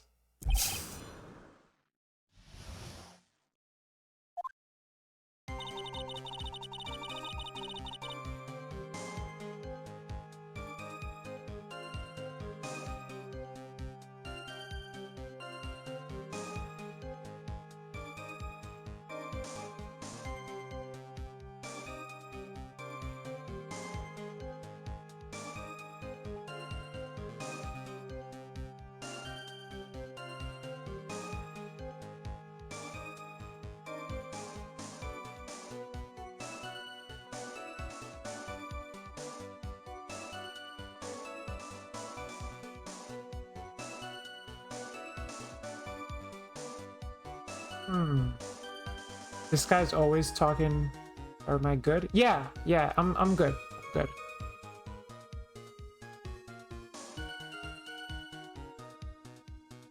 I'm just thinking about something.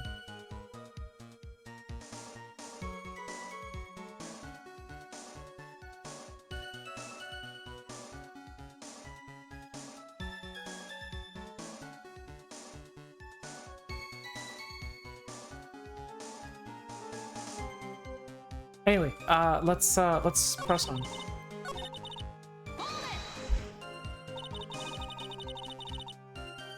What were you talking about with the defense attorney?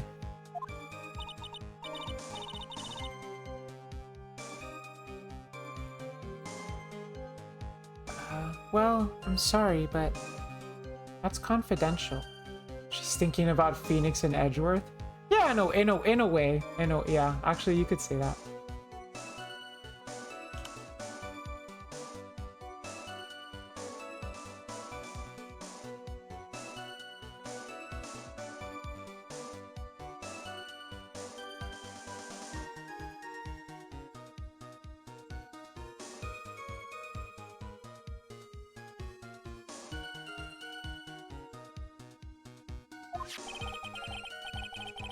According to the report, you were being interviewed regarding another case.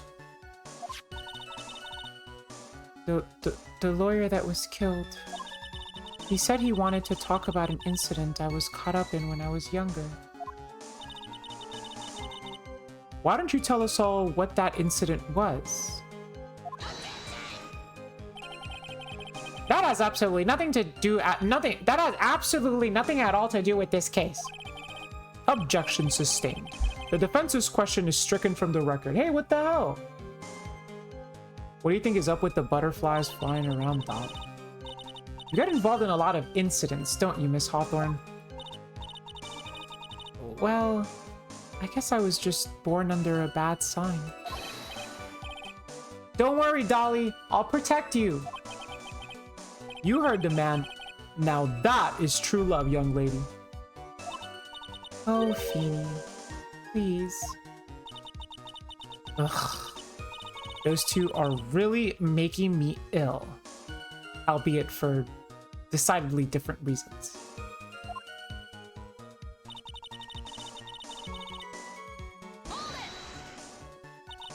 How long were you gone? Already answered all these questions for the police. But if you must know, maybe 10 or 20 minutes.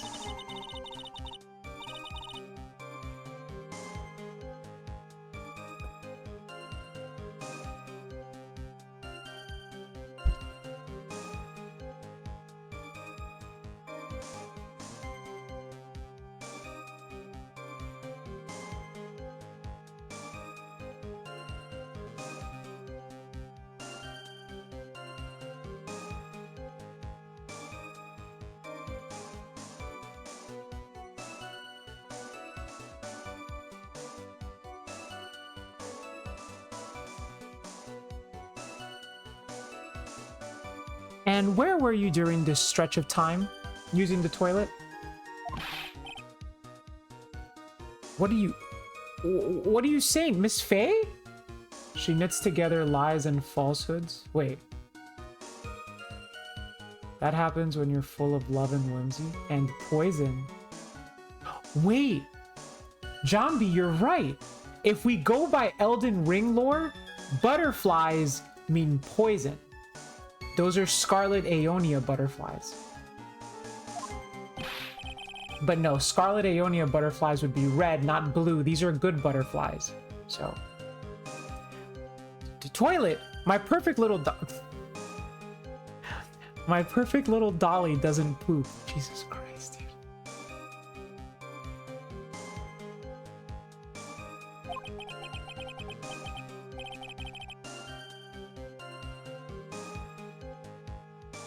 You heard the defendant, Miss Faye. Better luck next time. Oh, Feeny, please. The police have already looked into this whole matter. This line of questioning is nothing but a waste of the court's time. Objection sustained. Miss Hawthorne, please continue with your testimony.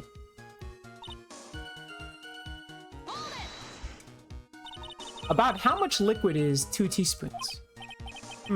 Well, let me see. My bottle of eye drops says it's 1/2 fluid ounce, which is equal to 3 teaspoons. So it's about 2/3 of that amount, huh? The poison was found in the lawyer's mug of coffee. It must have been after I left the table. Someone must have quietly slipped it in there.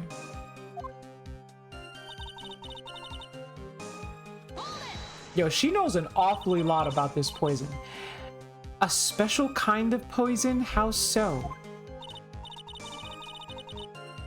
Well, I heard that it's almost impossible to That's a very convenient thing to hear. Oh, and where would something like that come from? I'm sorry. All I know is what I overheard the policeman saying. They said something about using advanced chemical processes to purify it. Yeah, they said that? You think police know about advanced chemical processes?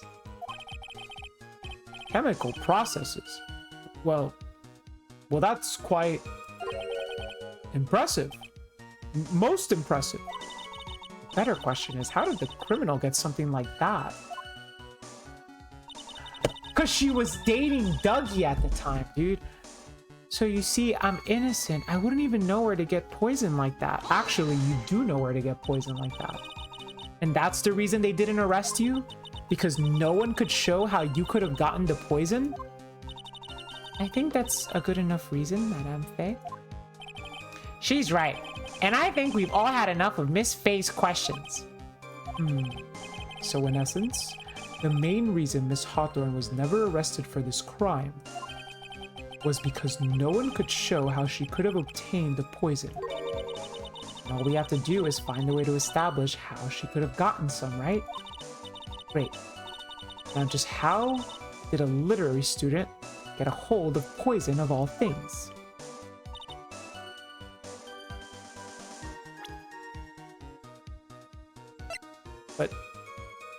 But what do I... Wait, what's the... Wait, what?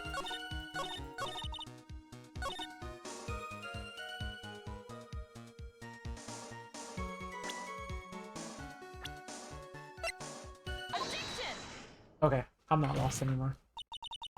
You wouldn't know how to get that kind of poison. I don't believe you. What? In fact, you had easy access to that kind of poison, didn't you? At your boyfriend's lab. Boyfriend? You mean the victim, Doug Swallow? That's right. Up until 8 months ago, Miss Hawthorne was dating Mr. Swallow. And if you'll recall, Mr. Swallow was a pharmacology student at Ivy University. Pharmacology? His laboratory contained highly advanced chemistry equipment. In fact, without such equipment, the culprit could never have obtained such a rare and special poison. Well, Miss Hawthorne, it seems you had access to such a poison after all. And then it was a matter of slipping it into the victim's coffee when he wasn't looking. The only person who could have done that was the one sitting at this very table, you. Now... Okay, that wasn't on the screen long enough for me to even do it. Order! Order! Could it be? That's nothing but a basis. May I say something, Madame Faye? What is it, Miss Hawthorne? The amount of poison in the coffee was 2 teaspoons, correct? In order to carry that much liquid, you would need some kind of container. I knew they were going to go here. Well, yes, that's true. I was searched immediately after the incident took place. Quite true. In fact, the entire courthouse was turned upside down. But they didn't find the suspicious container anywhere, did they? She's right. They even mentioned that in the report. Well, you could have easily gotten rid of something that small. Excuse me, madame, but this is a court of law. If you're saying I threw the poison container away, I think you need to show some kind of proof. Proof? She got me with that one. Provide some evidence or I'll have to disallow this line of questioning, Miss Faye. Unless we can come up with some evidence, we're going to lose this lead. Police conducted a full search of Dolly and the entire courthouse, and yet the container holding the poison disappeared right after the crime occurred. If you're going to accuse the young lady of committing the murder, then where is the container the poison was carried in? What happened to it? It's right here.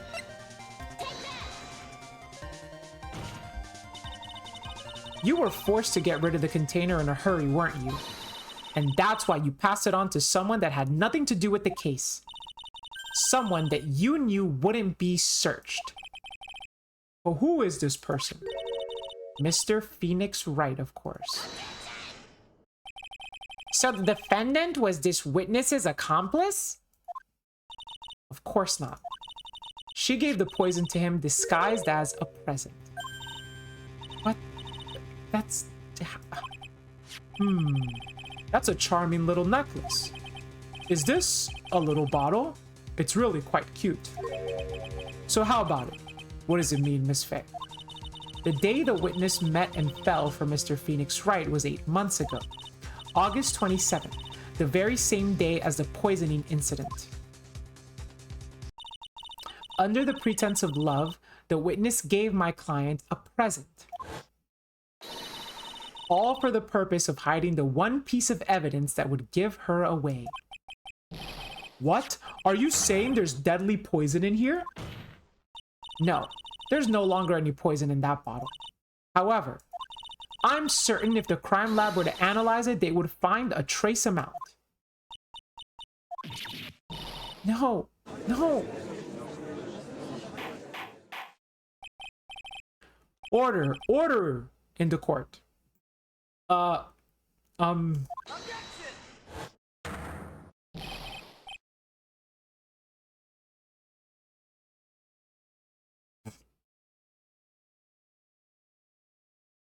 behalf of Dolly, I object. Mr. Wright, control yourself. I won't let you bully her like this.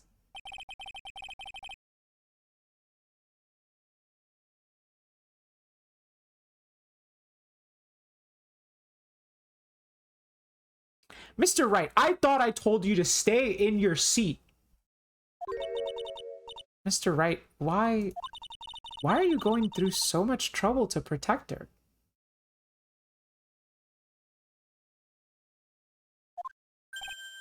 Why? Because I'm madly in love with her.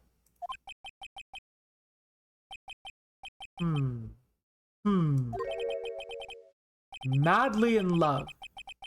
I haven't heard anyone say that in a long time. Mr. Wright, have you ever thought about this? Why exactly would a woman like Dahlia Hawthorne want to date you anyway? Yo, what the heck, man?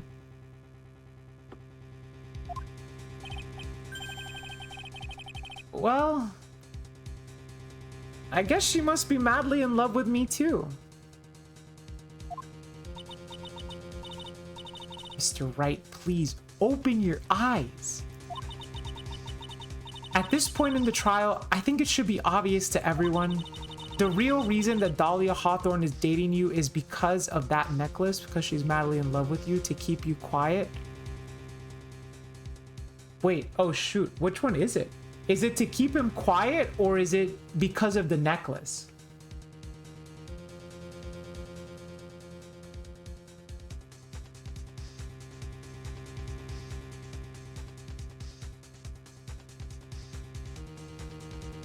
Yeah, this might call for a save.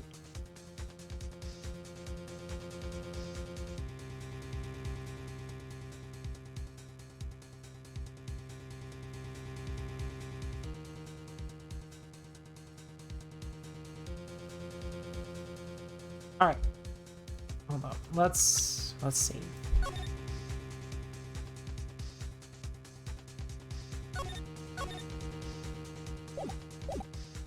So what do we think? Mia had him pegged as gay from rounds. Wait, what? She knew there was no way he could land a girl like that. Oh, that's right. That's right. Oh man, I'm like mad sleepy. Okay. Because of the necklace or to keep you quiet?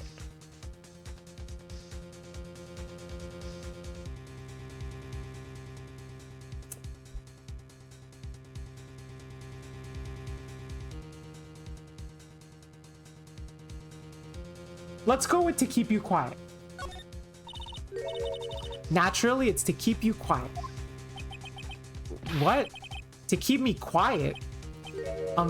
Keep me quiet about what? Well, oh shit.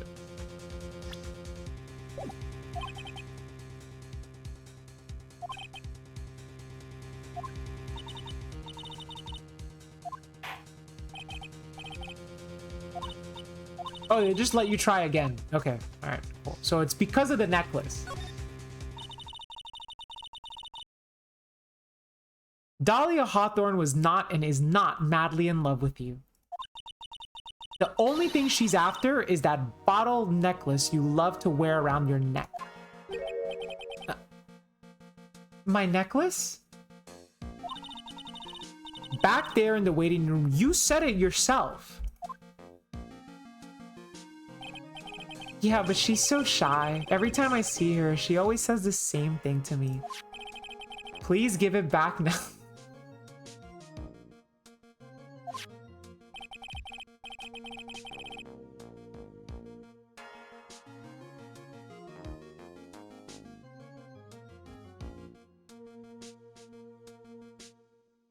What a strange girl asking for a present back like that.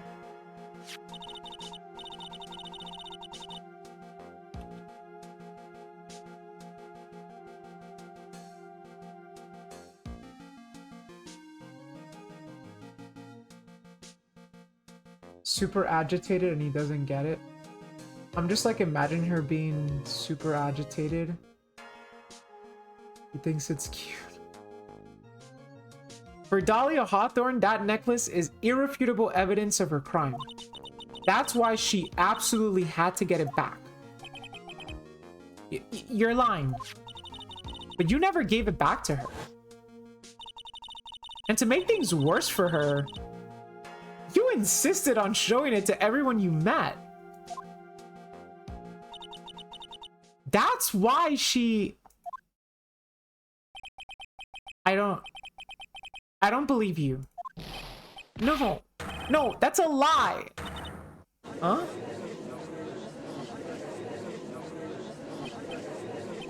Mia, are you all right? Ah, the defendant, he's getting away. Bailiff, hurry, after him.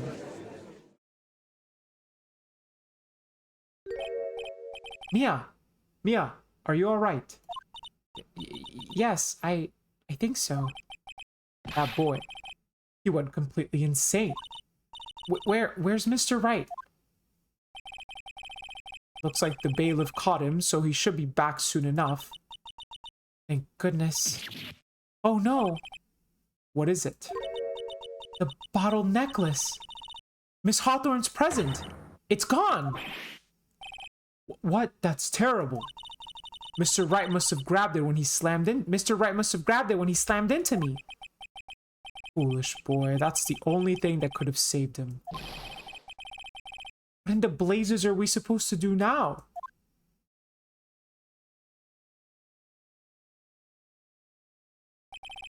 Mr. Wright, this sort of behavior is unprecedented in in the history of this court. I'm sorry.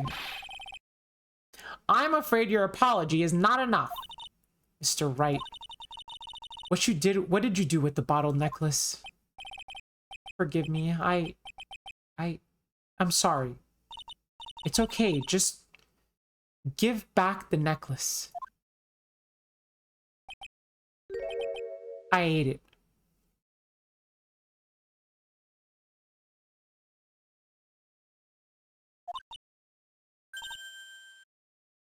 You what?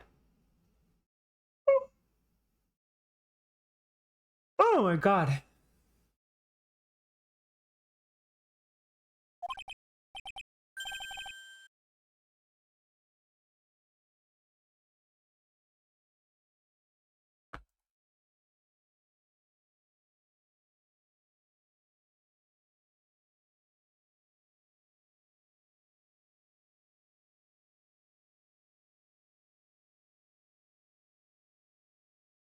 That's why he's the MVP. That's why he's the GOAT, greatest lawyer to ever do it. You guys are insane, dude.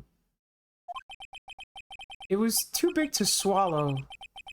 So I had to chew it into little bits first, but he chewed a glass bottle? Ugh. What? What is he doing now?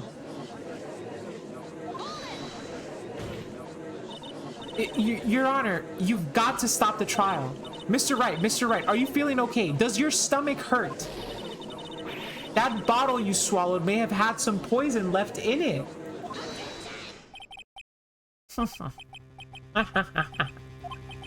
It seems that the defendant has proven the prosecution's case for us.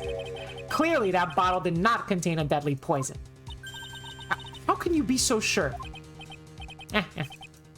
I think that's obvious. As you can see, the defendant is still very much alive. As for the poison, more like a fledgling defense attorney's overactive imagination. So it would seem. No, there must be some mistake. The bottle must not have had any poison left in it. I mean, poisons have like chemicals have half-lives. I don't know what the shelf life is on a poison because I've never poisoned anybody. It's on my bucket list though, but so I don't know, but I would imagine that like after like a while, like it probably loses efficacy. So, you know, either that or the poison must have lost its potency. There. It's all right, rookie. Trusting your client is the most noble thing a defense attorney can do.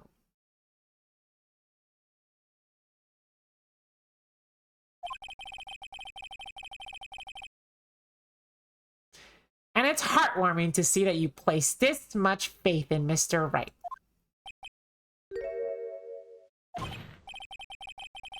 But that's how it is for us on the prosecution side too. For example, I would trust a witness, Miss Hawthorne, with my very life. Which is why I can state that your assessment of her is completely wrong. That's enough. Unfortunately, Miss Faye, I cannot accept your explanation of the events. But why? This may be impossible for a beginner like you to understand. But in a court of law, evidence is everything. Even after I proved so much, is she going to get away with everything? Well, now that the suspicion surrounding Miss Hawthorne has been cleared up, I would like to proceed with the trial.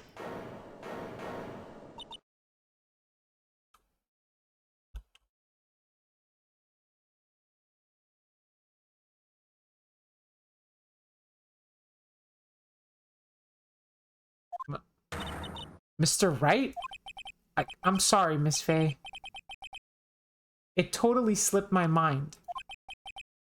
I'm really, really sorry. I know you believed in me.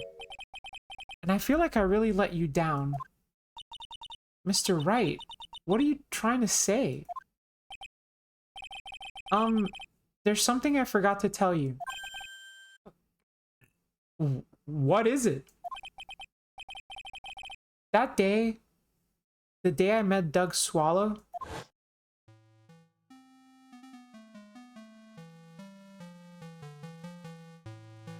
that girl, you shouldn't see her anymore. Hey, it's none of your business. I'm telling you for your sake, if you continue to see her, it's going to be bad news. You're lying. Just listen to me. There's something you need to know about that girl. Last night, someone stole some poison from our lab.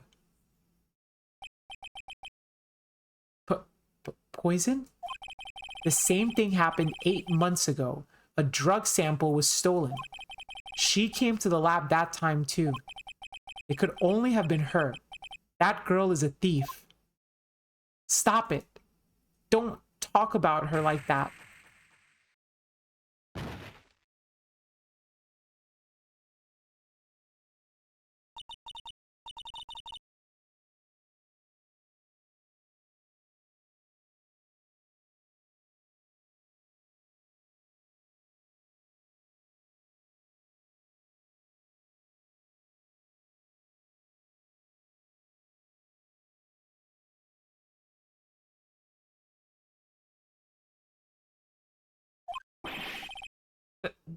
That's ridiculous.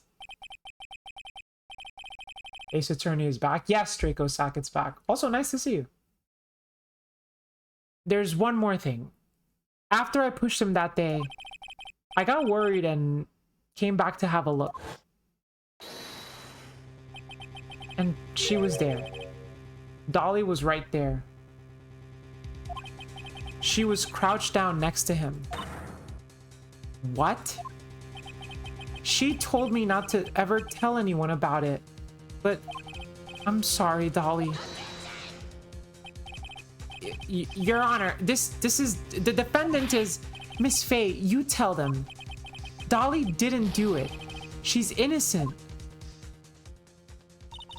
So Dahlia stole poison 8 months ago too, huh?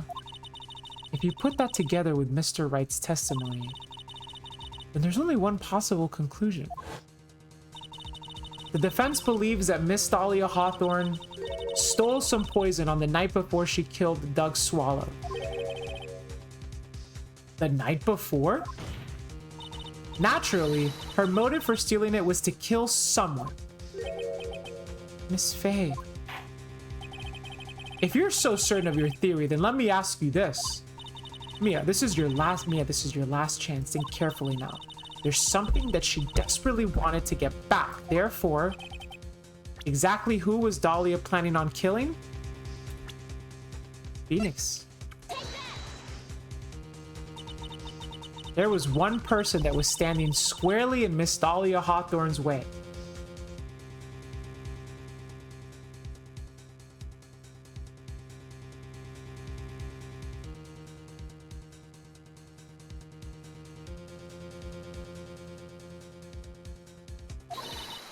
And that person was Mr. Phoenix Wright.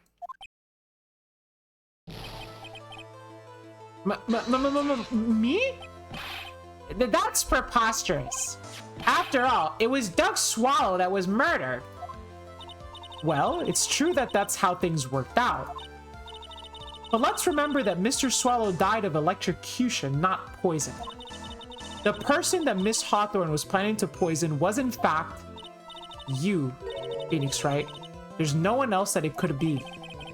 But how can that be? I thought Mr. Wright and Miss Hawthorne were in love. Poor Mr. Wright. This must be killing him. Hang in there. Bring her to justice, I swear it. As I said before, the only thing Miss Hawthorne truly cared about was the one piece of evidence linking her to that incident 8 months ago. That's right. The bottled necklace. That's all she cares about.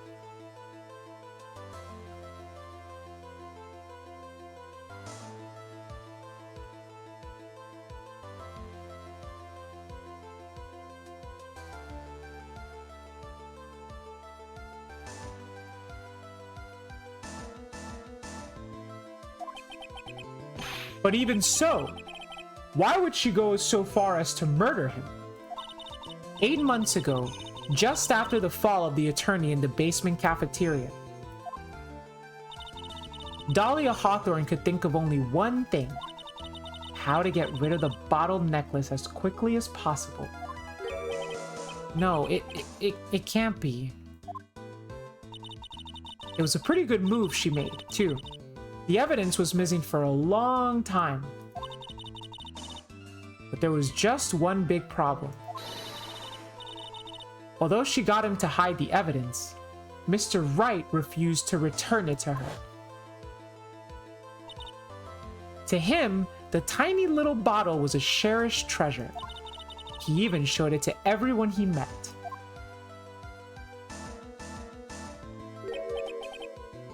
You mean that's why she tried to kill Mr. Wright? Correct, Your Honor. It was to retrieve that piece of evidence.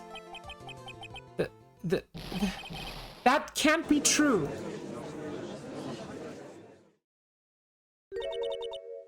Feeny, what a joke you are.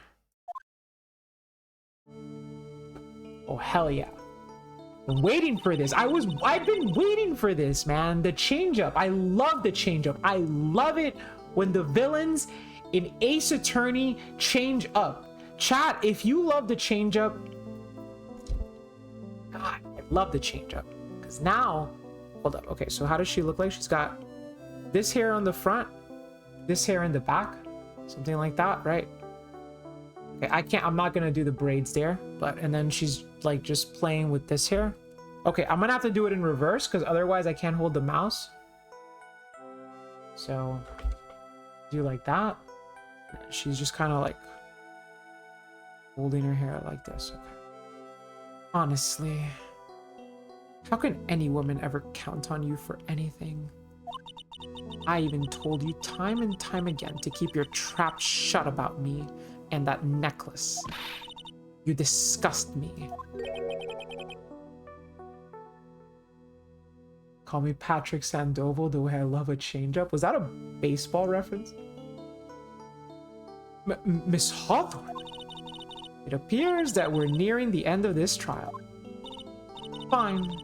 I can tell you plan on making me into a criminal no matter what I say. You are a criminal, Miss Hawthorne. We'll see about that. But first, where's your evidence? It seems your sniveling little crybaby of a client has eaten the bottle as a snack. Well, hey, old man, are you senile or something? Why don't you say something instead of sitting there with that dumb look on your face? But, Miss Hawthorne, what's happened to you? Are you really that shocked? Or do you prefer me this way, Mr. Judge? With absolutely no proof, you treat a voluntary witness like she's a mass murderer. Well, I have nothing more to say. I'll be heading home now, if you don't mind. But we're not finished. Fine, then ask this nasty old hag to finish up already. Shit, dude. She called her a hag. Can't let her get away this time. Stop, Mia. If you keep on pushing without any evidence, you could pay the ultimate price as a lawyer. The ultimate price? You'd be forced to take off your attorney's badge forever, I'm afraid. No. You'd better think it over carefully, Miss Faye. Or should I say, Miss Gray. Hey.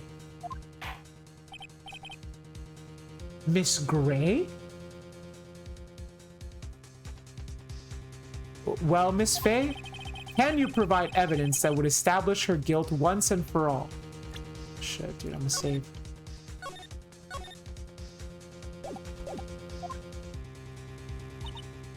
If I mess up here, my career as a lawyer is over. But to be honest, I At this point, I don't have any evidence that's well-founded. Oh, gray hair. Oh, okay. Even so, I'd rather lose my attorney's badge than let her get away with murder. Your Honor, the defense would like to present proof. Impossible. You can't possibly. Stupid woman. It is the opinion of the court that there has already been enough discussion. Therefore, I will allow only one piece of evidence to be presented. Shit.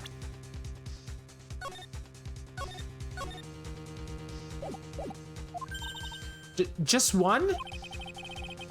If you are unable to establish her guilt, then I'm afraid that a very harsh verdict will immediately be handed down on Mr. Wright. I understand, Your Honor. I can just imagine the headlines for tomorrow's newspaper. Up-and-coming lawyer plummets to earth before she gets the chance to soar. Hey, that is a really good headline. She's so poetic. She was planning to poison Mr. Wright. If that's the case, the poison was probably in there. Well then, Mr. Fay, please present your evidence. Show to this court the irrefutable proof that Miss Hawthorne was planning to poison Mr. Wright.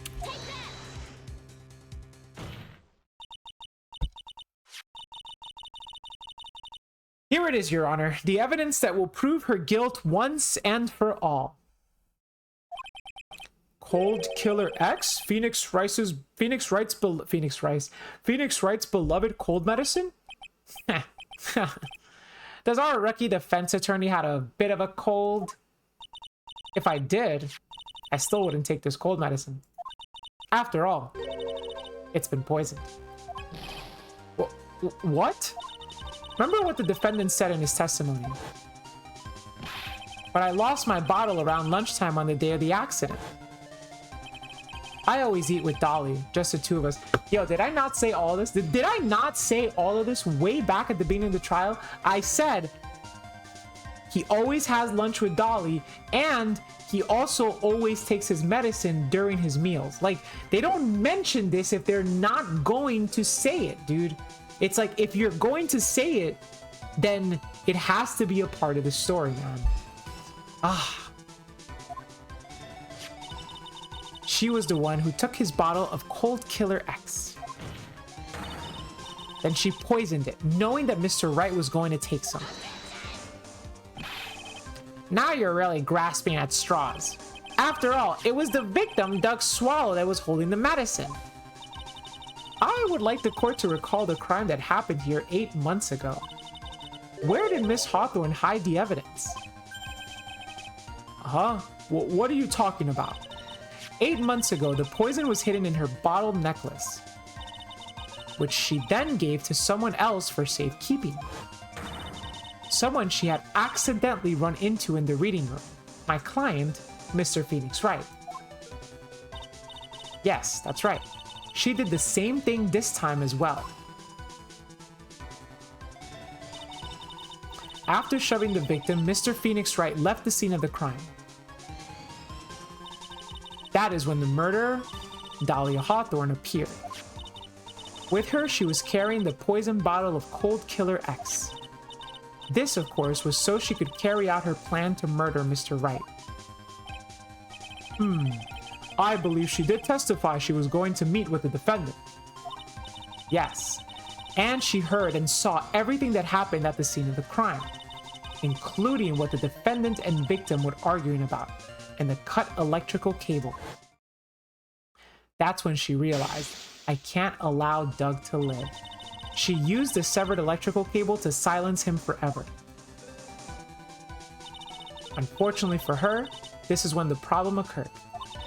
Mr. Wright, who she thought had left the scene, came back to check in on the victim. And on top of that, because of the power outage, some students showed up as well. It's hardly any wonder that she was, as she put it, in a state of panic.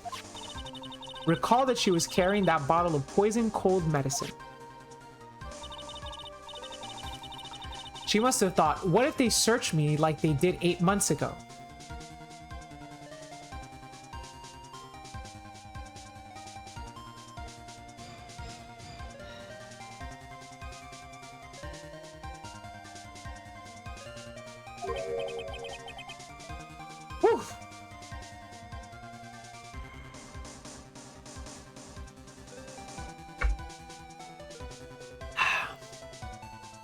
8 months ago?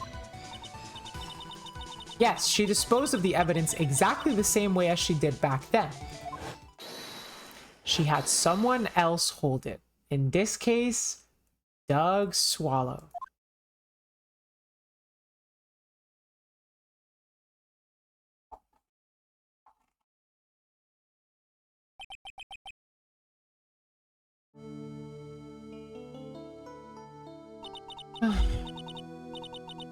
Oh, come on, everyone.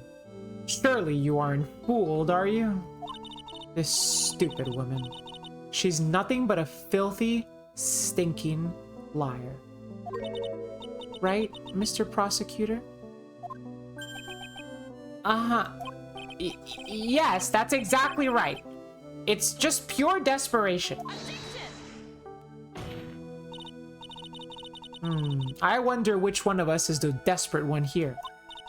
So, Miss Hawthorne, this cold medicine, I wonder if you wouldn't mind taking some. Well, Mr. Wright ate that necklace of yours, right? Now's your turn to prove your innocence. What do you say? If I'm just a filthy, stinking liar, then there's no need to worry. So come on, show us. I dare you to take some of the medicine right now.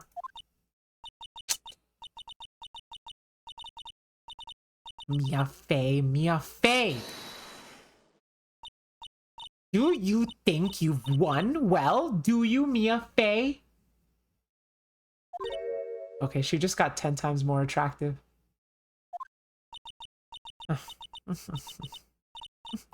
That's just fine. For the time being, victory is yours. For the time being,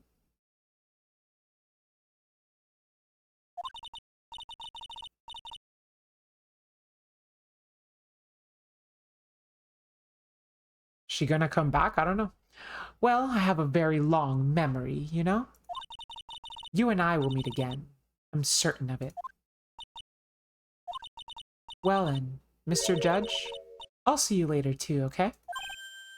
Huh? Why, yes?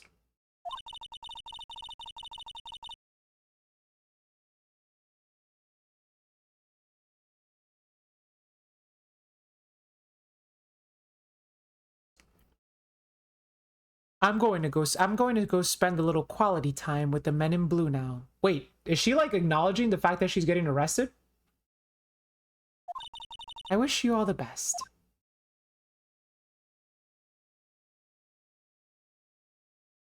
That is the most graceful way of getting arrested that I've ever seen. Props to her. Phew. It's finally all over. Is she available? I can fix her. What's up, Sin? Welcome to the stream. I refuse to accept this. The defense hasn't shown a scrap of evidence to support their outrageous claim. But even so, your witness seems to have accepted it. I don't care. I'm Winston Payne. And I don't believe one word that this rookie lawyer has said. Well, then, Mr. Payne, let me ask you this. Yes? Would you care to try this cold medicine? What? Just a little earlier, I could have sworn you said... There. It's all right, rookie. For example, I would trust to witness Miss Hawthorne with my very life.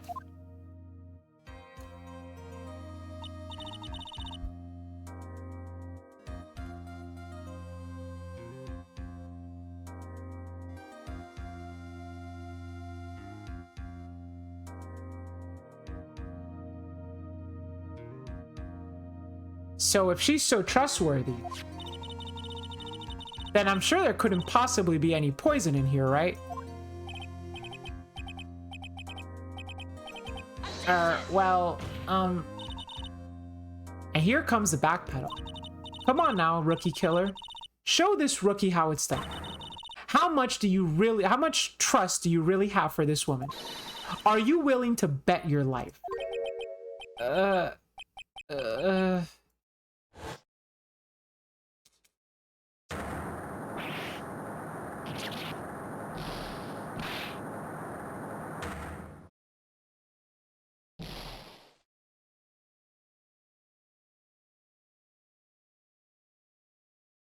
What the heck was that? Did she make him go bald?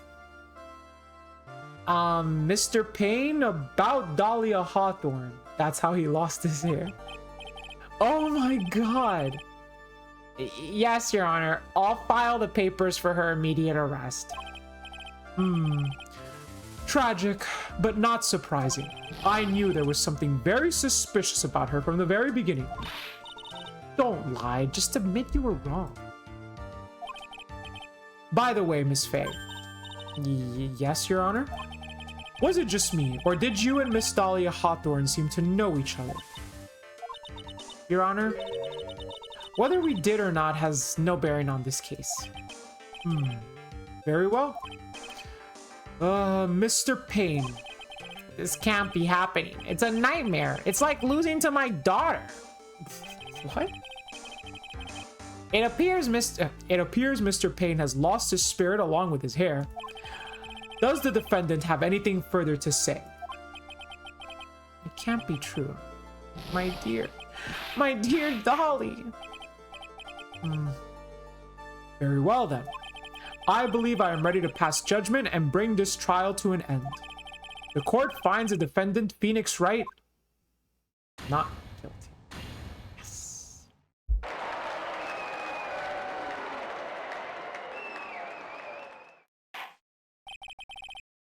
This court is adjourned.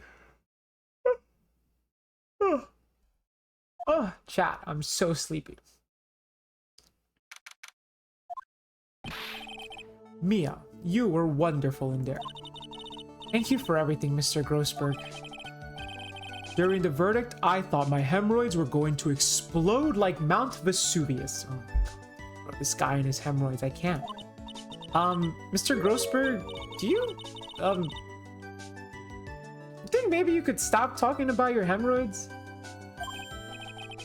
That is rather rude. Anyway, this case really made me think. What does it really mean to have a relationship of mutual trust with the client? Perhaps it is we veteran lawyers who have lost sight of this.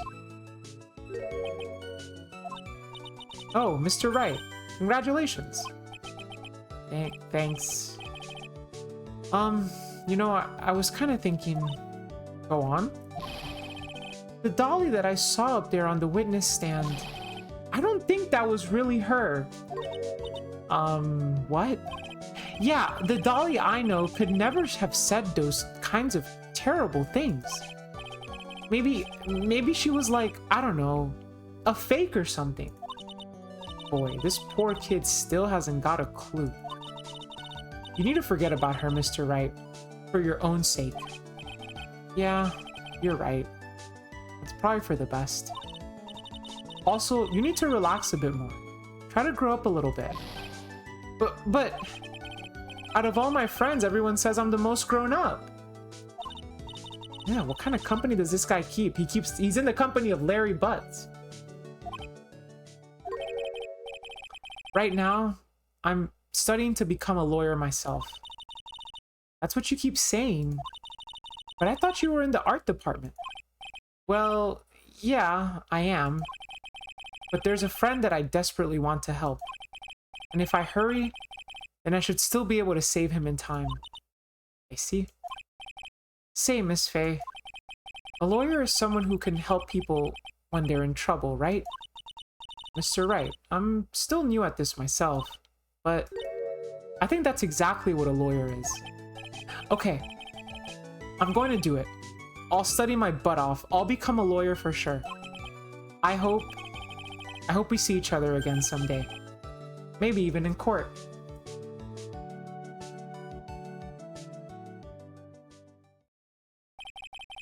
It's been 5 years since I was acquitted of all charges. I became a lawyer like I planned. I managed to save my friend. But Mia has passed on to a better place. For me, this trial brings up a lot of painful memories. But it also brings up some very precious ones.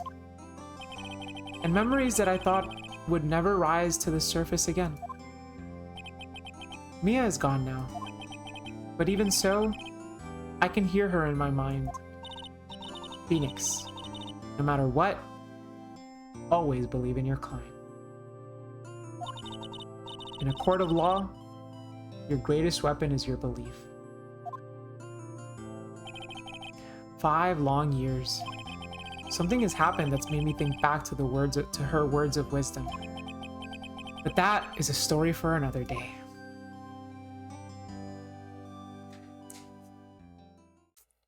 That was such a good tutorial trial.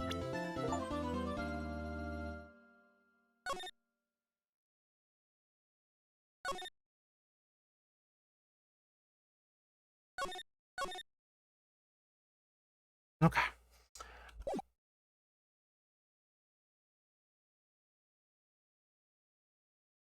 Wait, well, I didn't want to. All right, I guess I'll spoil. I guess we'll just we'll watch the intro cutscene. Detective, we made it. Phew. What a relief. Glad the jewel is still safe. Is that Gumshoe? Oh, you said it, pal. It must have been our rock-solid security that scared him off. Would you mind opening the safe just to double-check? Oh, shit, dude. I'm gonna have to remember that code, aren't I?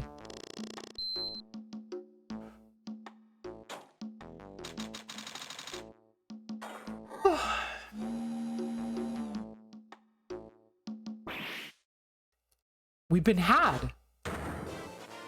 Mask the mask. Salutations. Out front, guards. Turn on the searchlights.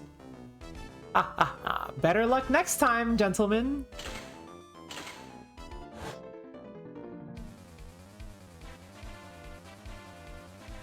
Ha ha ha ha ha ha. Excuse me, but I'm afraid I must be leaving now. We shall meet again when the next moon is full.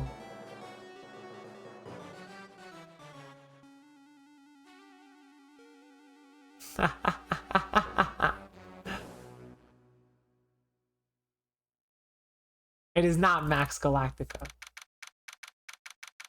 Okay, chat. We're calling it here.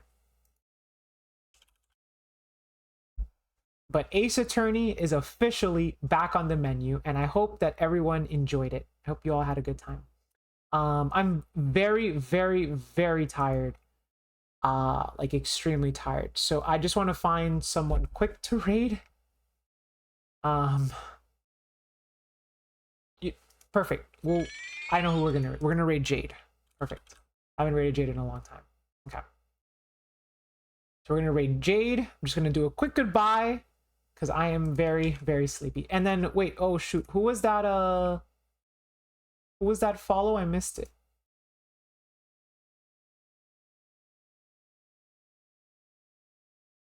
Shoot. No, I missed it. Okay, I can see it here. Shining Kestrel, thank you for the follow. Okay, cool. Thank you. Okay, thank you. Okay.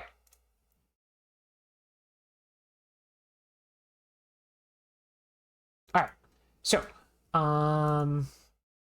thank you everybody for joining today. If you came from the raid especially and you stuck around, I really appreciate that as well. Whether you are a new viewer or a returning viewer, thank you for your support. I hope you found today's content entertaining, and I hope that I'm glad that you chose to make it a part of your night. As I've mentioned earlier, there will be no stream tomorrow. I will be going out tomorrow. But I will try to do an additional stream on during the weekend to make up for it. Maybe on like Friday. Just try to do an extra stream. I'm also in the midst of deciding when I will host my next tournament. I just need to like buckle down and try to pick a date because it's hard to commit to a single date right now. Just because my schedule is so inconsistent outside of the school year. But anyway, I'll try to figure that out. But thank you again, everybody, for watching. Chompy, let's go ahead. Have a good night, everybody. I hope you enjoyed the trial today. How about that Dahlia Hawthorne? She sure was pretty cute. But Don't tell Ambo I said that. I don't want her to get mad at me. I don't want to sleep on the couch. Chompy, she's not gonna make you sleep on the couch because you said a girl was cute, okay? Oh, I know, but you should see her when she gets angry, Rourke. Really? Poor thing. Well, just remember, Chompy, she's always right. Women are always right, Chompy, okay? You got it, boss. Bye-bye, everybody.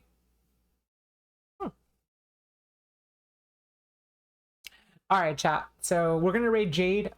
Wish her a fantastic stream, and to each and every single one of you, enjoy the rest of your night or enjoy the rest of your day, depending on what part of the world you live in. Okay. I will see you all in the next couple days, and have a great time. I don't know, whatever. Wish Jade a happy stream. All right, I'll see you all next time. Okay. Bye bye. Mwah, mwah, mwah. 3, 2, oh, hearts. 3, 2, 1.